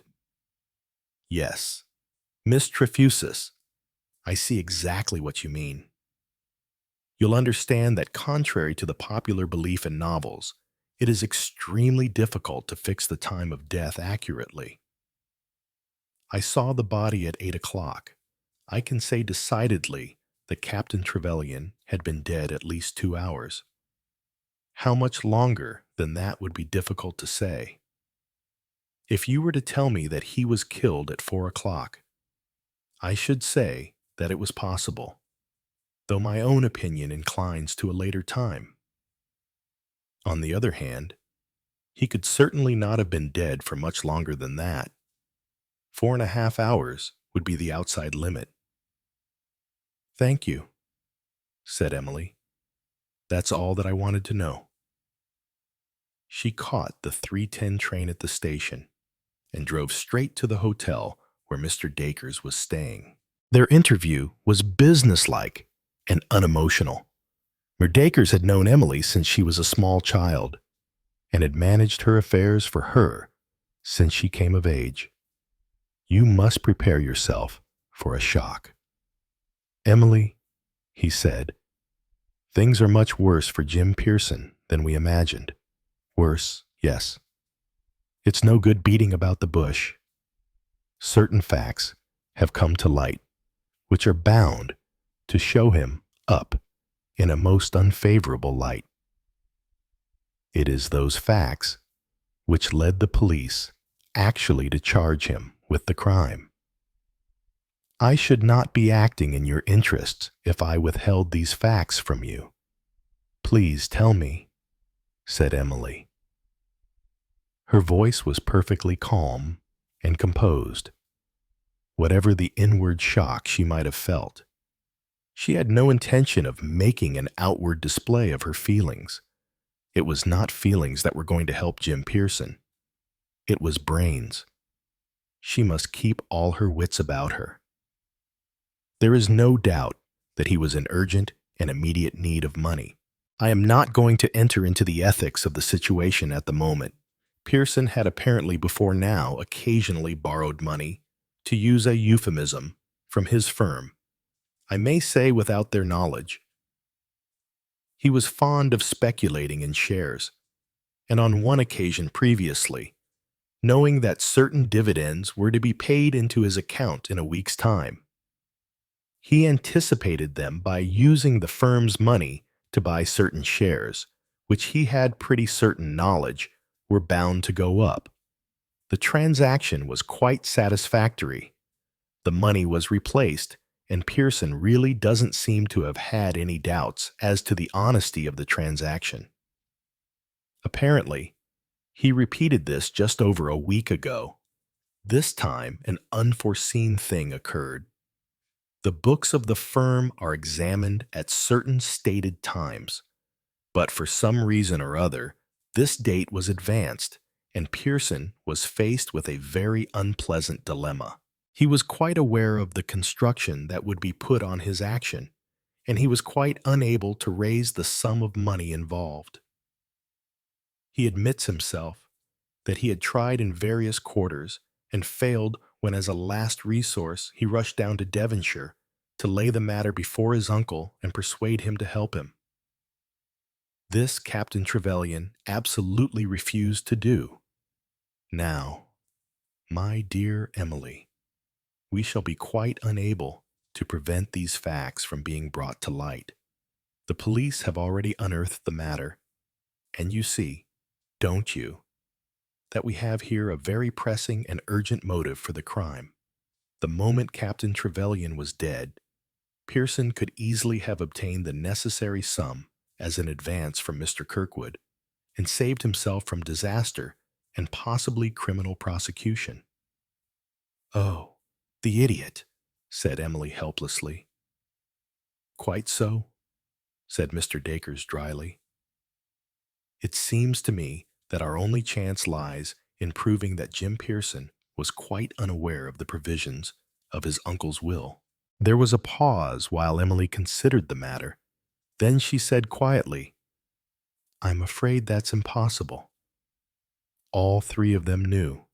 Sylvia, Jim, and Brian. They often discussed it and laughed and joked about the rich uncle in Devonshire. "Dear, dear," said Mr. Dacres, "that's unfortunate. You don't think him guilty?" Mr. Dacres asked Emily. "Curiously enough, I do not," replied the lawyer. "In some ways, Jim Pearson is a most transparent young man. He hasn't, if you will allow me to say so, Emily, a very high standard of commercial honesty, but I do not believe for 1 minute that his hand sandbagged his uncle." "Well, that's a good thing," said Emily. "I wish the police thought the same." "Quite so. Our own impressions and ideas are of no practical use. The case against him is unfortunately strong. I am not going to disguise from you, my dear child, that the outlook is bad. I should suggest Lorimer, K.C., as the defense. Forlorn hope man, they call him," he added cheerfully. "There is one thing I should like to know," said Emily. "You have, of course, seen Jim?" "Certainly."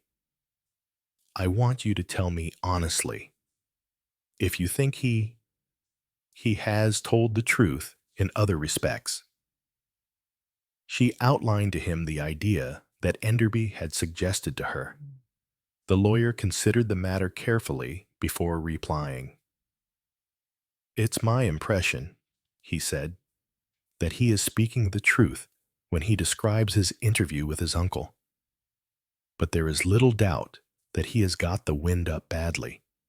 And if he went round to the window, entered that way, and came across his uncle's dead body, he might just possibly be too scared to admit the fact and have concocted this other story.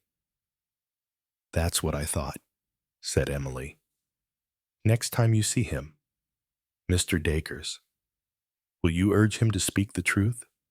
It may make the most tremendous difference. I will do so. All the same, he said after a moment or two's pause, I think you are mistaken in this idea. The news of Captain Trevelyan's death was bandied around in Exampton about 8:30. At that time, the last train had left for Exeter, but Jim Pearson got the first train available in the morning. A thoroughly unwise proceeding, by the way, as it called attention to his movements which would not have been aroused if he had left by a train at a more conventional hour.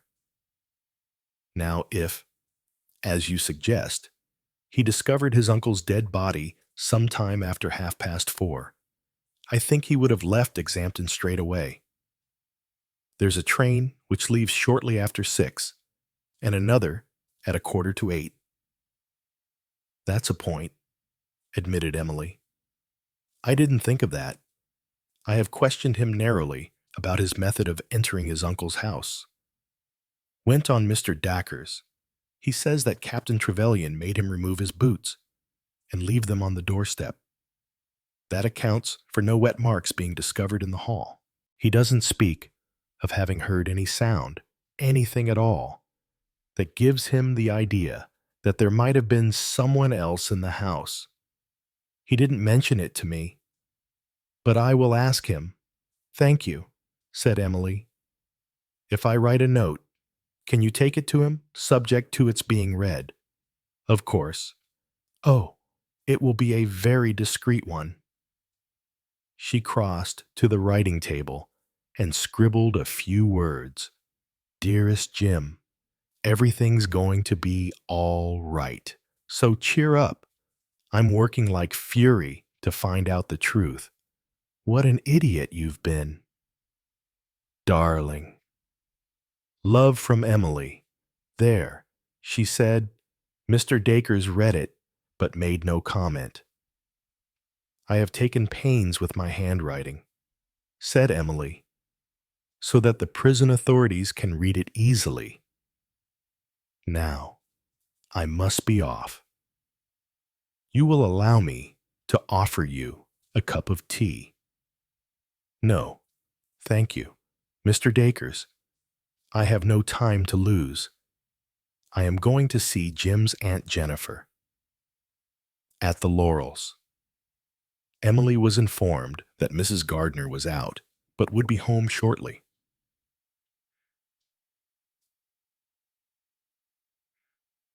Emily smiled upon the parlor maid.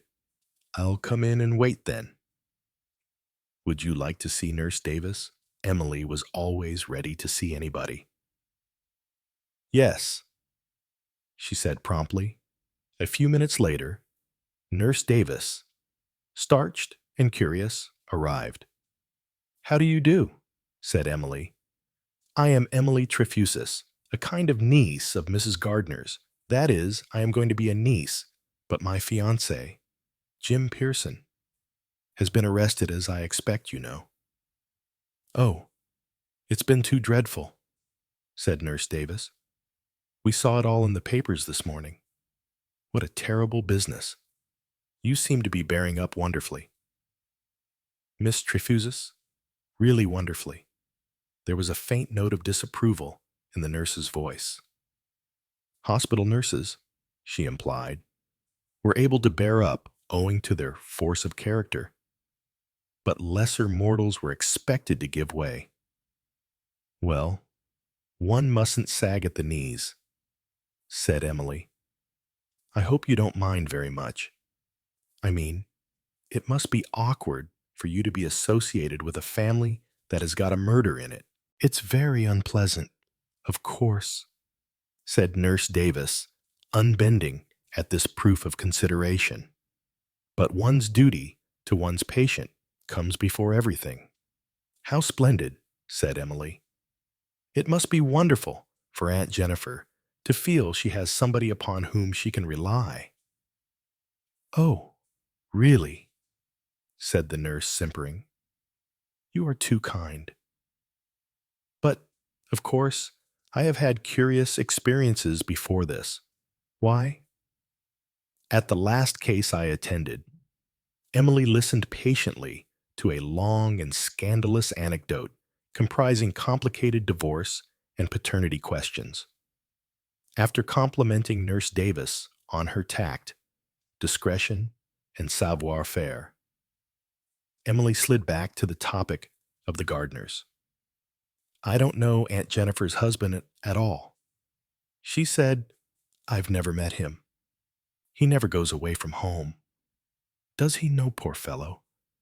What exactly is the matter with him?" Nurse Davis embarked on the subject with professional gusto. "So, really, he might get well again any minute." Emily murmured thoughtfully. "He would be terribly weak," said the nurse.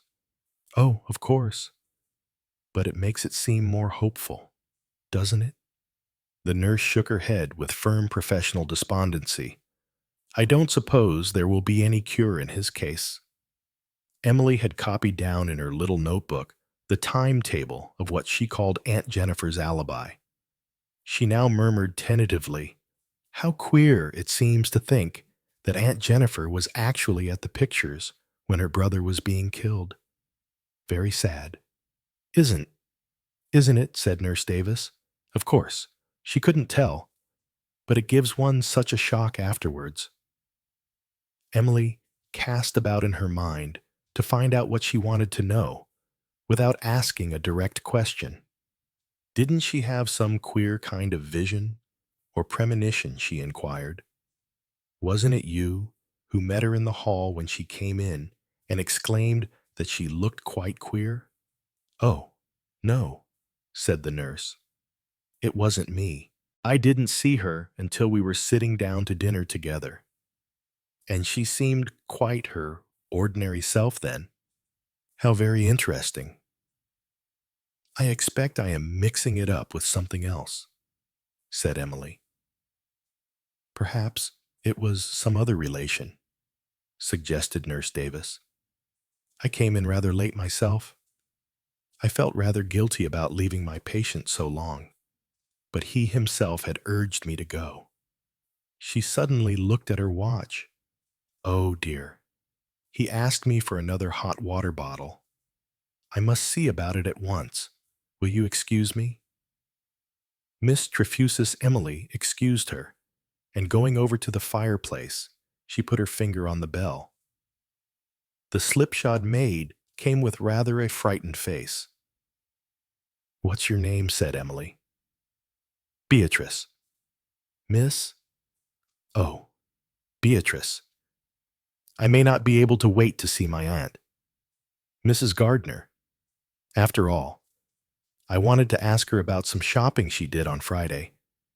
Do you know if she brought a big parcel back with her? No." "Miss, I didn't see her come in, and I thought you said she came in at 6 o'clock." "Yes, miss, she did. I didn't see her come in. But when I went to take some hot water to her room at 7 o'clock, it gave me a shock to find her lying in the dark on the bed. 'Well, ma'am,' I said to her, 'you gave me quite a shock. I came in quite a long time ago, at 6 o'clock.' She said, 'I didn't see a big parcel anywhere,'" said Beatrice, trying her hardest to be helpful. "It's all very difficult," thought Emily. "One has to invent so many things. I've already invented a premonition and a big parcel. But so far as I can see, one has to invent something if one doesn't want to sound suspicious." She smiled sweetly and said, "That's all right. Beatrice, it doesn't matter." Beatrice left the room.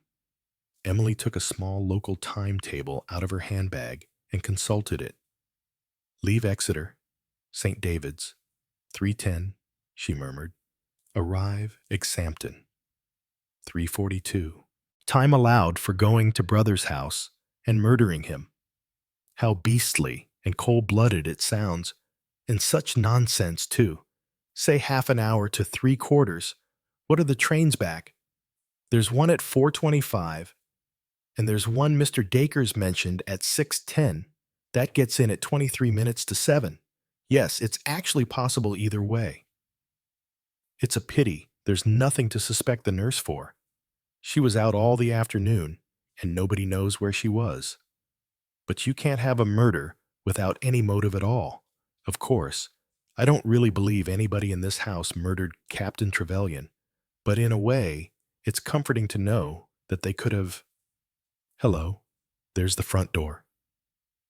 There was a murmur of voices in the hall, and the door opened and Jennifer Gardner came into the room. "I'm Emily Trefusis," said Emily. "You know, the one who is engaged to Jim Pearson." "So you are Emily," said Mrs. Gardner, shaking hands. "Well, this is a surprise." Suddenly, Emily felt very weak and small, rather like a little girl in the act of doing something very silly. An extraordinary person. Aunt Jennifer. Character, that was what it was. Aunt Jennifer had about enough character for 2 3/4 people instead of 1. "Have you had tea, my dear?" "No." "Then we'll have it here." "Just a moment. I must go up and see Robert first." A strange expression flitted over her face as she mentioned her husband's name. The hard, beautiful voice softened. It was like a light passing over dark ripples of water. She does adore him, thought Emily, left alone in the drawing room. All the same, there's something frightening about Aunt Jennifer. I wonder if Uncle Robert likes being adored quite as much as that. When Jennifer Gardner returned, she had taken off her hat. Emily admired the smooth sweep of the hair back from her forehead.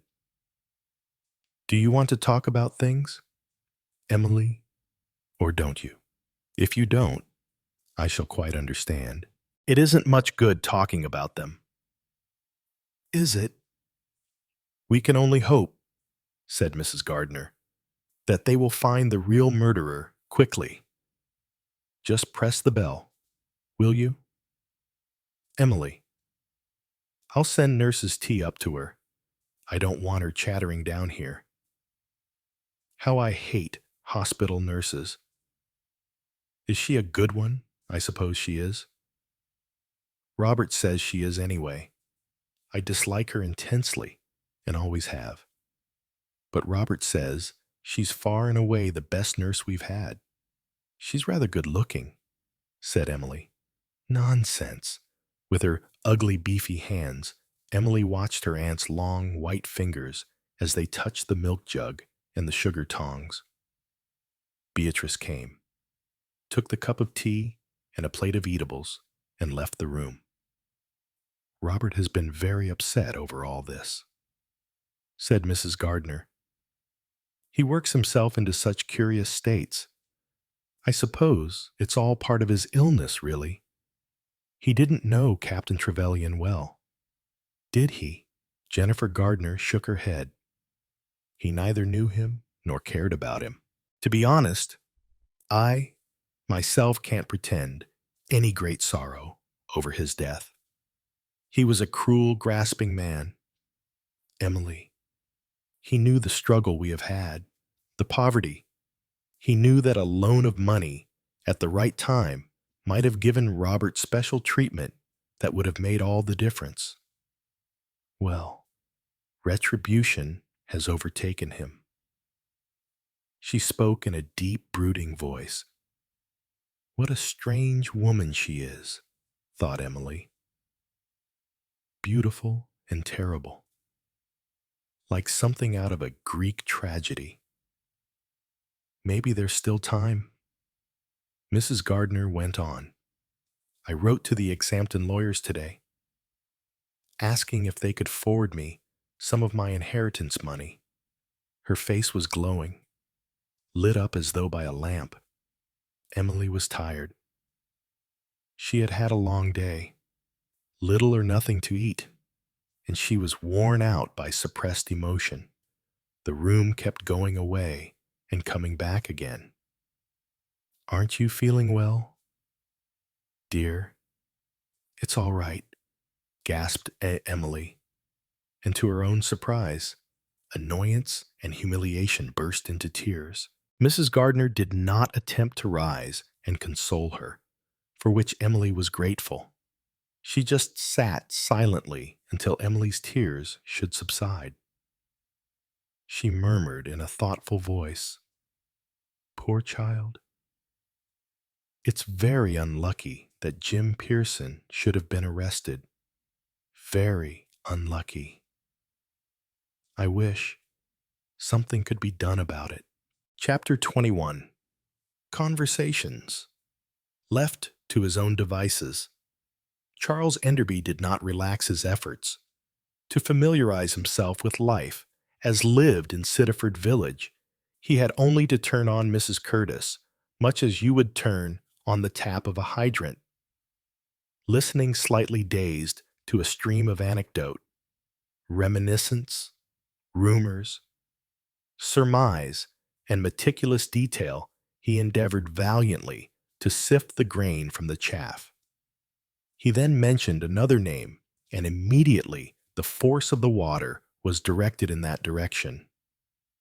He heard all about Captain Wyatt, his tropical temper, his rudeness, his quarrels with his neighbors, his occasional amazing graciousness, usually to personable young women, the life he led, his Indian servant, the peculiar times he had his meals, and the exact diet that composed them. He heard about Mr. Rycroft's library, his hair tonics, his insistence on strict tidiness and punctuality, his inordinate curiosity over other people's doings, his recent selling of a few old prized personal possessions, his inexplicable fondness for birds, and the prevalent idea that Mrs. Willett was setting her cap at him. He heard about Miss Percehouse and her tongue and the way she bullied her nephew, and of the rumors of the gay life that same nephew led in London. He heard all over again of Major Burnaby's friendship with Captain Trevelyan, their reminiscences of the past and their fondness for chess. He heard everything that was known about the Willets, including the belief that Miss Violet Willett was leading on Mr. Ronnie Garfield and that she didn't really mean to have him. It was hinted that she made mysterious excursions to the moor and that she had been seen walking there with a young man, and it was doubtless for that reason. So, Mrs. Curtis had surmised that they had come to this desolate spot. Her mother had taken her right away, to get right over it like. But there, girls can be far more artful than ladies ever dream of. About Mr. Duke, there was curiously little to hear. He had been there only a short time, and his activities seemed to be solely horticultural. It was 3:30, and with his head spinning from the effects of Mrs. Curtis's conversation, Mr. Enderby went out for a stroll. His intention was to cultivate the acquaintance of Miss Percehouse's nephew more closely. Prudent reconnaissance in the neighborhood of Miss Percehouse's cottage proved unavailing, but by a stroke of good fortune, he ran into that young man just as he was emerging disconsolately from the gates of Sittaford House. He had all the appearance of having been sent away with a flea in his ear. "Hello," said Charles. "I say, isn't that Captain Trevelyan's house?" "That's right," said Ronnie. "I was hoping to get a snapshot of it this morning, for my paper. You know," he added, "but this weather is hopeless for photography." Ronnie accepted the statement in all good faith, without reflecting that if photography was only possible on days of brilliant sunshine, the pictures appearing in the daily papers would be few. It must be a very interesting job. Yours, he said, a dog's life, said Charles, faithful to the convention of never showing enthusiasm about one's work. He looked over his shoulder at Sittaford House. Rather a gloomy place, I should imagine. No end of a difference there since the Willets moved in, said Ronnie. I was down here last year, about the same time, and really, you would hardly take it for the same place. And yet, I don't know quite what they have done.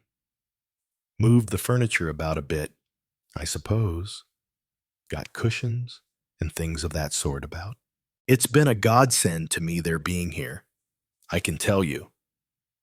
Can't be a very jolly spot, as a rule, I suppose, said Charles. Jolly. If I lived here a fortnight, I should pass out altogether. How my aunt manages to cling on to life in the way she does beats me. You haven't seen her cats, have you? I had to comb one of them this morning and look at the way the brute scratched me. He held out a hand and an arm for inspection. Rather rough luck, said Charles. I should say it was. I say, are you doing any sleuthing? If so, can I help be the Watson to your Sherlock, or anything of that kind? Any clues in Sittaford House? Inquired Charles casually. I mean, did Captain Trevelyan leave any of his things there? I don't think so. My aunt was saying he moved lock, stock and barrel, took his elephant's trotters and his hippopotamus's toothy pegs and all the sporting rifles and whatnots. Almost as though he didn't mean to come back, said Charles.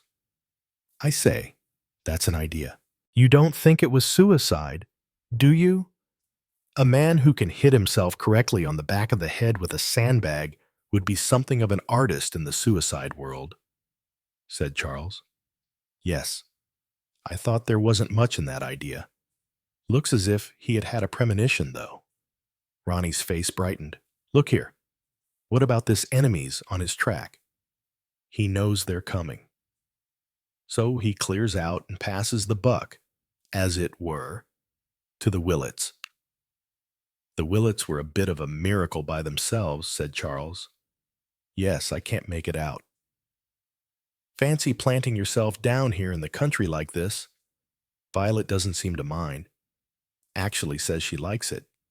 I don't know what's the matter with her today. I suppose it's the domestic trouble. I can't think why women worry so about servants. If they cut up nasty, just push them out. That's just what they have done. Isn't it? Said Charles. Yes, I know. But they are in a great stew about it all. Mother lying down with screaming hysterics or something, and daughter snapping like a turtle. Fairly pushed me out just now. They haven't had the police there, have they? Ronnie stared. The police? No. Why would they? Well, I wondered. Seeing Inspector Narracott in Sittaford this morning. Ronnie dropped his stick with a clatter and stooped to pick it up. Who did you say was in Sittaford this morning? Inspector Narracott? Yes. Is he the man in charge of the Trevelyan case? That's right. What was he doing in Sittaford? Where did you see him? Oh. I suppose he was just nosing about, said Charles, checking up Captain Trevelyan's past life, so to speak. You think that's all? I suppose so. He doesn't think anyone in Sittaford had anything to do with it. That would be very unlikely, wouldn't it? Oh, frightfully. But then you know what the police are, always butting in on the wrong tack. At least that's what it says in detective novels. I think they are really rather an intelligent body of men, said Charles. Of course, the press does a lot to help them, he added, But if you really read a case carefully, it's amazing the way they track down murderers with practically no evidence to go on. Oh, well, it's nice to know that, isn't it? They have certainly got on to this man Pearson pretty quick. It seems a pretty clear case. Crystal clear, said Charles. A good thing it wasn't you or me, eh? Well, I must be sending off a few wires. They don't seem very used to telegrams in this place.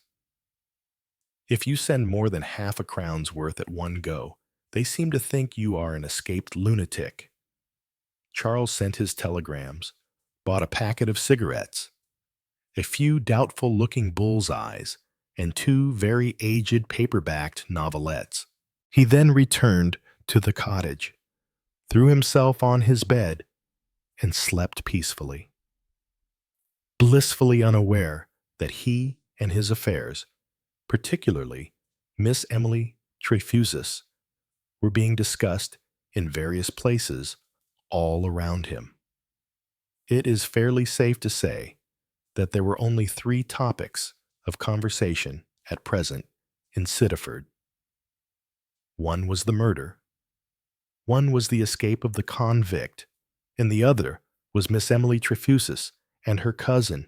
Indeed, at a certain moment, 4 separate conversations were going on with her as their main theme. Conversation number 1 was at Sittaford House, where Violet Willett and her mother had just washed up their own tea things owing to the domestic retreat. "It was Mrs. Curtis who told me," said Violet. She still looked pale and wan. "It's almost a disease, the way that woman talks," said her mother. "I know. It seems the girl is actually stopping there with a cousin or something. She did mention this morning that she was at Mrs. Curtis's, but I thought that that was simply because Miss Pursehouse hadn't room for her. And now it seems that she'd never even seen Miss Pursehouse. Till this morning I disliked that woman intensely." Said Mrs. Willett. "Mrs. Curtis, no, no, the Pursehouse woman. That kind of woman is dangerous. They live for what they can find out about other people. Sending that girl along here for a recipe for coffee cake, I'd like to have sent her a poisoned cake. That would have stopped her interfering for good and all. I suppose I ought to have realized," began Violet, but her mother interrupted her. "How could you, my dear? And anyway, what harm is done? Why do you think she came here?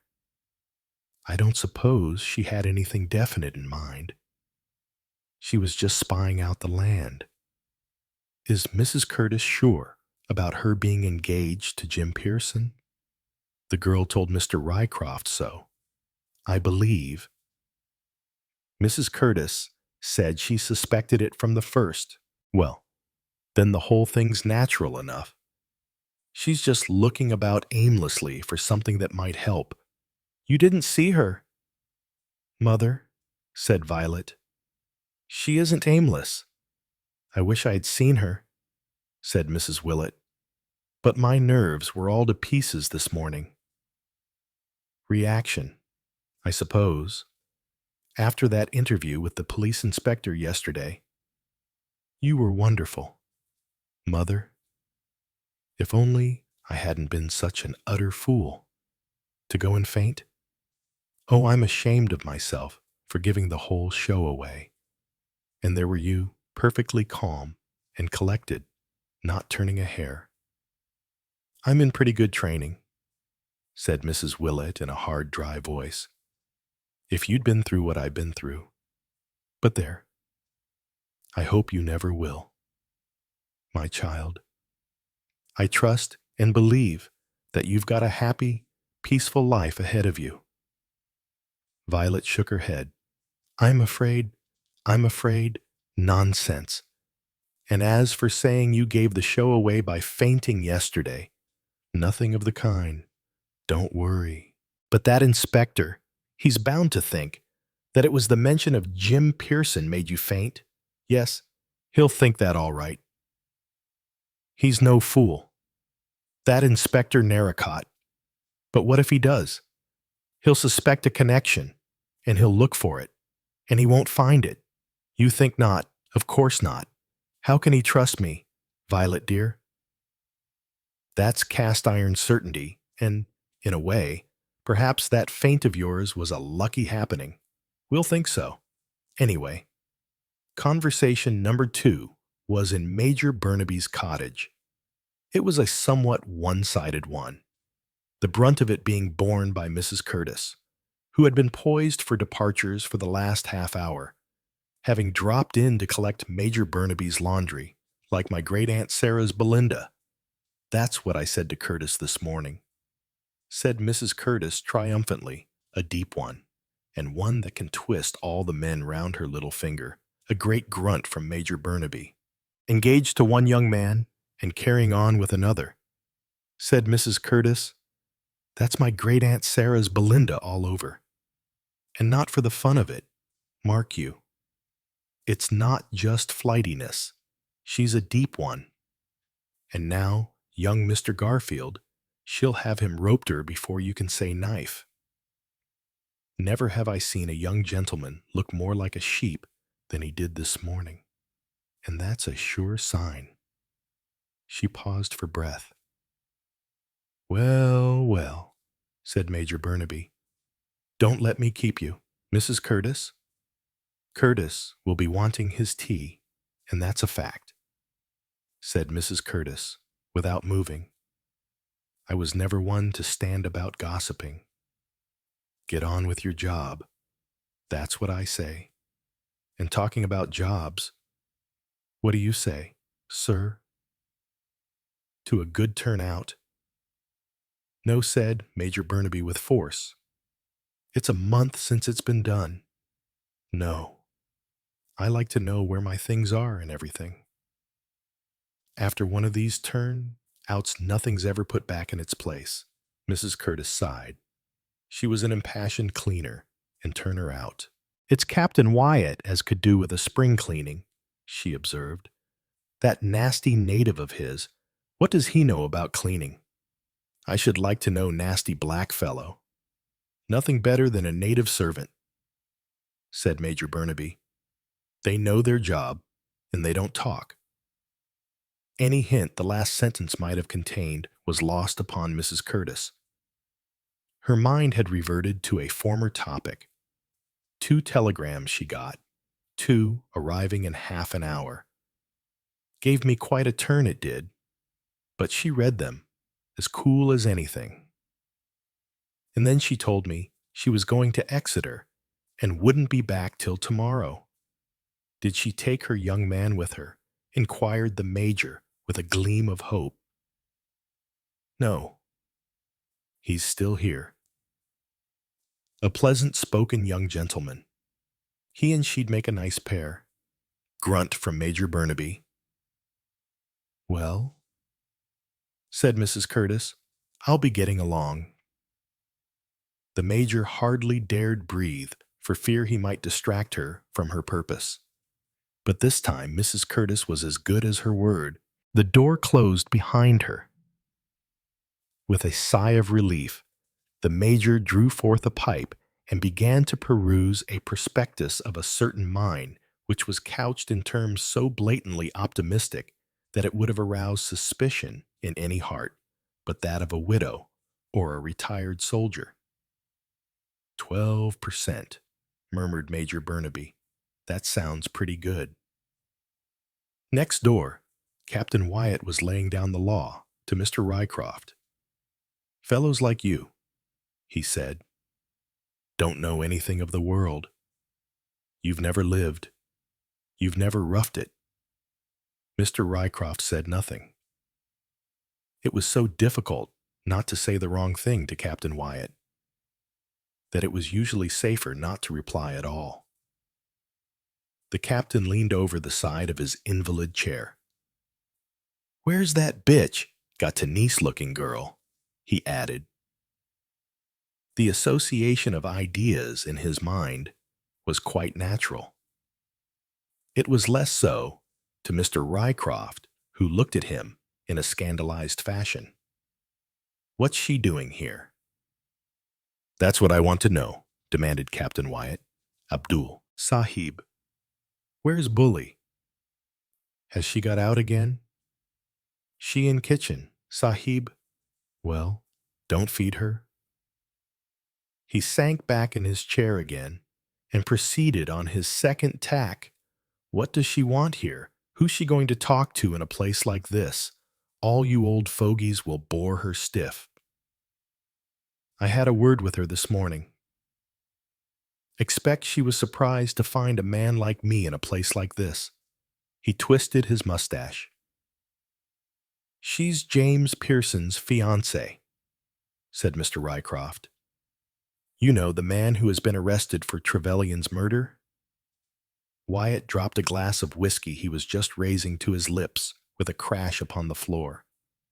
He immediately roared for Abdul and cursed him in no measured terms for not placing a table at a convenient angle to his chair. He then resumed the conversation. "So that's who she is. Too good for a counter-jumper like that. A girl like that wants a real man." "Young Pearson is very good-looking," said Mr. Rycroft. "Good-looking, good-looking. A girl doesn't want a barber's block. What does that sort of young man who works in an office every day know of life? What experience has he had of reality? Perhaps the experience of being tried for murder will be sufficient reality to last him for some time," said Mr. Rycroft dryly. "Police sure he did it, eh? They must be fairly sure or they wouldn't have arrested him." "Country bumpkins," said Captain Wyatt contemptuously. "Not quite," said Mr. Rycroft. "Inspector Narracott struck me this morning as an able and efficient man." "Where did you see him this morning?" "He called at my house." "He didn't call at mine," said Captain Wyatt in an injured fashion. "Well, you weren't a close friend of Trevelyan's or anything like that." "I don't know what you mean. Trevelyan was a skinflint, and I told him so to his face. He couldn't come bossing it over me. I didn't kowtow to him like the rest of the people here, always dropping in. Too much dropping in. If I don't choose to see anyone for a week, or a month, or a year, that's my business. You haven't seen anyone for a week now." "Have you said Mr. Rycroft?" "No, and why should I?" The irate invalid banged the table.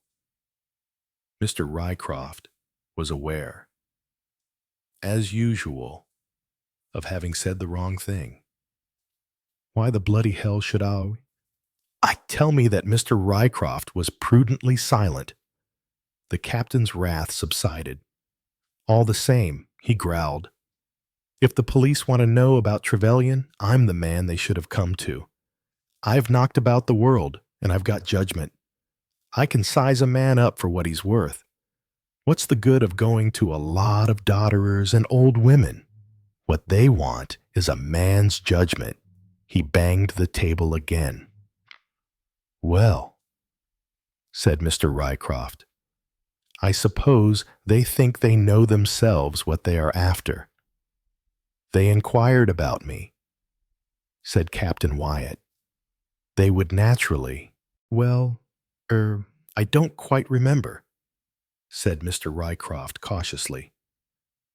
"Why can't you remember? You're not in your dotage yet." "I expect I was, rattled," said Mr. Rycroft soothingly. "Rattled. Were you afraid of the police?" "I'm not afraid of the police. Let 'em come here. That's what I say. I'll show them. Do you know I shot a cat at 100 yards the other night?" "Did you?" said Mr. Rycroft. The captain's habit of letting off a revolver at real or imaginary cats was a sore trial to his neighbors. "Well, I'm tired," said Captain Wyatt suddenly. "Have another drink before you go," rightly interpreting his hint. Mr. Rycroft rose to his feet. Captain Wyatt continued to urge a drink upon him. "You'd be twice the man if you drank a bit more." A man who can't enjoy a drink isn't a man at all. But Mr. Rycroft continued to decline the offer. He had already consumed one whiskey and soda, of most unusual strength. "What tea do you drink?" asked Wyatt. "I don't know anything about tea." Told Abdul to get some. "Thought that girl might like to come into tea one day. Darned pretty girl. Must do something for her. She must be bored to death in a place like this, with no one to talk to." "There's a young man with her," said Mr. Rycroft. "The young men of the present day make me sick," said Captain Wyatt. "What's the good of them?" This being a difficult query to answer suitably, Mr. Rycroft did not attempt it.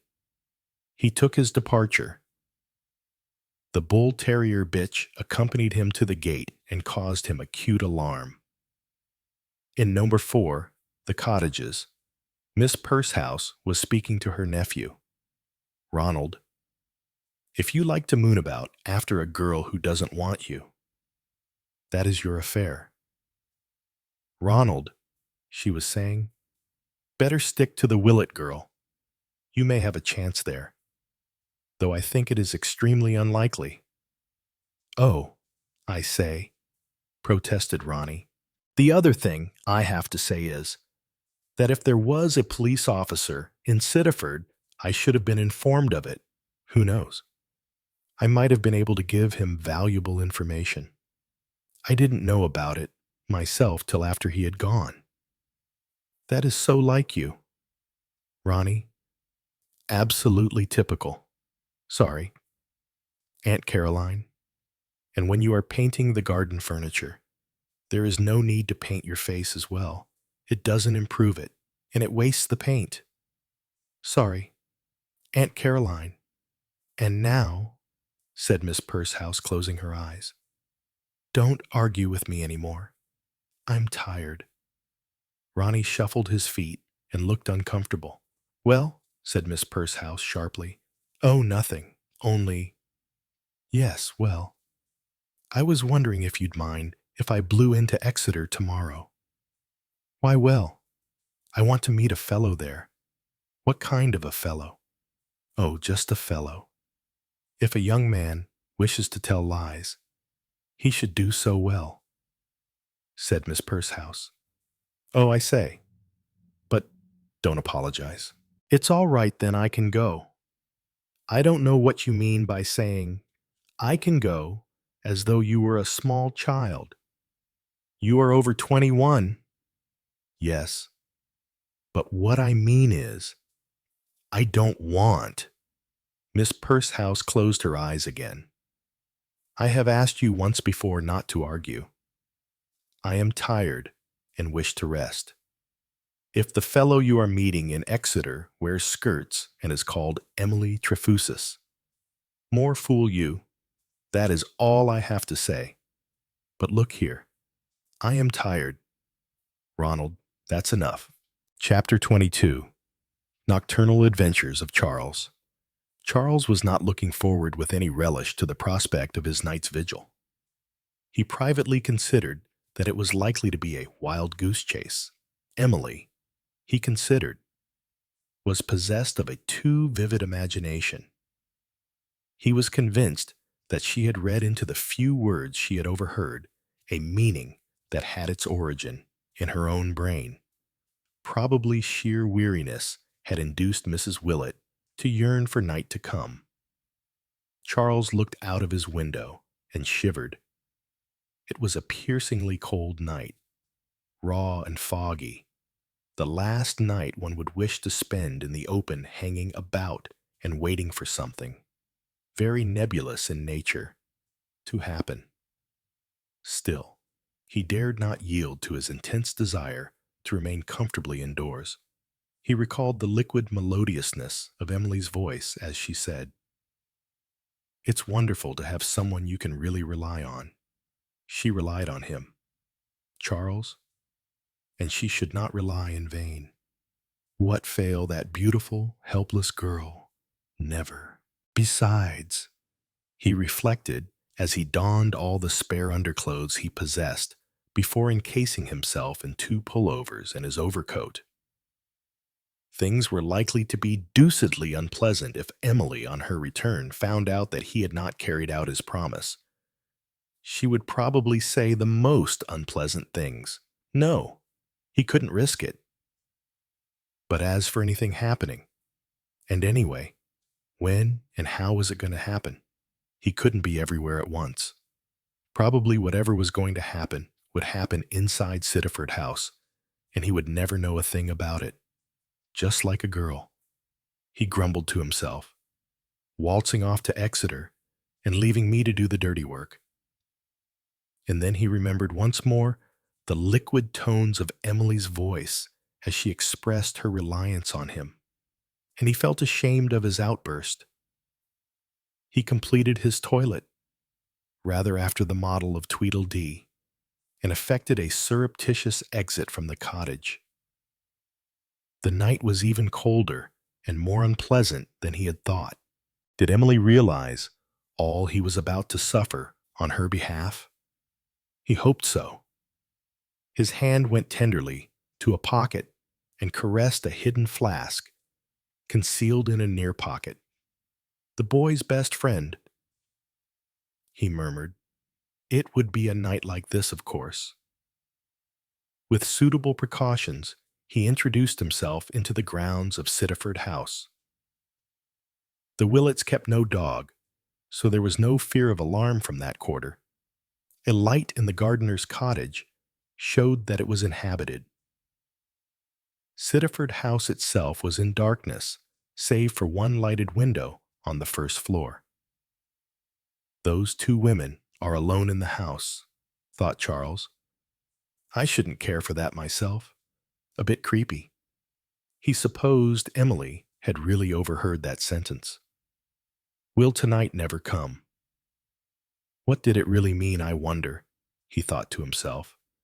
"If they mean to do a flit, well, whatever happens, little Charles is going to be here to see it."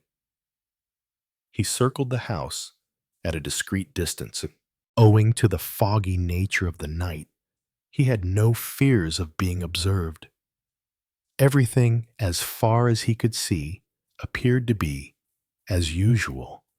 A cautious visiting of the outbuildings showed them to be locked. "I hope something does happen," said Charles as the hours passed. He took a prudent sip from his flask. "I've never known anything like this cold." "What did you do in the Great War?" "Daddy." "Can't have been any worse than this?" He glanced at his watch and was surprised to find that it was still only 20 minutes to 12. He had been convinced that it must be nearly dawn. An unexpected sound made him prick up his ears excitedly. It was the sound of a bolt being very gently drawn back in its socket, and it came from the direction of the house. Charles made a noiseless spring from bush to bush. Yes, he had been quite right. The small side door was slowly opening. A dark figure stood on the threshold. It was peering anxiously out into the night. "Mrs. or Miss Willett," said Charles to himself. "The fair Violet, I think." After waiting a minute or two, the figure stepped out on the path and closed the door noiselessly behind her and started to walk away from the house in the opposite direction to the front drive. The path in question led up behind Sittaford House, passing through a small plantation of trees and so out onto the open moor. The path wound quite near the bushes where Charles was concealed. so near that Charles was able to recognize the woman as she passed. He had been quite right. It was Violet Willett. She was wearing a long dark coat and had a beret on her head. She went on up, and as quietly as possible, Charles followed her. He had no fears of being seen, but he was alive to the danger of being overheard. He was particularly anxious not to alarm the girl. Owing to his care in this respect, she outdistanced him. For a moment or two, he was afraid lest he should lose her. But as he, in his turn, wound his way anxiously through the plantation of trees, he saw her standing a little way ahead of him. Here, the low wall which surrounded the estate was broken by a gate. Violet Willett was standing by this gate, leaning over it, peering out into the night. Charles crept up as near as he dared and waited. The time passed. The girl had a small pocket torch with her, and once she switched it on for a moment or two, directing it. Charles thought to see the time by the wristwatch she was wearing. Then she leant over the gate again, in the same attitude of expectant interest. Suddenly, Charles heard a low whistle twice repeated. He saw the girl start to sudden attention. She leant farther over the gate, and from her lips came the same signal. A low whistle twice repeated. Then, with startling suddenness, a man's figure loomed out of the night. A low exclamation came from the girl. She moved back a pace or two. The gate swung inward, and the man joined her. She spoke to him in a low, hurried voice. Unable to catch what they said, Charles moved forward somewhat imprudently. A twig snapped beneath his feet. The man swung round instantly. "What's that?" he said. He caught sight of Charles's retreating figure. "Hi! You stop! What are you doing here?" With a bound he sprang after Charles. Charles turned and tackled him adroitly. The next moment they were rolling over and over together, locked in a tight embrace. The tussle was a short one. Charles's assailant was by far the heavier and stronger of the two. He rose to his feet, jerking his captive with him. "Switch on that light." "Violet," he said, "let's have a look at this fellow." The girl, who had been standing terrified a few paces away, came forward and switched on the torch obediently. "It must be the man who is staying in the village," she said. "A journalist." "A journalist?" Exclaimed the other. "I don't like the breed. What are you doing? You skunk, nosing round private grounds at this time of night?" The torch wavered in Violet's hand. For the first time, Charles was given a full view of his antagonist. For a few minutes, he had entertained the wild idea that the visitor might have been the escaped convict. One look at the other dispelled any such fancy. This was a young man, not more than 24 or 5 years of age, tall, good-looking, and determined, with none of the hunted criminal about him. "Now then," he said sharply, "what's your name?" "My name is Charles Enderby," said Charles. "You haven't told me yours?" He continued, "Confound your cheek." A sudden flash of inspiration came to Charles. An inspired guess had saved him more than once. It was a long shot, but he believed that he was right. "I think, however," he said quietly, "that I can guess it, eh?" The other was clearly taken aback. "I think," said Charles, "that I have the pleasure of addressing Mr. Brian Pearson from Australia." "Is that so?" There was a silence, rather a long silence. Charles had a feeling that the tables were turned. "How the devil you knew that, I can't think," said the other at last. "But you're right. My name is Brian Pearson. In that case," said Charles, "supposing we adjourn to the house and talk things over." Chapter 23. At Hazelmoor, Major Burnaby was doing his accounts, or, to use a more Dickens-like phrase, he was looking into his affairs. The Major was an extremely methodical man. In a calf-bound book, he kept a record of shares bought, shares sold, and the accompanying loss or profit. Usually a loss, for in common with most retired army men, the Major was attracted by a high rate of interest rather than a modest percentage coupled with safety. "These oil wells looked all right," he was muttering. "Seems as though there ought to have been a fortune in it. Almost as bad as that diamond mine Canadian land. That ought to be sound now." His cogitations were interrupted as the head of Mr. Ronald Garfield appeared at the open window. "Hello," said Ronnie cheerfully. "I hope I'm not butting in." "If you are coming in, go round to the front door," said Major Burnaby. "Mind the rock plants. I believe you are standing on them at the moment." Ronnie retreated with an apology and presently presented himself at the front door. "Wipe your feet on the mat, if you don't mind," cried the Major. He found young men extremely trying.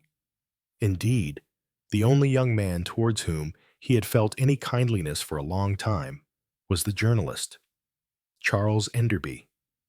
A nice young chap, the Major had said to himself, and very interested, too, in what I have told him about the Boer War. Towards Ronnie Garfield, the Major felt no such kindliness. Practically everything that the unfortunate Ronnie said or did managed to rub the Major up the wrong way. Still, hospitality is hospitality. "Have a drink," said the Major, loyal to that tradition. "No thanks. As a matter of fact, I just dropped in to see if we couldn't get together. I wanted to go to Exampton today, and I hear Elmer is booked to take you in." Burnaby nodded. "Got to go over Trevelyan's things," he explained. "The police have done with the place now." "Well, you see," said Ronnie rather awkwardly, "I particularly wanted to go into Exampton today. I thought if we could get together and share alike, as it were." What about it?" "Certainly," said the Major. "I am agreeable. Do you a lot more good to walk," he added. "Exercise. None of you young chaps nowadays take any exercise. A brisk 6 miles there and a brisk 6 miles back would do you all the good in the world. If it weren't that I needed the car to bring some of Trevelyan's things back here, I should be walking myself. Getting soft. That's the curse of the present day." "Oh, well," said Ronnie. "I don't believe in being strenuous myself, but I'm glad we've settled that all right." "Elmer said you were starting at 11 o'clock. Is that right?" "That's it." "Good. I'll be there." Ronnie was not quite so good as his word. His idea of being on the spot was to be 10 minutes late, and he found Major Burnaby fuming and fretting and not at all inclined to be placated by a careless apology. "What a fuss old buffers make," thought Ronnie to himself. "They have no idea what a curse they are to everybody with their punctuality, and everything done on the dot of the minute, and their cursed exercise and keeping fit." His mind played agreeably for a few minutes with the idea of a marriage between Major Burnaby and his aunt. Which, he wondered, would get the better of it? He thought his aunt every time. Rather amusing to think of her clapping her hands and uttering piercing cries to summon the Major to her side. Banishing these reflections from his mind, he proceeded to enter into cheerful conversation. Sittaford has become a pretty gay spot. What Miss Trefusis and this chap Enderby, and the lad from Australia, by the way, when did he blow in? There he was as large as life this morning, and nobody knew where he had come from. It's been worrying my Aunt Blue in the face. He is staying with the Willets, said Major Burnaby tartly. Yes, but where did he blow in from? Even the Willets haven't got a private aerodrome. You know, I think there's something deuced mysterious about this lad Pearson. He's got what I call a nasty gleam in his eye, a very nasty glint. It's my impression that he's the chap who did in poor old Trevelyan. The Major made no reply. The way I look at it is this, continued Ronnie. Fellows that go off to the colonies are usually bad hats. Their relations don't like them and push them out there for that reason. Very well then, there you are. The bad hat comes back, short of money, visits wealthy uncle in the neighborhood of Christmas time. Wealthy relative won't cough up to impecunious nephew, and impecunious nephew bats him one. That's what I call a theory. You should mention it to the police, said Major Burnaby. I thought you might do that, said Mr. Garfield. You're Narracott's little pal, aren't you? By the way, he hasn't been nosing about Sittaford again, has he? Not that I know about. Not meeting you at the house today, is he? No. The shortness of the Major's answers seemed to strike Ronnie at last. Well, he said vaguely, that's that, and relapsed into a thoughtful silence. At Exhampton, the car drew up outside the Three Crowns. Ronnie alighted, and after arranging with the Major that they would rendezvous there at 4:30 for the return journey, he strode off in the direction of such shops as Exhampton offered. The Major went first to see Mr. Kirkwood. After a brief conversation with him, he took the keys and started off for Hazelmoor. He had told Evans to meet him there at 12 o'clock, and he found the faithful retainer waiting on the doorstep with a rather grim face. Major Burnaby inserted the key into the front door and passed into the empty house. Evans at his heels. He had not been in it since the night of the tragedy, and in spite of his iron determination to show no weakness, he gave a slight shiver as he passed the drawing room. Evans and the Major worked together in sympathy and silence. When either of them made a brief remark, it was duly appreciated and understood by the other. Unpleasant job, this, but it has to be done, said Major Burnaby and Evans, sorting out socks into neat piles and counting pajamas, responded, it seems rather unnatural. Like, but as you say, sir, it's got to be done. Evans was deft and efficient at his work. Everything was neatly sorted and arranged and classified in heaps. At 1 o'clock, they repaired to the Three Crowns for a short midday meal.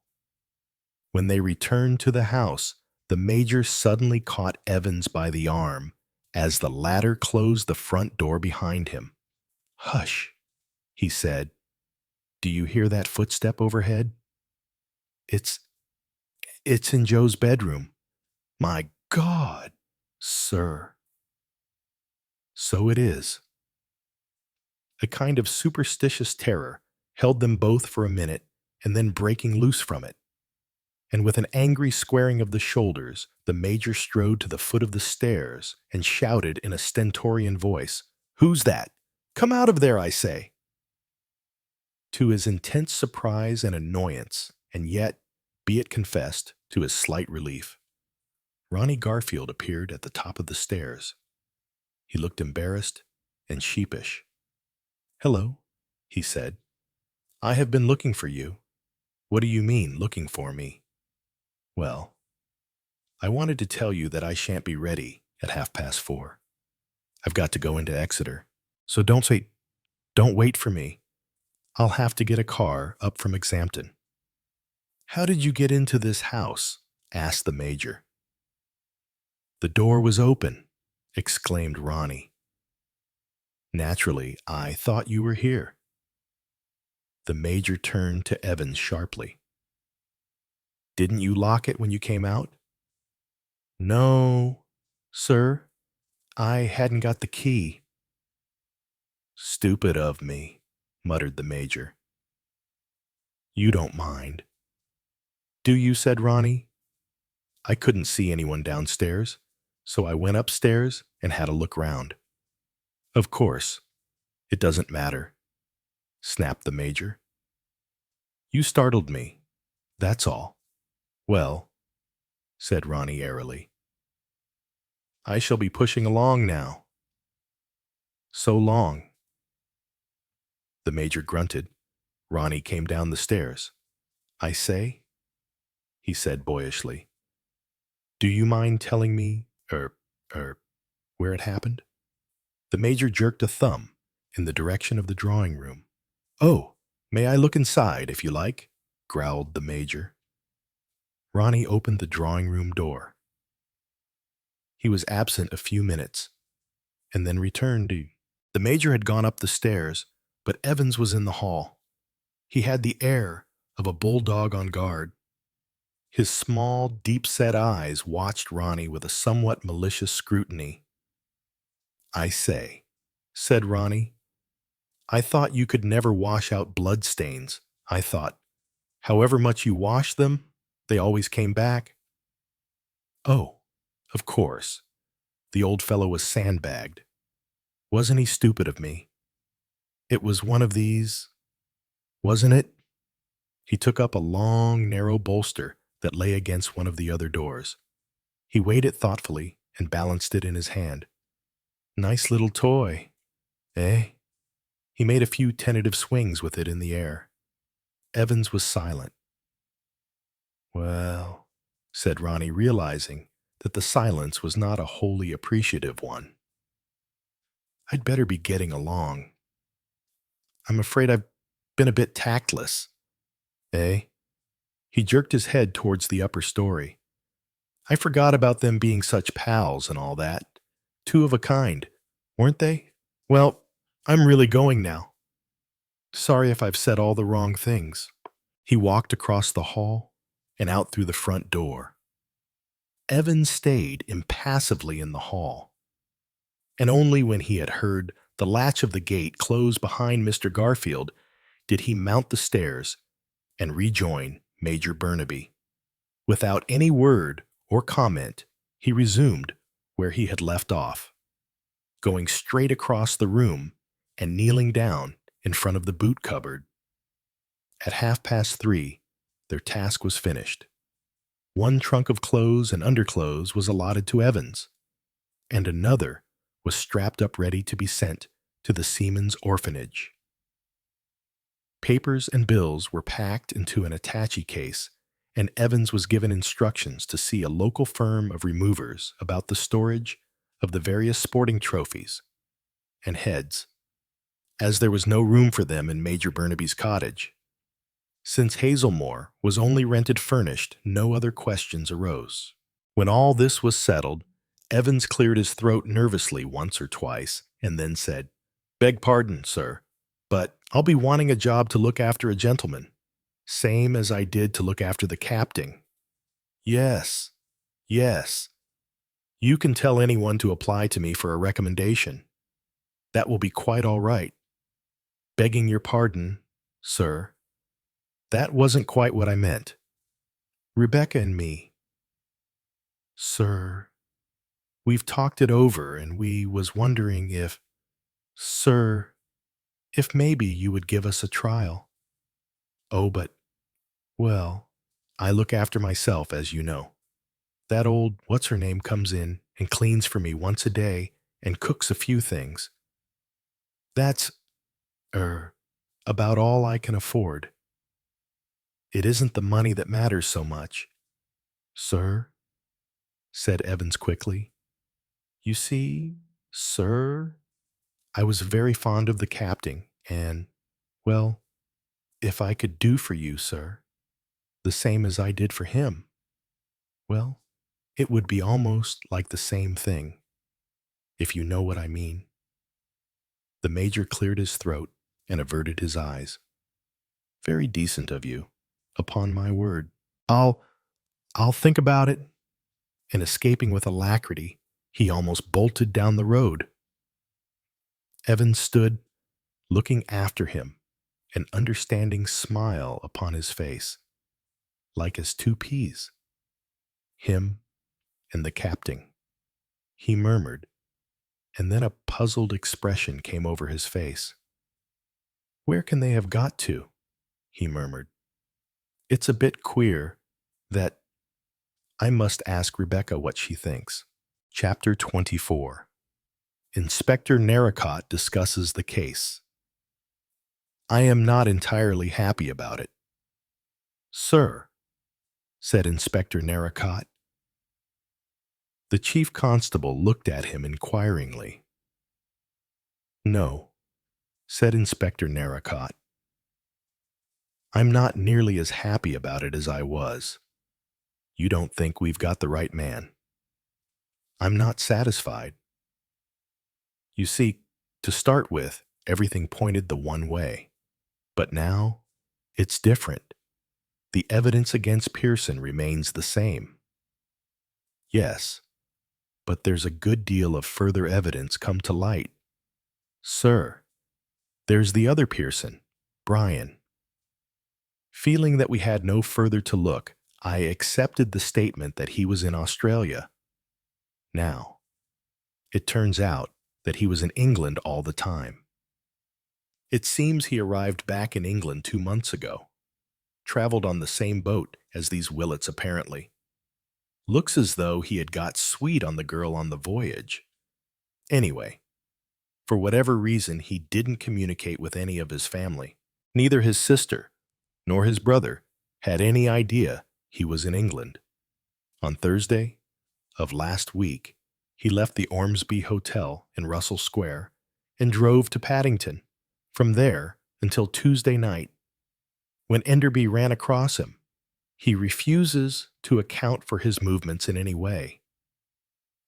You pointed out to him the gravity of such a course of action, said he didn't give a damn. He had had nothing to do with the murder, and it was up to us to prove he had. The way he had employed his time was his own business and none of ours. And he declined definitely to state where he had been and what he had been doing. Most extraordinary, said the chief constable. Yes, sir, it's an extraordinary case. You see, there's no use getting away from the facts. This man's far more the type than the other. There's something incongruous about James Pearson hitting an old man on the head with a sandbag. But in a manner of speaking, it might be all in the day's work to Brian Pearson. He's a hot-tempered, high-handed young man, and he profits to exactly the same extent. Remember, yes, he came over with Mr. Enderby this morning, very bright and breezy, quite square and above board. That was his attitude. But it won't wash. Sir, it won't wash. You mean it isn't borne out by the facts? Why didn't he come forward before his uncle's death? Was in all the papers Saturday. His brother was arrested Monday. And he doesn't give a sign of life. And he wouldn't have, either, if that journalist hadn't run across him in the garden of Sittaford House at midnight last night. What was he doing there, Enderby? I mean, you know what journalists are, said Narracott. Always nosing round. They're uncanny. They're a darn nuisance very often, said the chief constable. Though they have their uses, too. I fancy it was the young lady put him up to it, said Narracott. The young lady, Miss Emily Trefusis. How did she know anything about it? She was up at Sittaford, nosing around. And she's what you'd call a sharp young lady. There's not much gets past her. What was Brian Pearson's own account of his movements? Said he came to Sittaford House to see his young lady, Miss Willett. That is, she came out of the house to meet him when everyone was asleep, because she didn't want her mother to know about it. That's their story. Inspector Narracott's voice expressed distinct disbelief. It's my belief, sir, that if Enderby hadn't run him to earth, he never would have come forward. He'd have gone back to Australia and claimed his inheritance from there. A faint smile crossed the chief constable's lips. How he must have cursed these pestilential prying journalists. He murmured, "There's something else come to light," continued the inspector. "There are 3 Pearsons. You remember. And Sylvia Pearson is married to Martin Daring, the novelist. He told me that he lunched and spent the afternoon with an American publisher and went to a literary dinner in the evening. But it now seems that he wasn't at that dinner at all. Who says so, Enderby again? I think I must meet Enderby," said the chief constable. "He appears to be one of the live wires of this investigation. No doubt about it, the Daily Wire does have some bright young men on their staff." "Well, of course, that may mean little or nothing," continued the inspector. "Captain Trevelyan was killed before 6 o'clock, so where Daring spent his evening is really of no consequence. But why should he have deliberately lied about it? I don't like it." "Sir?" "No," agreed the chief constable. "It seems a little unnecessary. It makes one think that the whole thing may be false. It's a far-fetched supposition, I suppose, but Daring might have left Paddington by the 12:10 train, arrived at Exampton some time after 5, have killed the old man, got the 6:10 train, and been back home again before midnight. At any rate, it's got to be looked into. Sir, we've got to investigate his financial position, see if he was desperately hard up. Any money his wife came into, he would have the handling of. You've only got to look at her to know that. We've got to make perfectly sure that the afternoon alibi holds water. The whole thing is extraordinary," commented the chief constable. "But I still think the evidence against Pearson is pretty conclusive." "I see that you don't agree with me. You've a feeling you've got hold of the wrong man." "The evidence is all right," admitted Inspector Narracott. "Circumstantial and all that. And any jury ought to convict on it. Still, what you say is true enough. I don't see him as a murderer, and his young lady is very active in the case," said the chief constable. "Miss Trefusis?" "Yes. She's a 1, and no mistake. A real fine young lady, and absolutely determined to get him off. She's got hold of that journalist, Enderby, and she's working him for all she's worth. She's a great deal too good for Mr. James Pearson. Beyond his good looks, I wouldn't say there was much to him in the way of character. But if she's a managing young woman, that's what she likes," said the chief constable. "Ah, well," said Inspector Narracott. "There's no accounting for tastes. Well, you agree, sir, that I had better take up this alibi of Daring's without any more delay. Yes. Get on to it at once. What about the 4th interested party in the will?" "There's a 4th, isn't there?" "Yes." "The sister?" "That's perfectly all right. I have made inquiries there. She was at home at 6 o'clock, all right. Sir, I'll get right on with the Daring business." It was about 5 hours later that Inspector Narracott found himself once more in the small sitting room of the Nook. This time, Mr. Daring was at home. He couldn't be disturbed, as he was writing. The maid had said it first, but the inspector had produced an official card and bade her take it to her master without delay. Whilst waiting, he strode up and down the room. His mind was working actively. Every now and then, he picked up a small object from a table, looked at it almost unseeingly, and then replaced it. The cigarette box of Australian fiddleback, a present from Brian Pearson possibly. He picked up a rather battered old book, Pride and Prejudice. He opened the cover and saw scrawled on the flyleaf in rather faded ink the name, Martha Rycroft. Somehow, the name of Rycroft seemed familiar, but he could not for the moment remember why. He was interrupted as the door opened and Martin Daring came into the room. The novelist was a man of middle height, with thick, rather heavy chestnut hair. He was good-looking in a somewhat heavy fashion, with lips that were rather full and red. Inspector Narracott was not prepossessed by his appearance. "Good morning, Mr. Daring. Sorry to trouble you all here again." "Oh, it doesn't matter."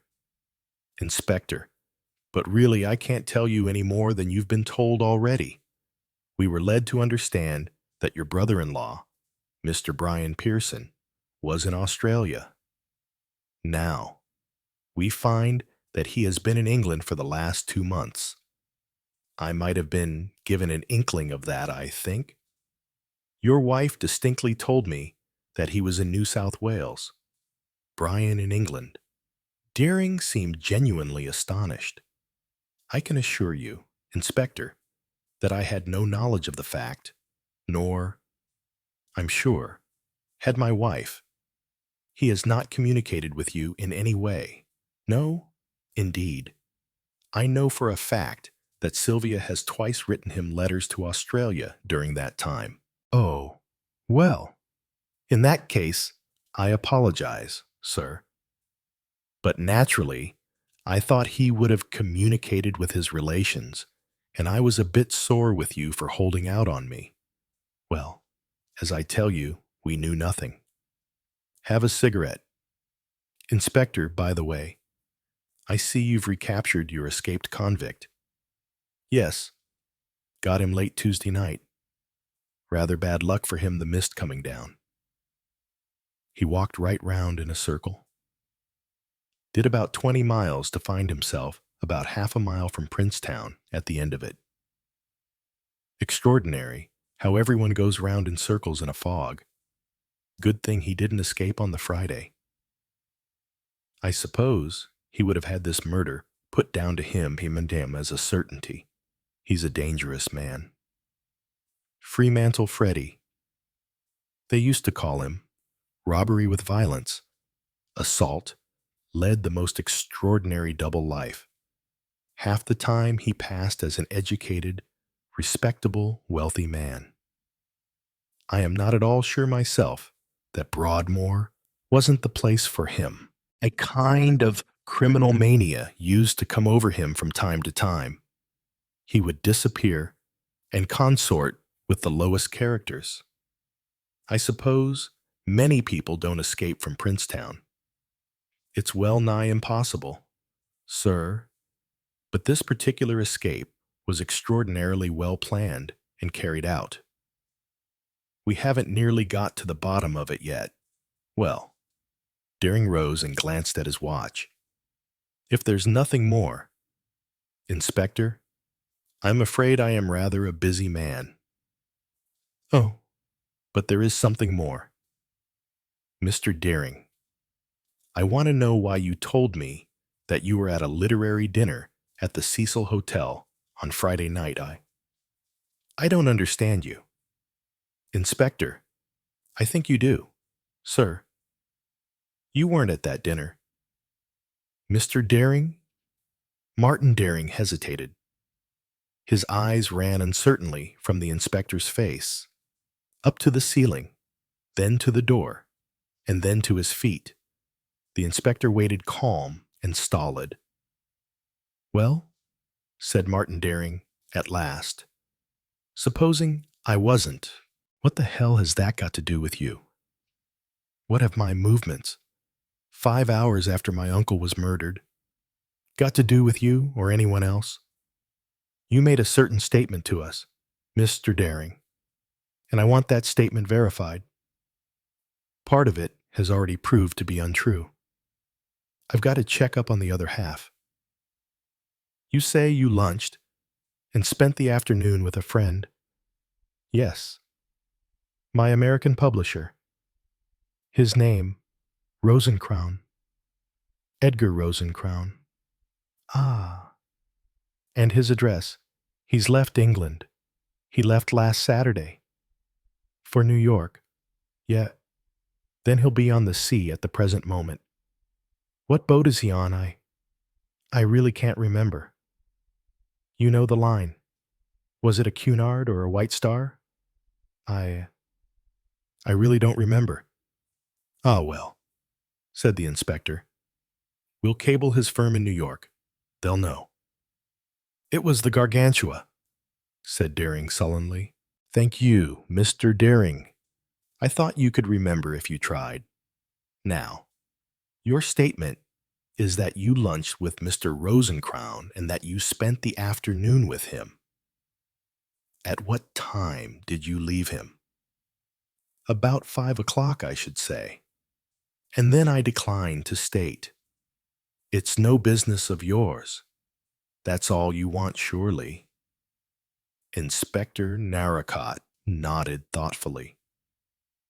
If Rosencrown confirmed Daring's statement, then any case against Daring must fall to the ground. Whatever his mysterious activities had been that evening could not affect the case. What are you going to do? Demanded Daring uneasily. Wireless Mr. Rosencrown on board the Gargantua. Damn it all, cried Daring. You'll involve me in all sorts of publicity. Look here.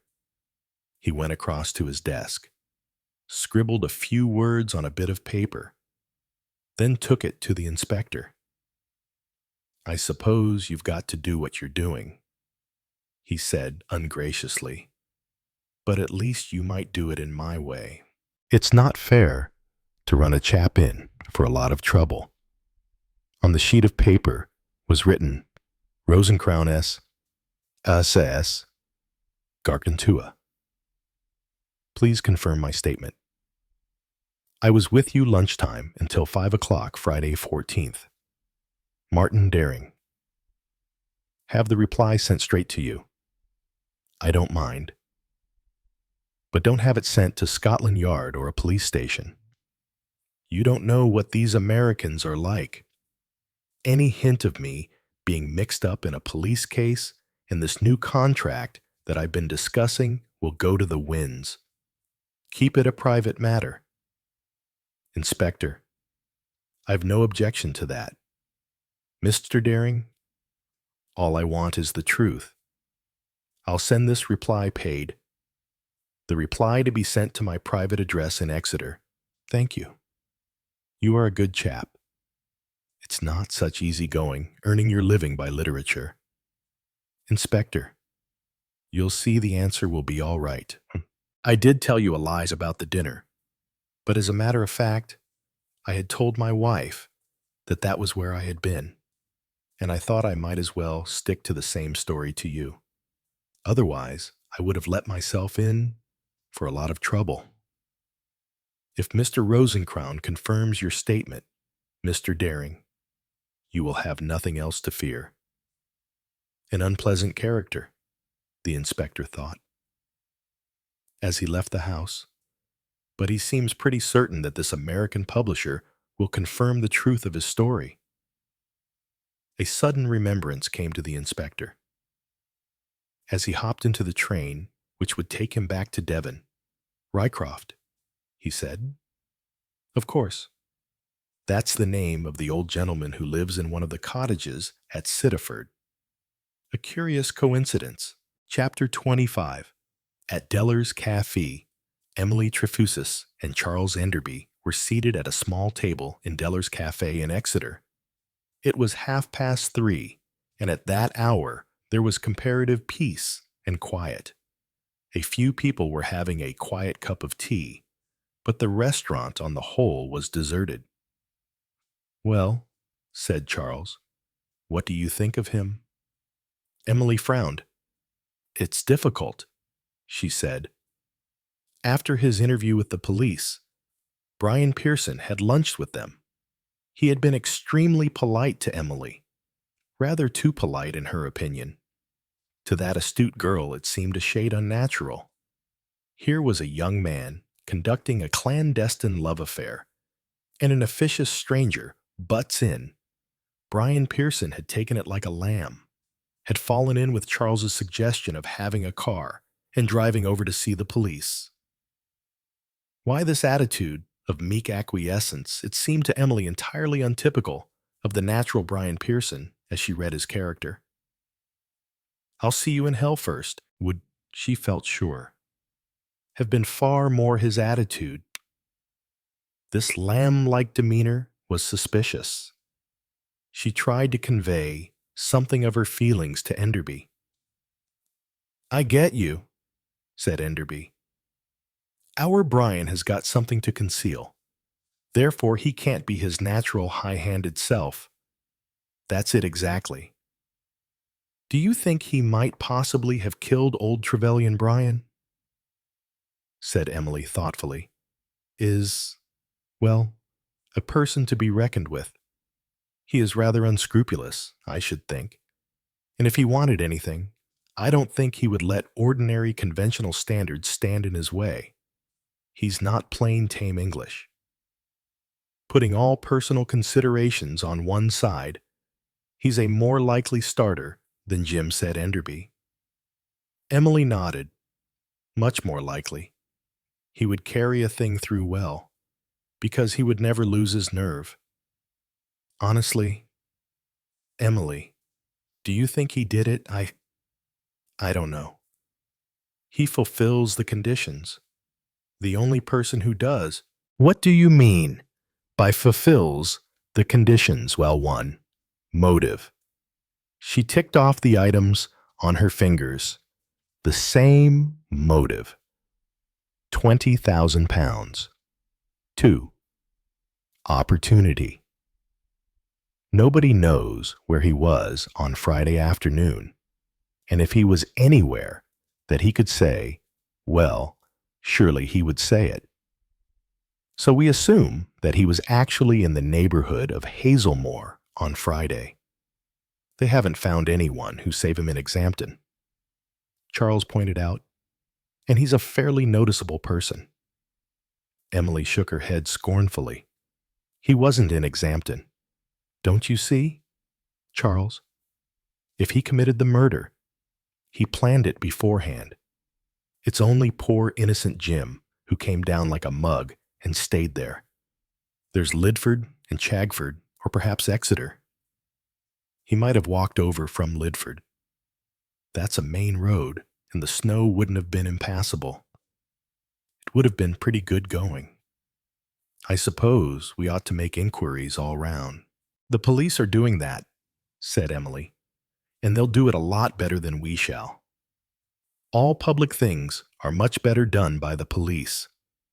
It's private and personal things, like listening to Mrs. Curtis and picking up a hint from Miss Pursehouse and watching the Willets. That's where we score. Or don't. As the case may be, said Charles. To go back to Brian Pearson fulfilling the conditions, said Emily. We've done 2, motive and opportunity. And there's the third, the one that in a way I think is the most important of all. What's that? Well, I have felt from the beginning that we couldn't ignore that queer business of the table turning. I have tried to look at it as logically and clear-sightedly as possible. There are just three solutions of it. One, that it was supernatural. Well, of course, that may be so. But personally, I am ruling it out. That it was deliberate. Someone did it on purpose. But as one can't arrive at any conceivable reason, we can rule that out also. 3. Accidental. Someone gave himself away without meaning to do so, indeed quite against his will. An unconscious piece of self-revelation.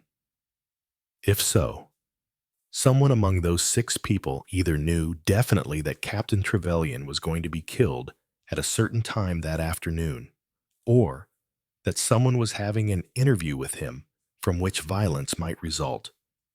None of those 6 people could have been the actual murderer, but one of them must have been in collusion with the murderer.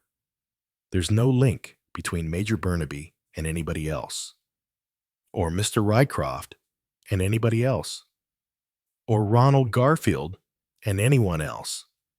But when we come to the Willets, it's different. There's a link between Violet Willett and Brian Pearson. Those two are on very intimate terms, and that girl was all on the jump after the murder. You think she knew? Said Charles. She or her mother, one or other of them. There's one person you haven't mentioned, said Charles. Mr. Duke. I know, said Emily. It's queer. He's the one person we know absolutely nothing about. I've tried to see him twice and failed. There seems no connection between him and Captain Trevelyan, or between him and any of Captain Trevelyan's relations. There's absolutely nothing to connect him with the case in any way, and yet— Well, said Charles Enderby as Emily paused, and yet we met Inspector Narracott coming out of his cottage. What does Inspector Narracott know about him that we don't? I wish I knew. You think? Supposing Duke is a suspicious character, and the police know it. Supposing Captain Trevelyan had found out something about Duke. He was particular about his tenants. Remember, and supposing he was going to tell the police what he knew. And Duke arranges with an accomplice to have him killed. Oh, I know it all sounds dreadfully melodramatic, put like that. And yet, after all, something of the kind might be possible. It's an idea, certainly, said Charles slowly. They were both silent, each one deep in thought.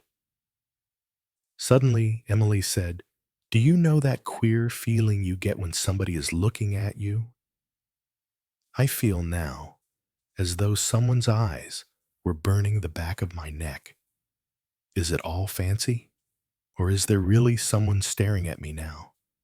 Charles moved his chair an inch or two and looked round the cafe in a casual manner. There's a woman at a table in the window, he reported, tall, dark and handsome. She's staring at you. Young? No, not very young. Hello, what is it, Ronnie Garfield? He has just come in, and he's shaking hands with her, and he's sitting down at her table. I think she's saying something about us. Emily opened her handbag. Rather ostentatiously, she powdered her nose, adjusting the small pocket mirror to a convenient angle. It's Aunt Jennifer, she said softly. They are getting up. They are going, said Charles. Do you want to speak to her? No, said Emily. I think it's better for me to pretend that I haven't seen her. After all, said Charles, why shouldn't Aunt Jennifer know Ronnie Garfield and ask him to tea? Why should she, said Emily. Why shouldn't she?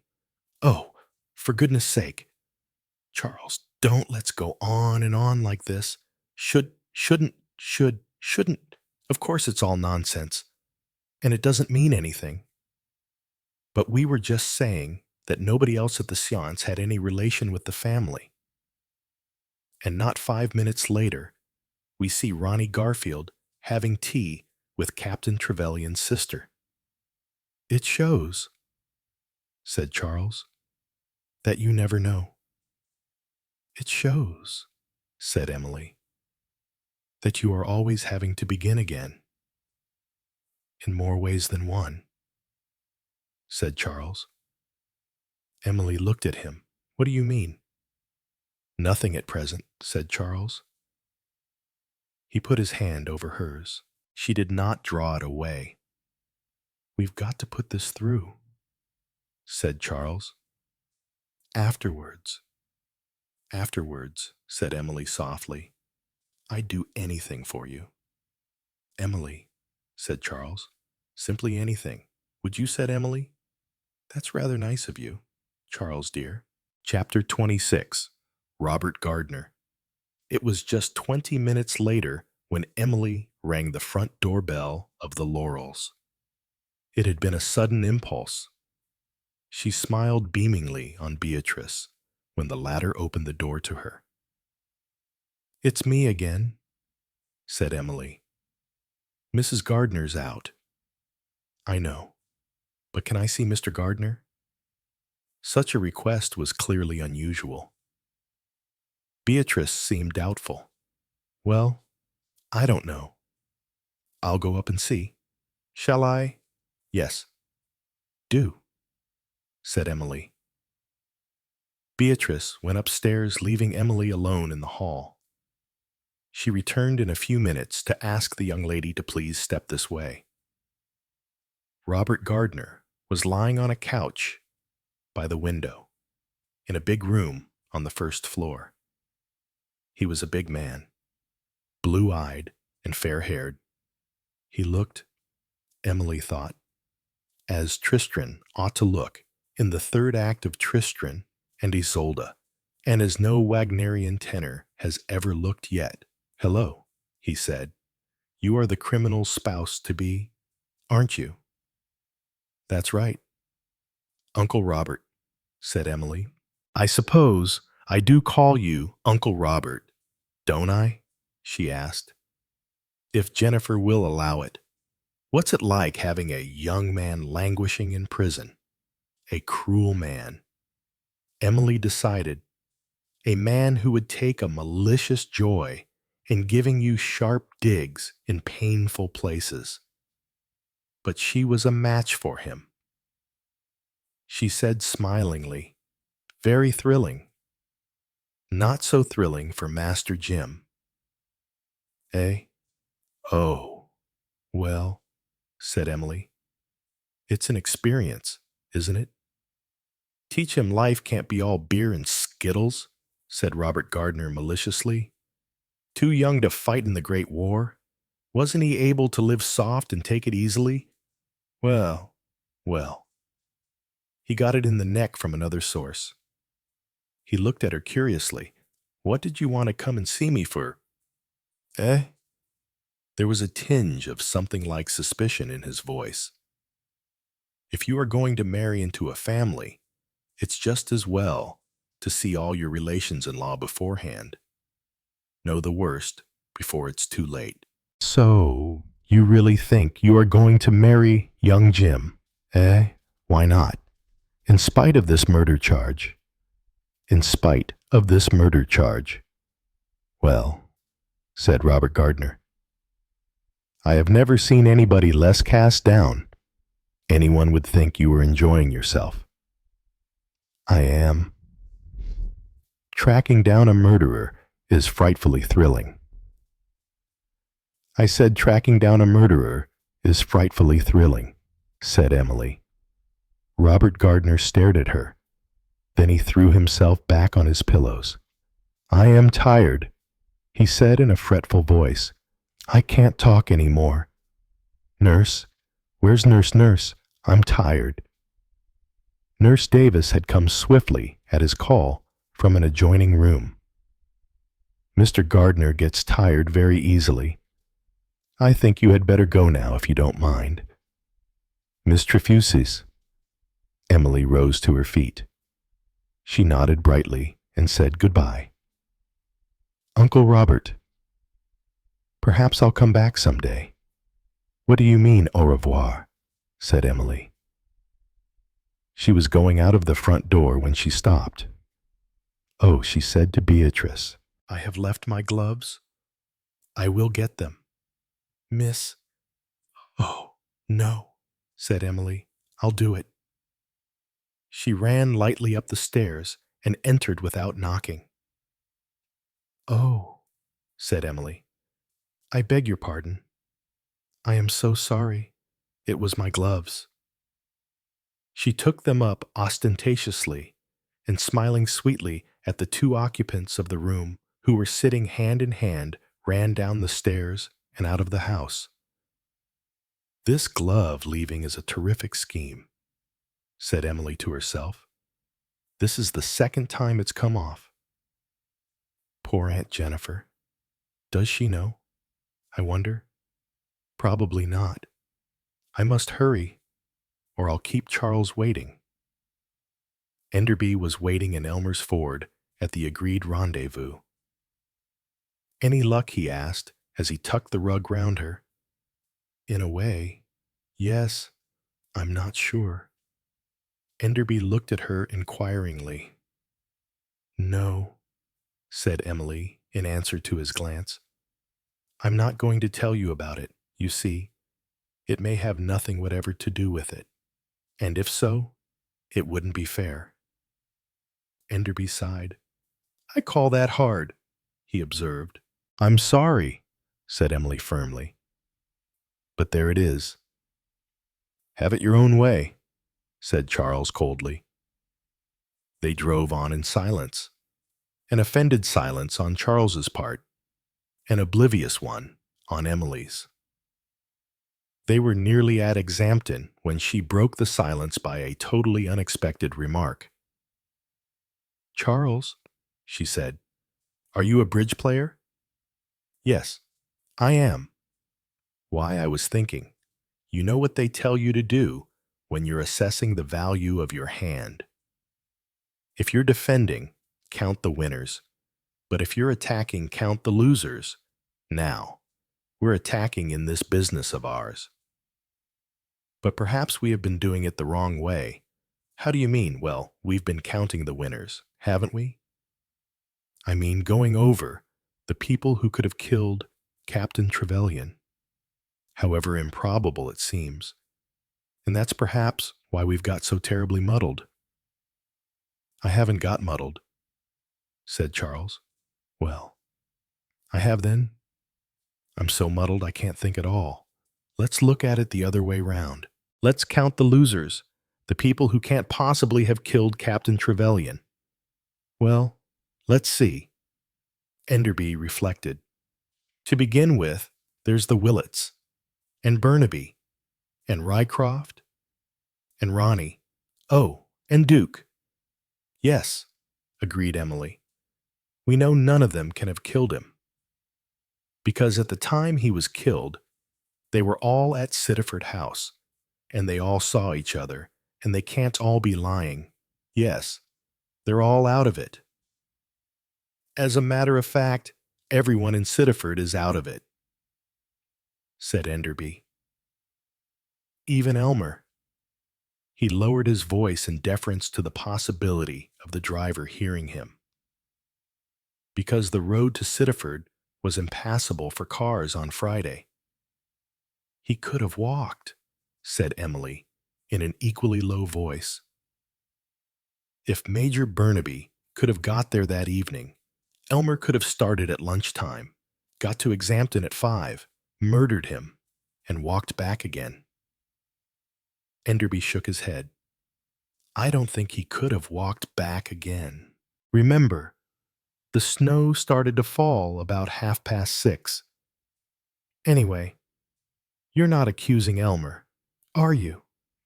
No, said Emily. Though, of course, he might be a homicidal maniac. Hush, said Charles.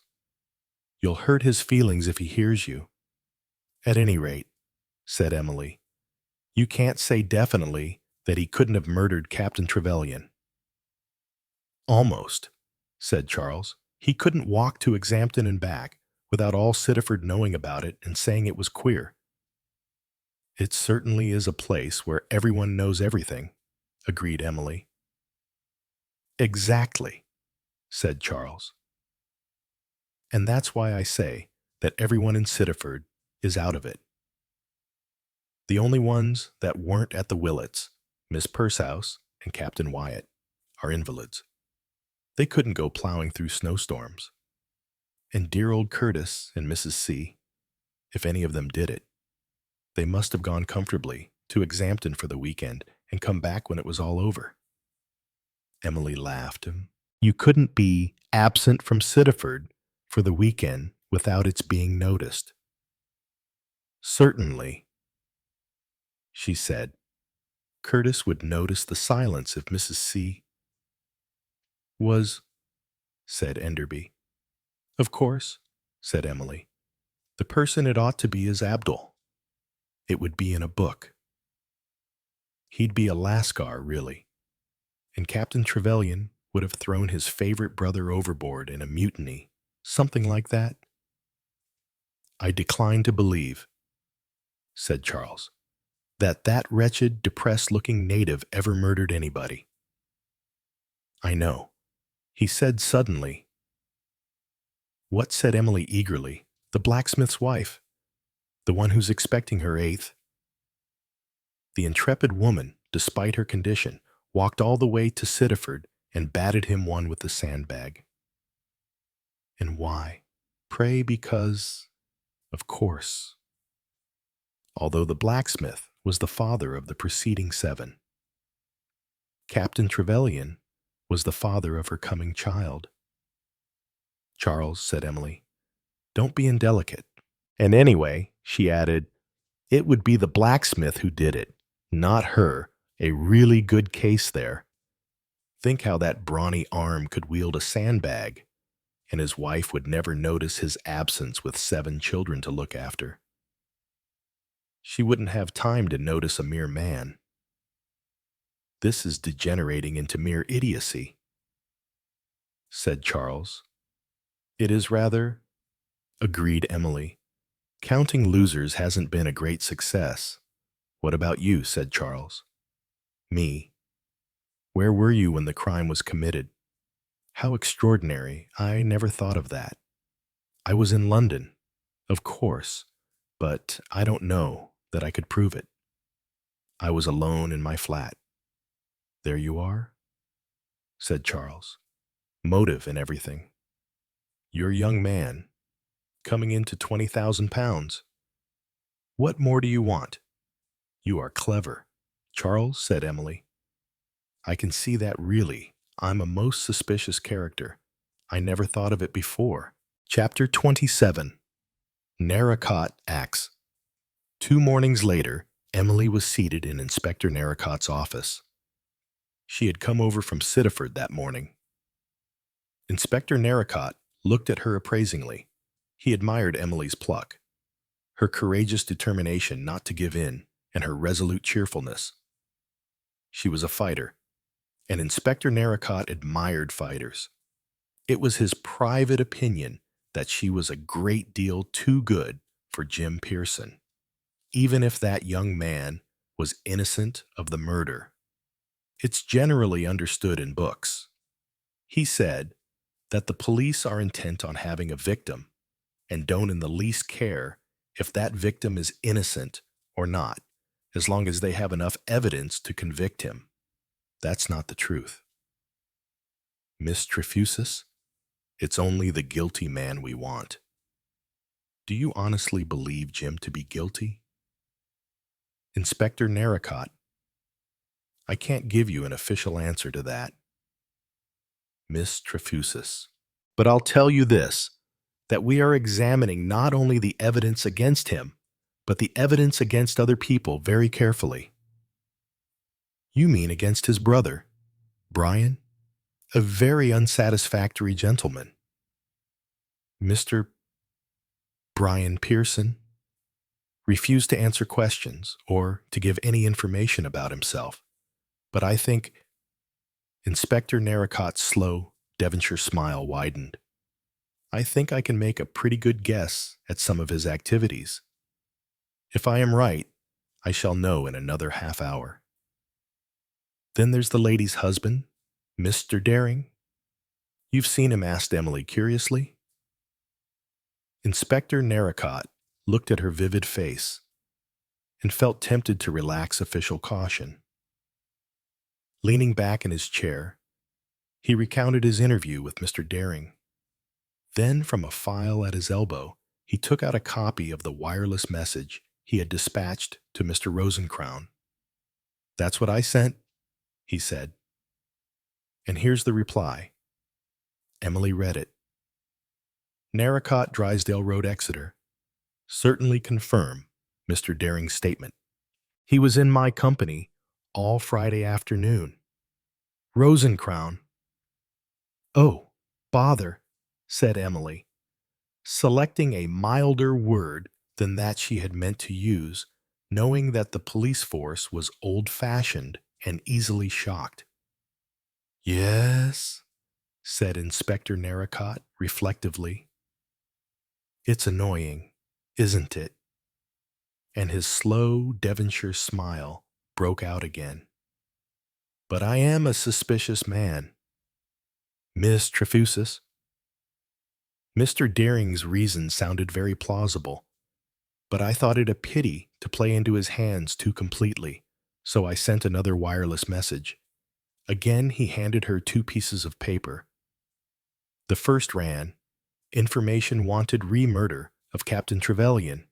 Do you support Martin Daring's statement of alibi on Friday afternoon? Divisional Inspector Narracot, Exeter." The return message showed agitation and a reckless disregard for expense. Had no idea. It was criminal case, did not see Martin Daring. Friday agreed. Support his statement, as one friend to another believed his wife was having him watched for divorce proceedings. "Oh," said Emily. "Oh, you are clever. Inspector?" The inspector evidently thought that he had been rather clever. His smile was gentle and contented. "How men do stick together," went on Emily, looking over the telegrams. "Poor Sylvia. In some ways, I really think that men are beasts. That's why," she added, "it's so nice when one finds a man on whom one can really rely." And she smiled admiringly at the inspector. "Now, all this is very confidential. Miss Trefusis." The inspector warned her. "I have gone further than I should in letting you know about this. I think it's adorable of you." Said Emily, "I shall never, never forget it." "Well, mine," the inspector warned her. "Not a word to anybody." "You mean that I am not to tell Charles? Mr. Enderby?" "Journalists will be journalists," said Inspector Narracot. "However well you have got him tamed. Miss Trefusis, well, news is news, isn't it?" "I won't tell him then," said Emily. "I think I've got him muzzled all right. But as you say, newspaper men will be newspaper men. Never part with information unnecessarily.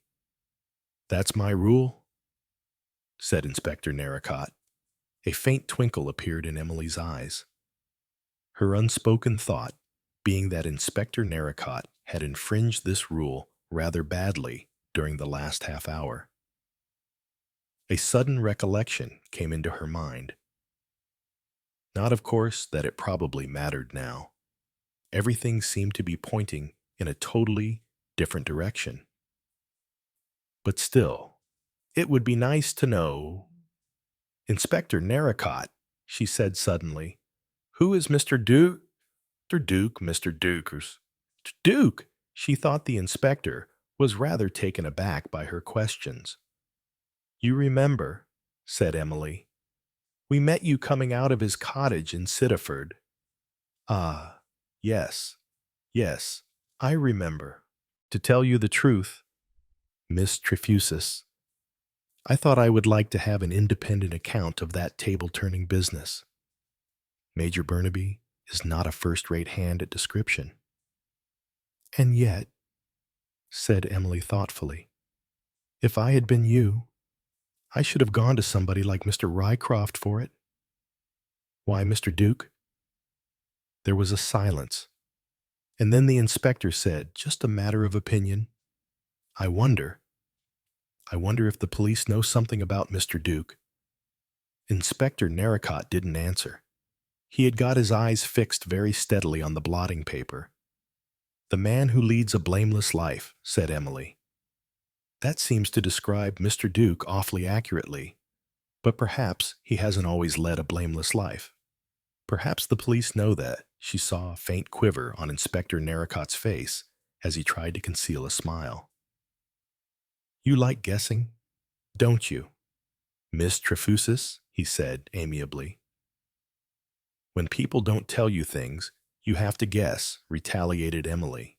"If a man, as you say, is leading a blameless life," Inspector Narracott said, "and if it would be an annoyance and an inconvenience for him to have his past life raked up, well, the police are capable of keeping their own counsel. We have no wish to give a man away."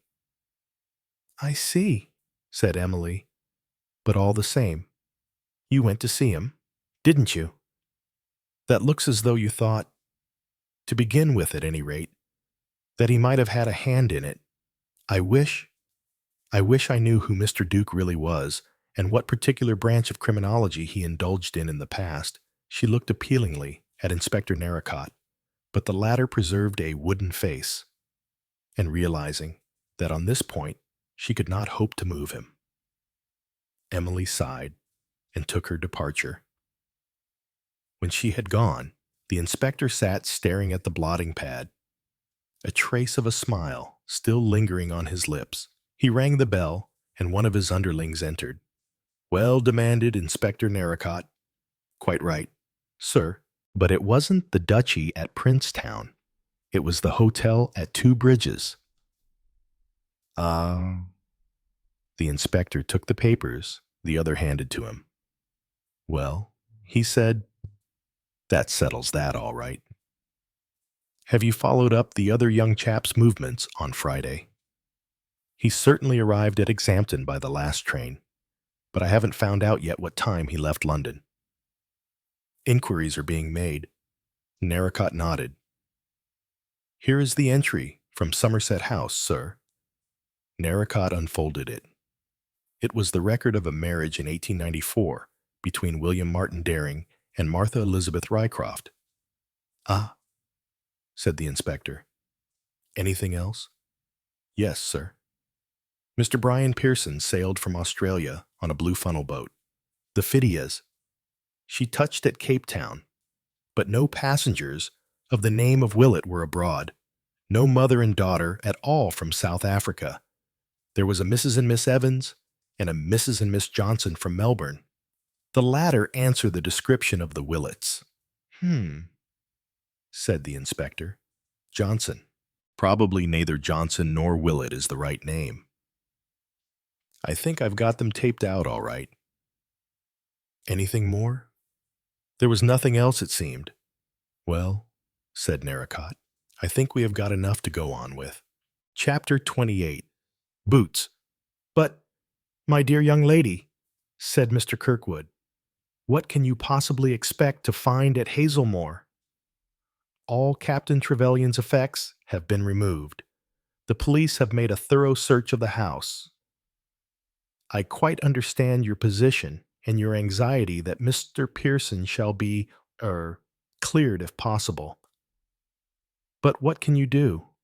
"I don't expect to find anything," Emily replied, "or to notice anything that the police have overlooked. I can't explain to you, Mr. Kirkwood. I want to get the atmosphere of the place. Please let me have the key. There's no harm in it. Certainly there's no harm in it, said Mr. Kirkwood with dignity. Then, please be kind, said Emily. So Mr. Kirkwood was kind and handed over, though, with an indulgent smile. He did his best to come with her, which catastrophe was only averted by great tact and firmness on Emily's part. That morning, Emily had received a letter. It was couched in the following terms. Dear Miss Trefusis, wrote Mrs. Belling, you said as how you would like to hear if anything at all should happen that was in any way out of the common, even if not important. As this is peculiar, though not in any way important, I thought it my duty, miss, to let you know at once, hoping this will catch you by the last post tonight or by the first post tomorrow. My niece, she come round and said it wasn't of any importance but peculiar, which I agreed with her. The police said, and it was generally thought, that nothing was taken from Captain Trevelyan's house, and nothing was in a manner of speaking, nothing that is of any value, but something there is missing, though not noticed at the time, being unimportant. But it seems, miss, that a pair of the captain's boots is missing, which Evans noticed when he went over the things with Major Burnaby. Though I don't suppose it is of any importance, miss, I thought you would like to know. It was a pair of boots, miss, the thick kind you rubs oil into, and which the captain would have worn if he had gone out in the snow. But as he didn't go out in the snow, it doesn't seem to make sense. But missing they are, and who took them? Nobody knows. And though I well know it's of no importance, I felt it my duty to write, and hoping this finds you, as it leaves me at present, and hoping you are not worrying too much about the young gentleman. I remain, miss, yours truly, Mrs. J. Belling. Emily had read and reread this letter. She had discussed it with Charles. Boots, said Charles thoughtfully. It doesn't seem to make sense. It must mean something. Emily pointed out, I mean, why should a pair of boots be missing? You don't think Evans is inventing? Why should he? And after all, if people do invent, they invent something sensible, not a silly, pointless thing like this. Boots suggest something to do with footprints, said Charles thoughtfully. I know, but footprints don't seem to enter into this case at all. Perhaps if it hadn't come on to snow again, yes, perhaps. But even then, could he have given them to some tramp? Suggested Charles. And then the tramp did him in. I suppose that's possible, said Emily. But it doesn't sound very like Captain Trevelyan. He might perhaps have found a man some work to do, or given him a shilling, but he wouldn't have pressed his best winter boots on him. Well, I give it up, said Charles. I'm not going to give it up, said Emily. By hook or by crook, I'm going to get to the bottom of it. Accordingly, she came to Exhampton and went first to the Three Crowns, where Mrs. Belling received her with great enthusiasm. And your young gentleman still in prison, Miss Well? It's a cruel shame, and none of us don't believe it was him. At least I would like to hear them say so when I am about. So you got my letter. You'd like to see Evans? Well, he lives right round the corner. 85. 4th Street it is. I wish I could come with you, but I can't leave the place. But you can't mistake it. Emily did not mistake it. Evans himself was out, but Mrs. Evans received her and invited her in. Emily sat down and induced Mrs. Evans to do so also, and plunged straight into the matter on hand. I've come to talk about what your husband told Mrs. Belling. I mean about a pair of Captain Trevelyan's boots being missing. It's an odd thing. To be sure, said the girl. Your husband is quite certain about it. Oh, yes. Wore these boots most of the time in winter. The captain did. Big ones they were. And he wore a couple of pairs of socks inside them. Emily nodded. They can't have gone to be mended or anything like that, she suggested. Not without Evans knowing. They couldn't, said his wife boastfully. No, I suppose not.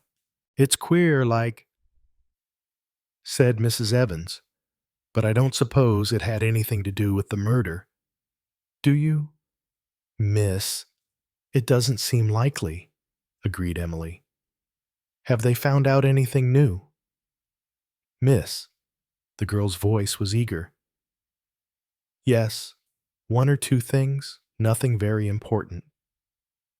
Seeing as that the inspector from Exeter was here again today, I thought as though they might.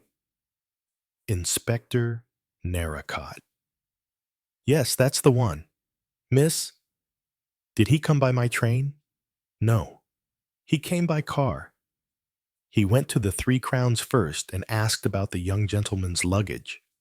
What young gentleman's luggage? The gentleman you go about with. Miss, Emily stared. They asked Tom, went on the girl. I was passing by, just after, and he told me about it. He's a one for noticing is Tom. He remembered there were 2 labels on the young gentleman's luggage, one to Exeter and one to Exhampton. A sudden smile illuminated Emily's face as she pictured the crime being committed by Charles in order to provide a scoop for himself. One could, she decided, write a gruesome little story on that theme. But she admired Inspector Narracott's thoroughness in checking every detail to do with anyone, however remote their connection with the crime. He must have left Exeter almost immediately after his interview with her. A fast car would easily beat the train, and in any case, she had lunched in Exeter. Where did the inspector go afterwards? She asked. To Sittaford. Miss? Tom heard him tell the driver. To Sittaford House Brian Pearson was, she knew, still staying at Sittaford House with the Willets. No, Miss. To Mr. Duke's. Duke again. Emily felt irritated and baffled. Always Duke, the unknown factor. She felt, to be able to deduce him from the evidence, but he seemed to have produced the same effect on everyone, a normal, ordinary, pleasant man. I've got to see him, said Emily to herself. I'll go straight there as soon as I get back to Sittaford. Then she had thanked Mrs. Evans, gone on to Mr. Kirkwood's, and obtained the key, and was now standing in the hall of Hazelmoor, and wondering how and what she had expected to feel there. She mounted the stairs slowly and went into the first room at the top of the stairs. This was quite clearly Captain Trevelyan's bedroom. It had, as Mr. Kirkwood had said, been emptied of personal effects. Blankets were folded in a neat pile. The drawers were empty. There was not so much as a hanger left in the cupboard. The boot cupboard showed a row of bare shelves. Emily sighed, and then turned and went downstairs. Here was the sitting room where the dead man had lain, the snow blowing in from the open window. She tried to visualize the scene. Whose hand had struck Captain Trevelyan down? And why? Had he been killed at 5:20 as everyone believed? Or had Jim really lost his nerve and lied? Had he failed to make anyone hear at the front door and gone round to the window, looked in, and seen his dead uncle's body and dashed away in an agony of fear?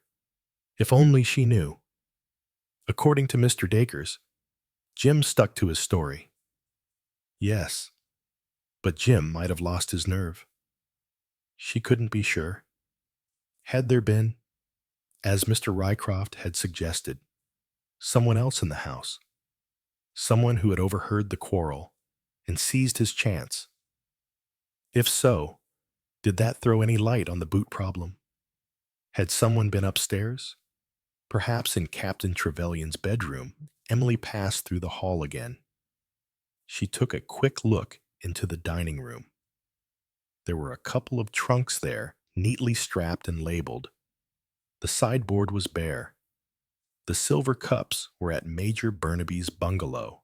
She noticed, however, that the prize of 3 new novels, an account of which Charles had had from Evans and had reported with amusing embellishments to her, had been forgotten and lay dejectedly on a chair.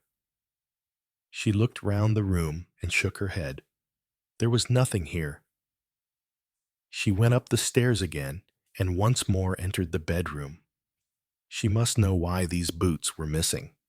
Until she could concoct some theory reasonably satisfactory to her herself, which would account for their disappearance. She felt powerless to put them out of her mind.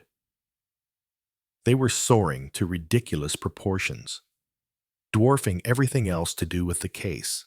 Was there nothing to help her? She took each drawer out and felt behind it. In detective stories, there was always an obliging scrap of paper, but evidently, in real life, one could not expect such fortunate accidents. Or else Inspector Narracott and his men had been wonderfully thorough. She felt for loose boards. She felt round the edge of the carpet with her fingers. She investigated the spring mattress. What she expected to find in all these places she hardly knew, but she went on looking with dogged perseverance.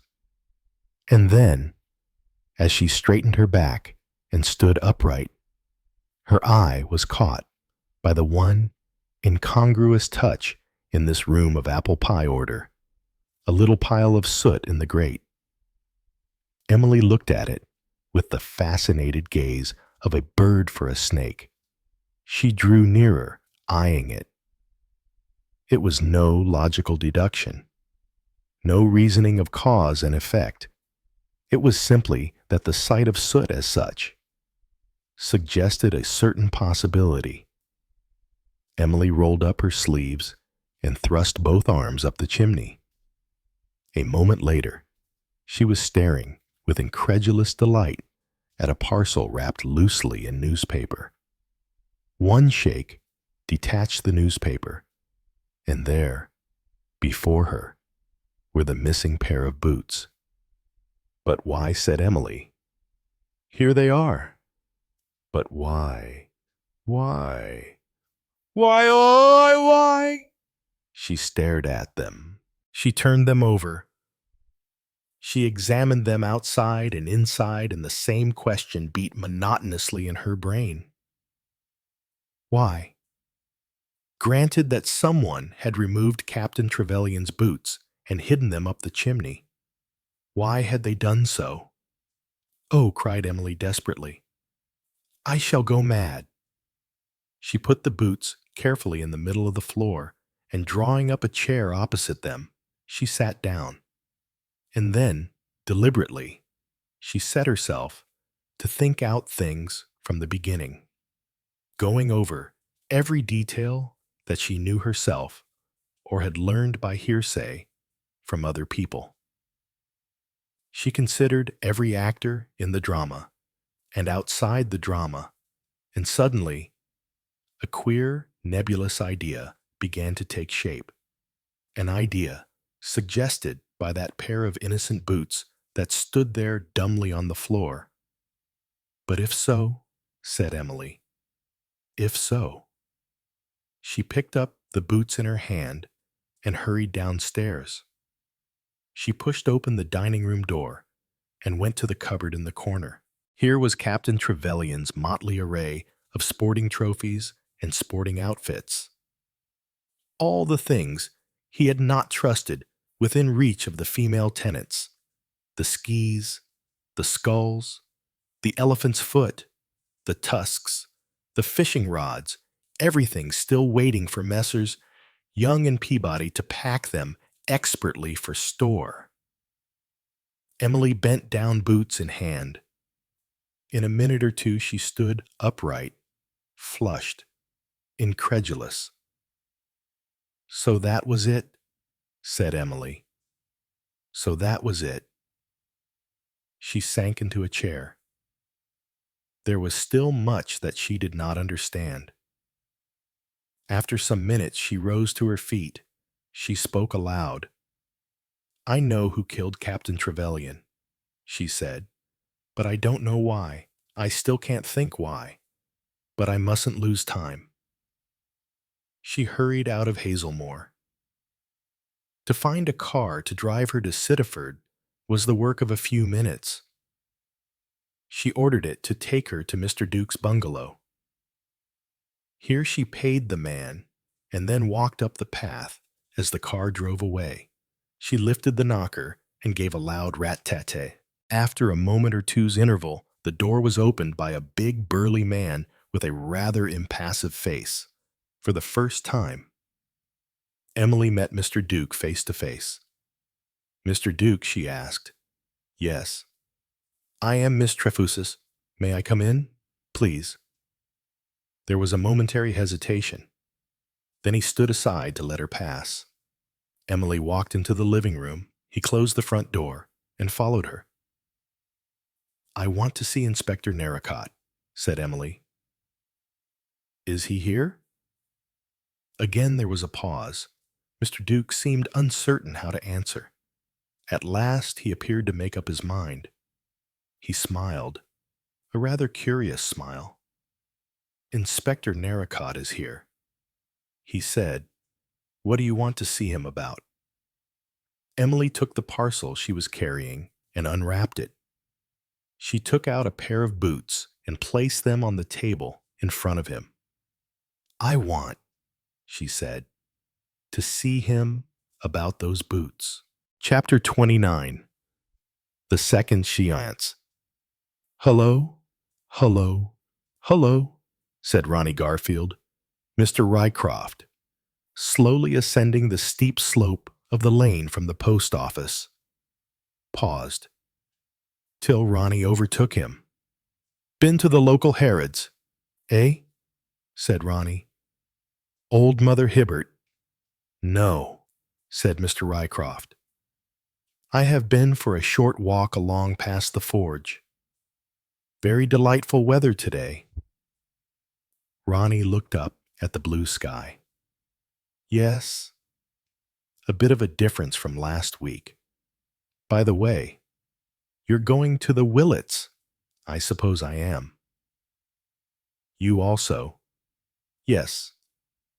Our bright spot in Sittaford. The Willets. Mustn't let yourself get downhearted. That's their motto. Carry on as usual. My aunt says it is unfeeling of them to ask people to tea is so soon after the funeral and all that. But that's all bunkum. She just says that because she's feeling rattled about the Emperor of Peru." "The Emperor of Peru," said Mr. Rycroft, surprised. "One of the blinking cats." "It's turned out to be an empress instead, and Aunt Caroline's naturally annoyed about it. She doesn't like these sex problems. So, as I say, she got her feelings off her chest by making catty remarks about the Willets. Why shouldn't they ask people to tea? Trevelyan wasn't a relation, or anything like that."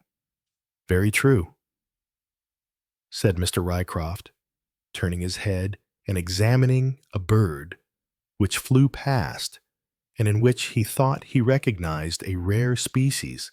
"How annoying," he murmured. "I haven't got my glasses with me. I say, talking of Trevelyan, do you think Mrs. Willett can have known the old boy better than she says? Why do you ask that? Because of the change in her. Have you ever seen anything like it? She's aged about 20 years in the last week.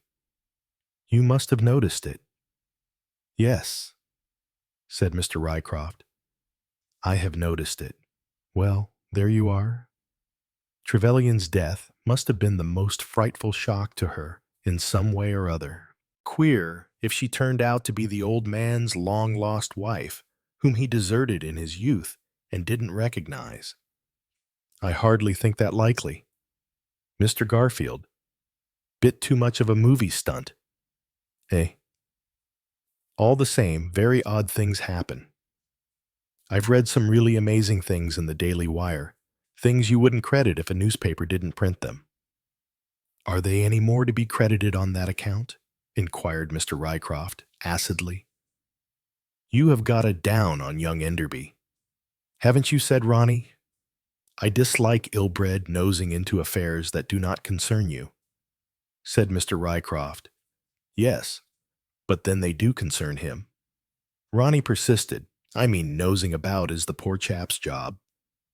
He seems to have tamed old Burnaby all right. Funny. The old boy can hardly bear the sight of me. I'm like a red rag to a bull to him. Mr. Rycroft did not reply. By Jove, said Ronnie again, glancing up at the sky. Do you realize it's Friday? Just a week ago, today, at about this time we were trudging up to the Willets, just as we are now. But a bit of a change in the weather, a week ago, said Mr. Rycroft. It seems infinitely longer, more like a bally year. Doesn't it, hello? Abdul. They were passing Captain Wyatt's gate, over which the melancholy Indian was leaning. Good afternoon, Abdul, said Mr. Rycroft. How's your master? The native shook his head. Master bad today. Sahib, not see anyone for long time. You know, said Ronnie, as they passed on. That chap could murder Wyatt quite easily, and no one would know. He could go on for weeks, shaking his head and saying the master wouldn't see anyone, and no one would think it the least odd. Mr. Rycroft admitted the truth of the statement, but there would still be the problem of the disposal of the body. He pointed out, yes, that's always the snag. Isn't it an inconvenient thing? A human body. They passed Major Burnaby's cottage. The Major was in his garden, looking sternly at a weed which was growing where no weed should be. Good afternoon, Major, said Mr. Rycroft. Are you also coming to Sittaford House? Burnaby rubbed his nose. Don't think so. They sent a note asking me, but, well, I don't feel like it. Expect you'll understand. Mr. Rycroft bowed his head in token of understanding. All the same, he said, I wish you'd come. I've got a reason. A reason. What sort of a reason? Mr. Rycroft hesitated. It was clear that the presence of Ronnie Garfield constrained him. But Ronnie, completely oblivious of the fact, stood his ground listening with ingenuous interest. I'd like to try an experiment, he said at last slowly. What sort of experiment? Demanded Burnaby. Mr. Rycroft hesitated. I'd rather not tell you beforehand, but if you come, I'll ask you to back me up in anything I suggest. Burnaby's curiosity was aroused. All right, he said. I'll come. You can count on me. Where's my hat? He rejoined them in a minute. Hat on head, and all three turned in at the gates of Sittaford House. Here you are expecting company, Rycroft, said Burnaby conversationally. A shade of vexation passed over the older man's face. Who told you that? That chattering magpie of a woman? Mrs. Curtis. She's clean, and she's honest. But her tongue never stops, and she pays no attention to whether you listen or whether you don't. It's quite true, admitted Mr. Rycroft. I am expecting my niece, Mrs. Daring, and her husband tomorrow. They had arrived at the front door by now, and on pressing the bell, it was opened to them by Brian Pearson. As they removed their overcoats in the hall, Mr. Rycroft observed the tall, broad-shouldered young man with an interested eye. Fine specimen, he thought. Very fine specimen. Strong temper, curious angle of the jaw. Might be a nasty customer to tackle in certain circumstances. What you might call a dangerous young man. A queer feeling of unreality stole over Major Burnaby as he entered the drawing room, and Mrs. Willett rose to greet him. Splendid of you to turn out. The same words as last week. The same blazing fire on the hearth. He fancied, but was not sure. The same gowns on the two women. It did give one a queer feeling, as though it were last week again, as though Joe Trevelyan hadn't died, as though nothing had happened or were changed. Stop. That was wrong. The Willett woman had changed, a wreck. That was the only way of describing her. No longer the prosperous, determined woman of the world, but a broken, nervy creature making an obvious and pathetic effort to appear as usual. But I'm hanged if I can see what Joe's death meant to her, thought the Major. For the 100th time, he registered the impression that there was something deuced odd about the Willets, as usual. He awoke to the realization that he was being silent and that someone was speaking to him. Our last little gathering. I'm afraid, Mrs. Willett was saying. What's that? Ronnie Garfield looked up suddenly. Yes. Mrs. Willett shook her head with a would-be smile. We have got to forego the rest of the winter in Sittaford. Personally, of course, I love it. The snow and the tors and the wildness of it all. But the domestic problem is too difficult. It defeats me. I thought you were going to get a chauffeur butler and a handy man, said Major Burnaby. A sudden shiver shook Mrs. Willett's frame. No, she said, I have had to give up that idea. Dear, said Mr. Rycroft, this is a great blow to us all. Very sad indeed. We will sink back into our little rut after you have gone. When do you go? By the way, on Monday. I expect, said Mrs. Willett, unless I can get away tomorrow. It's so very awkward with no servants. Of course, I must arrange things with Mr. Kirkwood. I took the house for 4 months. You are going to London, inquired Mr. Rycroft. Yes, probably. To start with, anyway. Then I expect we shall go abroad to the Riviera. A great loss, said Mr. Rycroft, bowing gallantly. Mrs. Willett gave a queer, aimless little titter. Too kind of you. Mr. Rycroft, well, shall we have tea? Tea was laid ready. Mrs. Willett poured out. Ronnie and Brian handed things. A queer kind of embarrassment lay over the party. What about you? Said Burnaby abruptly to Brian Pearson. You off too? To London? Yes. Naturally, I shan't go abroad till this business is over. This business, I mean, until my brother is cleared of this ridiculous charge. He flung the words at them, defiantly, in such a challenging manner that nobody knew quite what to say. Major Burnaby relieved the situation. Never have believed he did it, Not for a moment, he said. None of us think so, said Violet, flinging him a grateful glance.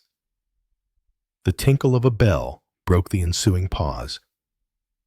That's Mr. Duke, said Mrs. Willett. Let him in. Brian. Young Pearson had gone to the window. It's not Duke, he said. It's that damned journalist. Oh dear, said Mrs. Willett. Well, I suppose we must let him in all the same. Brian nodded and reappeared in a few minutes with Charles Enderby. Enderby entered with his usual ingenuous air of beaming satisfaction. The idea that he might not be welcome did not seem to occur to him. Hello, Mrs. Willett. How are you? Thought I'd just drop in and see how things were. I wondered where everyone in Sittaford had got to. Now, I see. Have some tea. Mr. Enderby. Awfully kind of you. I will. I see Emily isn't here. I suppose she's with your aunt. Mr. Garfield. Not that I know of, said Ronnie, staring. I thought she'd gone to Exampton. But she's back from there. How do I know? A little bird told me. The Curtis bird, to be accurate, saw the car pass the post office and go up the lane and come back empty. She is not in number 5, and she's not in Sittaford House. Puzzle. Where is she failing Miss Pursehouse? She must be sipping tea with that determined lady killer, Captain Wyatt. She may have gone up Sittaford Beacon to see the sunset, suggested Mr. Rycroft. Don't think so, said Burnaby. Should have seen her pass. I've been in the garden for the last hour. Well, I don't think it's a very vital problem, said Charles cheerfully. I mean, I don't think she's been kidnapped or murdered or anything. That's a pity from the point of view of your paper. Isn't it? Sneered Brian. Even for copy. I wouldn't sacrifice Emily, said Charles. Emily, he added thoughtfully, is unique. Very charming, said Mr. Rycroft. Very charming. We are, collaborators. She and I. Has everyone finished? Said Mrs. Willett. What about some bridge? One moment, said Mr. Rycroft. He cleared his throat importantly. Everyone looked at him. Mrs. Willett, I am, as you know, deeply interested in psychic phenomena. A week ago today, in this very room, we had an amazing, indeed, an awe-inspiring experience. There was a faint sound from Violet Willett. He turned to her. I know, my dear Miss Willett, I know. The experience upset you. It was upsetting. I do not deny it. Now, ever since the crime, the police force have been seeking the murderer of Captain Trevelyan. They have made an arrest. But some of us, at least in this room, do not believe that Mr. James Pearson is the guilty party. What I propose is this, that we repeat the experiment of last Friday, though approaching it this time in a rather different spirit. No, cried Violet. Oh, I say, said Ronnie. That's a bit too thick. I'm not going to join in anyway. Mr. Rycroft took no notice of him. Mrs. Willett, what do you say? She hesitated. Frankly, Mr. Rycroft, I do not like the idea. I don't like it at all. That miserable business last week made a most disagreeable impression on me. It will take me a long time to forget it. What are you getting at exactly? Asked Enderby interestedly. Do you propose that the spirits should tell us the name of Captain Trevelyan's murderer? That seems a pretty tall order.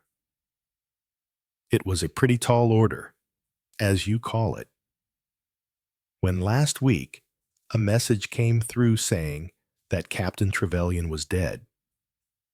That's true, agreed Enderby. But, well, you know this idea of yours might have consequences you haven't considered.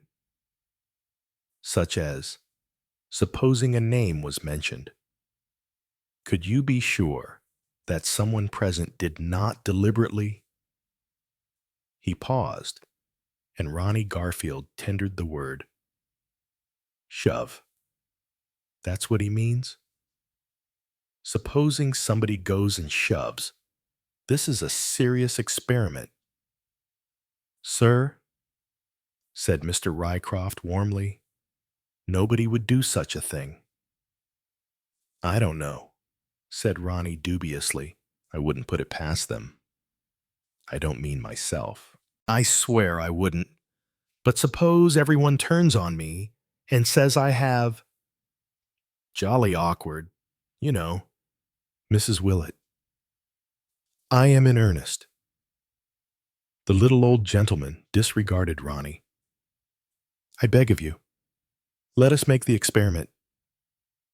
She wavered. I don't like it. I really don't. She looked round her uneasily, as though for a way of escape. Major Burnaby, you were Captain Trevelyan's friend. What do you say? The Major's eyes met those of Mr. Rycroft. This, he understood, was the contingency which the latter had foreshadowed. Why not, he said gruffly. It had all the decision of a casting vote. Ronnie went into the adjoining room and brought the small table which had been used before. He set it in the middle of the floor, and chairs were drawn up round it. No one spoke. The experiment was clearly not popular. That is correct. I think, said Mr. Rycroft, we are about to repeat the experiment of last Friday under precisely similar conditions. Not precisely similar, objected Mrs. Willett. Mr. Duke is missing. True, said Mr. Rycroft. A pity he is not here. A great pity. Well, we must consider him as replaced by Mr. Pearson. Don't take part in it. Brian, I beg of you. Please don't, cried Violet. What does it matter? It's all nonsense anyway. That is quite the wrong spirit, said Mr. Rycroft severely. Brian Pearson did not reply, but took his place beside Violet. Mr. Enderby, began Mr. Rycroft, but Charles interrupted him. I was not in on this. I'm a journalist, and you mistrust me. I'll take notes, in shorthand, of any phenomena. That's the word, isn't it? That occur. Matters were settled like that. The other 6 took their places round the table. Charles turned off the lights and sat down on the fender. 1 minute, he said. What's the time? He peered at his wristwatch in the firelight. That's odd, he said. What's odd? It's just 25 minutes past 5. Violet uttered a little cry. Mr. Rycroft said severely, Silence! The minutes passed. A very different atmosphere this time than a week ago. There was no muffled laughter, no whispered comments, only silence, broken at last by a short crack from the table. Mr. Rycroft's voice rose. Is there anyone there? Another faint crack. Somehow, an eerie sound in that darkened room. Is anyone there? No knock this time, but a deafening, tremendous rap. Violet screamed, and Mrs. Willett gave a cry. Brian Pearson's voice rose reassuringly. It's all right. That's a knock at the front door. I'll go and open it. He strode from the room without a comment from anybody. Suddenly, the door flew open. The lights were switched on. In the doorway stood Inspector Narracott. Behind him were Emily Trefusis and Mr. Duke. Narracott took a step into the room and spoke. John Burnaby, I charge you with the murder of Joseph Trevelyan on Friday the 14th instant, and I hereby warn you that anything you may say will be taken down and may be used in evidence. Chapter 30. Emily explains, it was a crowd of people almost too surprised for words that crowded round Emily Trefusis. Inspector Narracott had led his prisoner from the room. Charles Enderby found his voice first. For heaven's sake, cough it up. Emily, he said, I want to get to the telegraph office. Every moment's vital. It was Major Burnaby who killed Captain Trevelyan. Well, I saw Narracott arrest him. And I suppose Narracott's sane, hasn't gone off his nut suddenly. But how can Burnaby have killed Trevelyan? I mean, how is it humanly possible if Trevelyan was killed at 5:20 past 5? He wasn't. He was killed at about 5:45. Well, but even then, I know. You'd never guess unless you just happened to think of it. Skis. That's the explanation. Skis. Skis, repeated everyone. Emily nodded. Yes, he deliberately engineered that table turning. It wasn't accident and done unconsciously as we thought. Charles, it was the second alternative that we rejected, done on purpose. He saw it was going to snow before very long. That would make it perfectly safe and wipe out all tracks. He created the impression that Captain Trevelyan was dead, got everyone all worked up. Then he pretended to be very upset and insisted on starting off for Exampton. He went home, buckled on his skis. They were kept in a shed in the garden with a lot of other tackle and started. He was an expert on skis. It's all downhill to Exampton. A wonderful run. It would only take about 10 minutes. He arrived at the window and rapped. Captain Trevelyan let him in, all unsuspecting. Then, when Captain Trevelyan's back was turned, he seized his opportunity, picked up that sandbag thing, and killed him. Ugh! It makes me sick to think of it. She shuddered. It was all quite easy. He had plenty of time. He must have wiped and cleaned the skis, and then put them into the cupboard in the dining room, pushed in among all the other things. Then, I suppose he forced the window and pulled out all the drawers and things to make it look as though someone had broken in. Then just before 8 o'clock, all he had to do was to go out, make a detour onto the road higher up, and come puffing and panting into Exampton as though he'd walked all the way from Sittaford. So long as no one suspected about the skis, he'd be perfectly safe. The doctor couldn't fail to say that Captain Trevelyan had been dead at least 2 hours.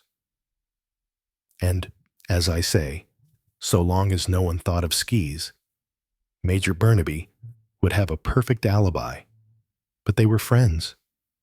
Burnaby and Trevelyan, said Mr. Rycroft. Old friends. They've always been friends. It's incredible. I know, said Emily. That's what I thought. I couldn't see why. I puzzled, and at last I had to come to Inspector Narracott and Mr. Duke. She paused and looked at the impassive Mr. Duke. May I tell them, she said. Mr. Duke smiled. If you like, Miss Trefusis. Anyway, no. Perhaps you'd rather I didn't. I went to them, and we got the thing clear.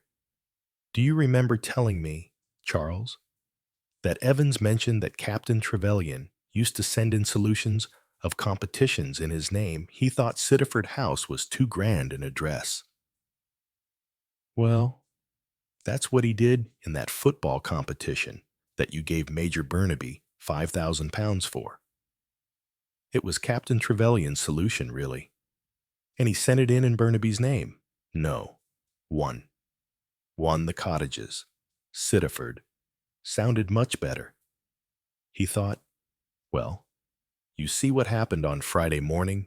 Major Burnaby got the letter saying he'd won £5,000. And by the way, that ought to have made us suspicious. He told you he never got the letter, that nothing had come through on Friday owing to the weather. That was a lie. Friday morning was the last day things did come through. Where was I? Oh, Major Burnaby, getting the letter. He wanted that 5,000, wanted it badly. He'd been investing in some rotten shares or other and had lost a terrible lot of money. The idea must have come into his head quite suddenly. I should think, perhaps when he realized it was going to snow that evening. If Trevelyan were dead, he could keep that money and no one would ever know. Amazing, murmured Mr. Rycroft. Quite amazing. I never dreamed. But my dear young lady, how did you learn all this? What put you on the right track? For answer, Emily explained Mrs. Belling's letter and told how she had discovered the boots in the chimney. It was looking at them that put it into my mind. They were ski boots, you see, and it made me think of skis. And suddenly I wondered if perhaps I rushed downstairs to the cupboard, and sure enough, there were 2 pairs of skis there. One pair was longer than the other. Couldn't they? And the boots fitted the long pair, but they didn't fit the other. The toe clip things were adjusted for a much smaller pair of boots. The shorter pair of skis belonged to a different person. He ought to have hidden the skis somewhere else, said Mr. Rycroft with artistic disapproval. No, no, said Emily. Where else could he hide them? It was a very good place, really. In a day or two, the whole collection would have been stored. And in the meantime, it wasn't likely that the police would bother whether Captain Trevelyan had had 1 or 2 pairs of skis. But why did he hide the boots, I suppose? Said Emily. That he was afraid the police might do exactly what I did. The sight of ski boots might have suggested skis to them. So he stuffed them up the chimney. And that's really, of course, where he made his mistake, because Evans noticed that they'd gone, and I got to know of it. Did he deliberately mean to fasten the crime on Jim? Demanded Brian Pearson angrily. Oh no, that was just Jim's usual idiotic luck. He was an idiot. Poor lamb. He's all right now, said Charles. You needn't worry about him. Have you told me everything, Emily? Because if so, I want to rush to the telegraph office. You'll excuse me, everybody. He dashed out of the room. The live wire, said Emily. Mr. Duke spoke in his deep voice. You've been rather a live wire yourself, Miss Trefusis. You have, said Ronnie admiringly. Oh dear, said Emily suddenly, and dropped limply on a chair. What you need is a pick-me-up, said Ronnie. A cocktail. Eh. Emily shook her head. A little brandy, suggested Mr. Rycroft solicitously. A cup of tea, suggested Violet. I'd like a spot of face powder, said Emily wistfully. I've left my powder puff in the car, and I know I'm simply shining with excitement. Violet led her upstairs in search of the sedative to the nerves. That's better, said Emily, dabbing her nose firmly. What a nice kind. I feel much better now. Have you got any lipstick? I feel almost human. You've been wonderful, said Violet, so brave. Not really, said Emily. Underneath this camouflage, I've been as wobbly as a jelly, with a sort of sick feeling in my middle. I know, said Violet. I've felt much the same myself. I have been so terrified this last few days about Brian. You know, they couldn't hang him for murdering Captain Trevelyan. Of course, but if once he had said where he was during that time, they would soon have ferreted out that it was he who engineered Father's escape. What's that said? Emily, pausing in her facial repairs. Father was the convict who escaped. That's why we came here. Mother and I. Poor Father. He's always been queer at times. Then he does these dreadful things. We met Brian on the way over from Australia. And he and I, I see, said Emily helpfully. Of course you did. I told him everything, and between us, we concocted a plan. Brian was wonderful. We had got plenty of money, fortunately, and Brian made all the plans. It's awfully hard to get away from Princetown, you know, but Brian engineered it. Really, it was a kind of miracle. The arrangement was that after Father got away, he was to go straight across country here and hide in the Pixie's cave, and then later, he and Brian were to be our two men servants. You see, with our arriving so long beforehand, we imagined we would be quite free from suspicion. It was Brian who told us about this place and suggested us offering a big rent to Captain Trevelyan. I'm awfully sorry, said Emily. I mean that it all went wrong. It's broken Mother up completely, said Violet. I think Brian's wonderful. It isn't everybody who would want to marry a convict's daughter, but I don't think it's really Father's fault. He had an awful kick on the head from a horse about 15 years ago, and since then, he has been a bit queer. Brian says if he had a good counsel, he would have got off.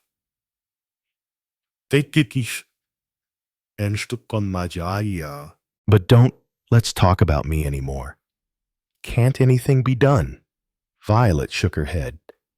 He's very ill. The exposure, you know, that awful cold.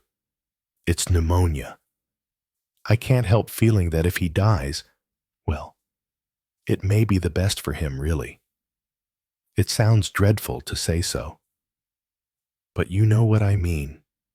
Poor Violet, said Emily. It is a rotten shame. The girl shook her head. I've got Brian, she said, and you've got... She stopped, embarrassed. Yes, said Emily thoughtfully. That's just it. Chapter 31. The Lucky Man. 10 minutes later, Emily was hurrying down the lane. Captain Wyatt, leaning over his gate, tried to arrest her progress. Hi, he said. Miss Trefusis. What's all this I hear? It's all true, said Emily, hurrying on. Yes, but look here. Come in. Have a glass of wine or a cup of tea. There's plenty of time. No need to hurry. That's the worst of you civilized people. We're awful, I know, said Emily, and sped on. She burst in on Miss Pursehouse with the explosive force of a bomb. I've come to tell you all about it, said Emily. And straightway she poured forth the complete story. It was punctuated by various ejaculations of "bless us," "you don't say so," "well, I declare," from Miss Pursehouse. When Emily had finished her narrative, Miss Pursehouse raised herself on her elbow and wagged a finger portentously. What did I say? She demanded. I told you Burnaby was a jealous man. Friends indeed. For more than 20 years, Trevelyan has done everything a bit better than Burnaby. He skied better, and he climbed better, and he shot better, and he did crossword puzzles better. Burnaby wasn't a big enough man to stand it. Trevelyan was rich and he was poor. It's been going on a long time. I can tell you it's a difficult thing to go on, really liking a man who can do everything just a little better than you can. Burnaby was a narrow-minded, small-natured man. He let it get on his nerves. I expect you're right, said Emily. Well, I had to come and tell you. It seems so unfair. You should be out of everything. By the way, did you know that your nephew knew my Aunt Jennifer? They were having tea together at Deller's on Wednesday. She's his godmother, said Miss Pursehouse. So that's the fellow he wanted to see in Exeter, borrowing money. If I know Ronnie, I'll speak to him. I forbid you to bite anyone on a joyful day like this. Said Emily, goodbye. I must fly. I've got a lot to do. What have you got to do? Young woman, I should say you'd done your bit. Not quite. I must go up to London and see Jim's insurance company people and persuade them not to prosecute him over that little matter of the borrowed money. Said Miss Pursehouse. It's all right, said Emily. Jim will keep straight enough in future. He's had his lesson. Perhaps. And you think you'll be able to persuade them? Yes, said Emily firmly. Well, said Miss Pursehouse, perhaps you will. And after that, said Emily. I've finished. I'll have done all I can for Jim. Then suppose we say, what next, said Miss Pursehouse. You mean, what next? Or if you want it put clearer, which of them? Oh, said Emily. Exactly. That's what I want to know. Which of them is to be the unfortunate man? Emily laughed. Bending over, she kissed the old lady. Don't pretend to be an idiot, she said. You know perfectly well which it is. Miss Pursehouse chuckled. Emily ran lightly out of the house and down to the gate just as Charles came racing up the lane. He caught her by both hands. Emily, darling. Charles, isn't everything marvelous? I shall kiss you, said Mr. Enderby, and did. I'm a made man. Emily, he said. Now, look here, darling. What about it? What about what? Well, of course. It wouldn't have been playing the game with poor old Pearson in prison and all the rest of it. But he's cleared now and, well, he has got to take his medicine just like anybody else. What are you talking about? Said Emily. You know well enough I am crazy about you, said Mr. Enderby. And you like me. Pearson was just a mistake. What I mean is, well, you and I, we are made for each other. All this time. We have known it, both of us, haven't we? Do you like a registry office? Or a church? Or what? If you're referring to marriage, said Emily, there's nothing doing. What? But I say, no, said Emily. But, Emily, if you will have it, said Emily. I love Jim. Passionately, Charles stared at her in speechless bewilderment. You can't, I can. And I do, and I always have, and I always shall. You made me think. I said Emily demurely, that it was wonderful to have someone one could rely on. Yes, but I thought. I can't help what you thought. You are an unscrupulous devil. Emily, I know. Charles, darling, I know. I'm everything you like to call me. But never mind. Think how great you are going to be. You've got your scoop exclusive news for the Daily Wire. You're a made man. What's a woman anyway? Less than the dust. No really strong man needs a woman. She only hampers him by clinging to him like the ivy. Every great man is one who is independent of women.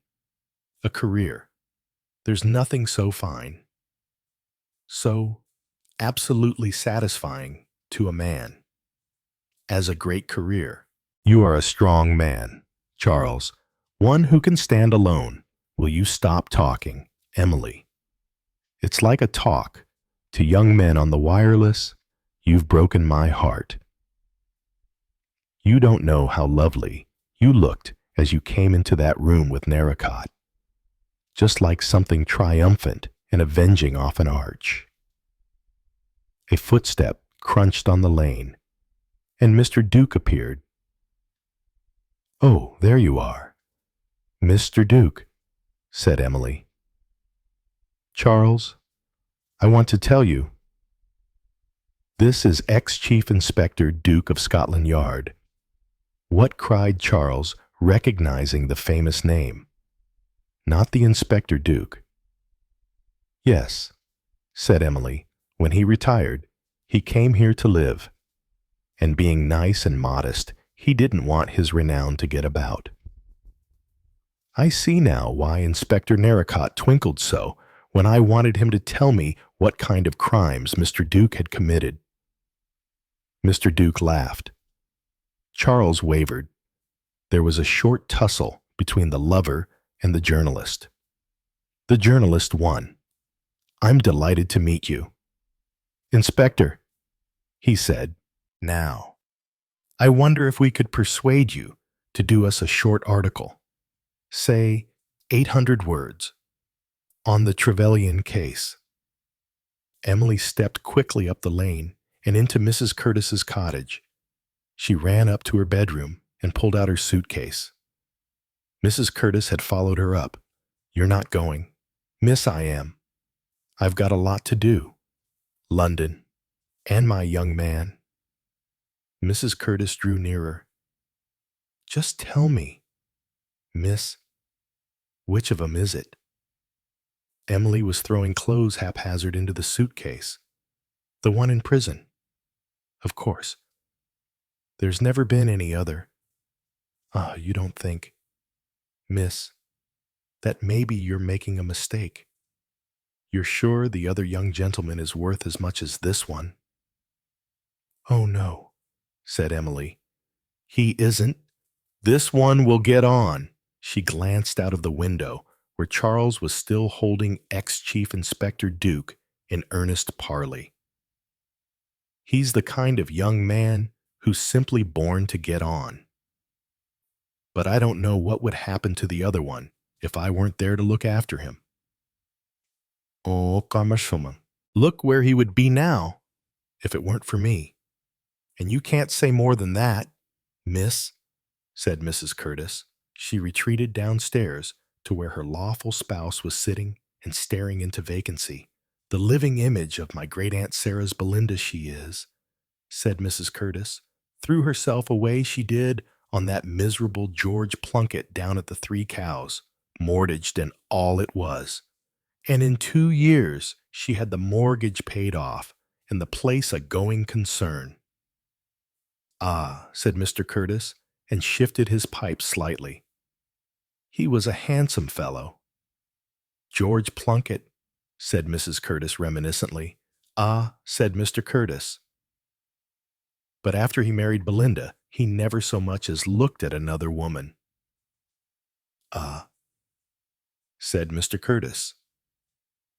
"She never gave him the chance," said Mrs. Curtis. "Ah," said Mr. Curtis.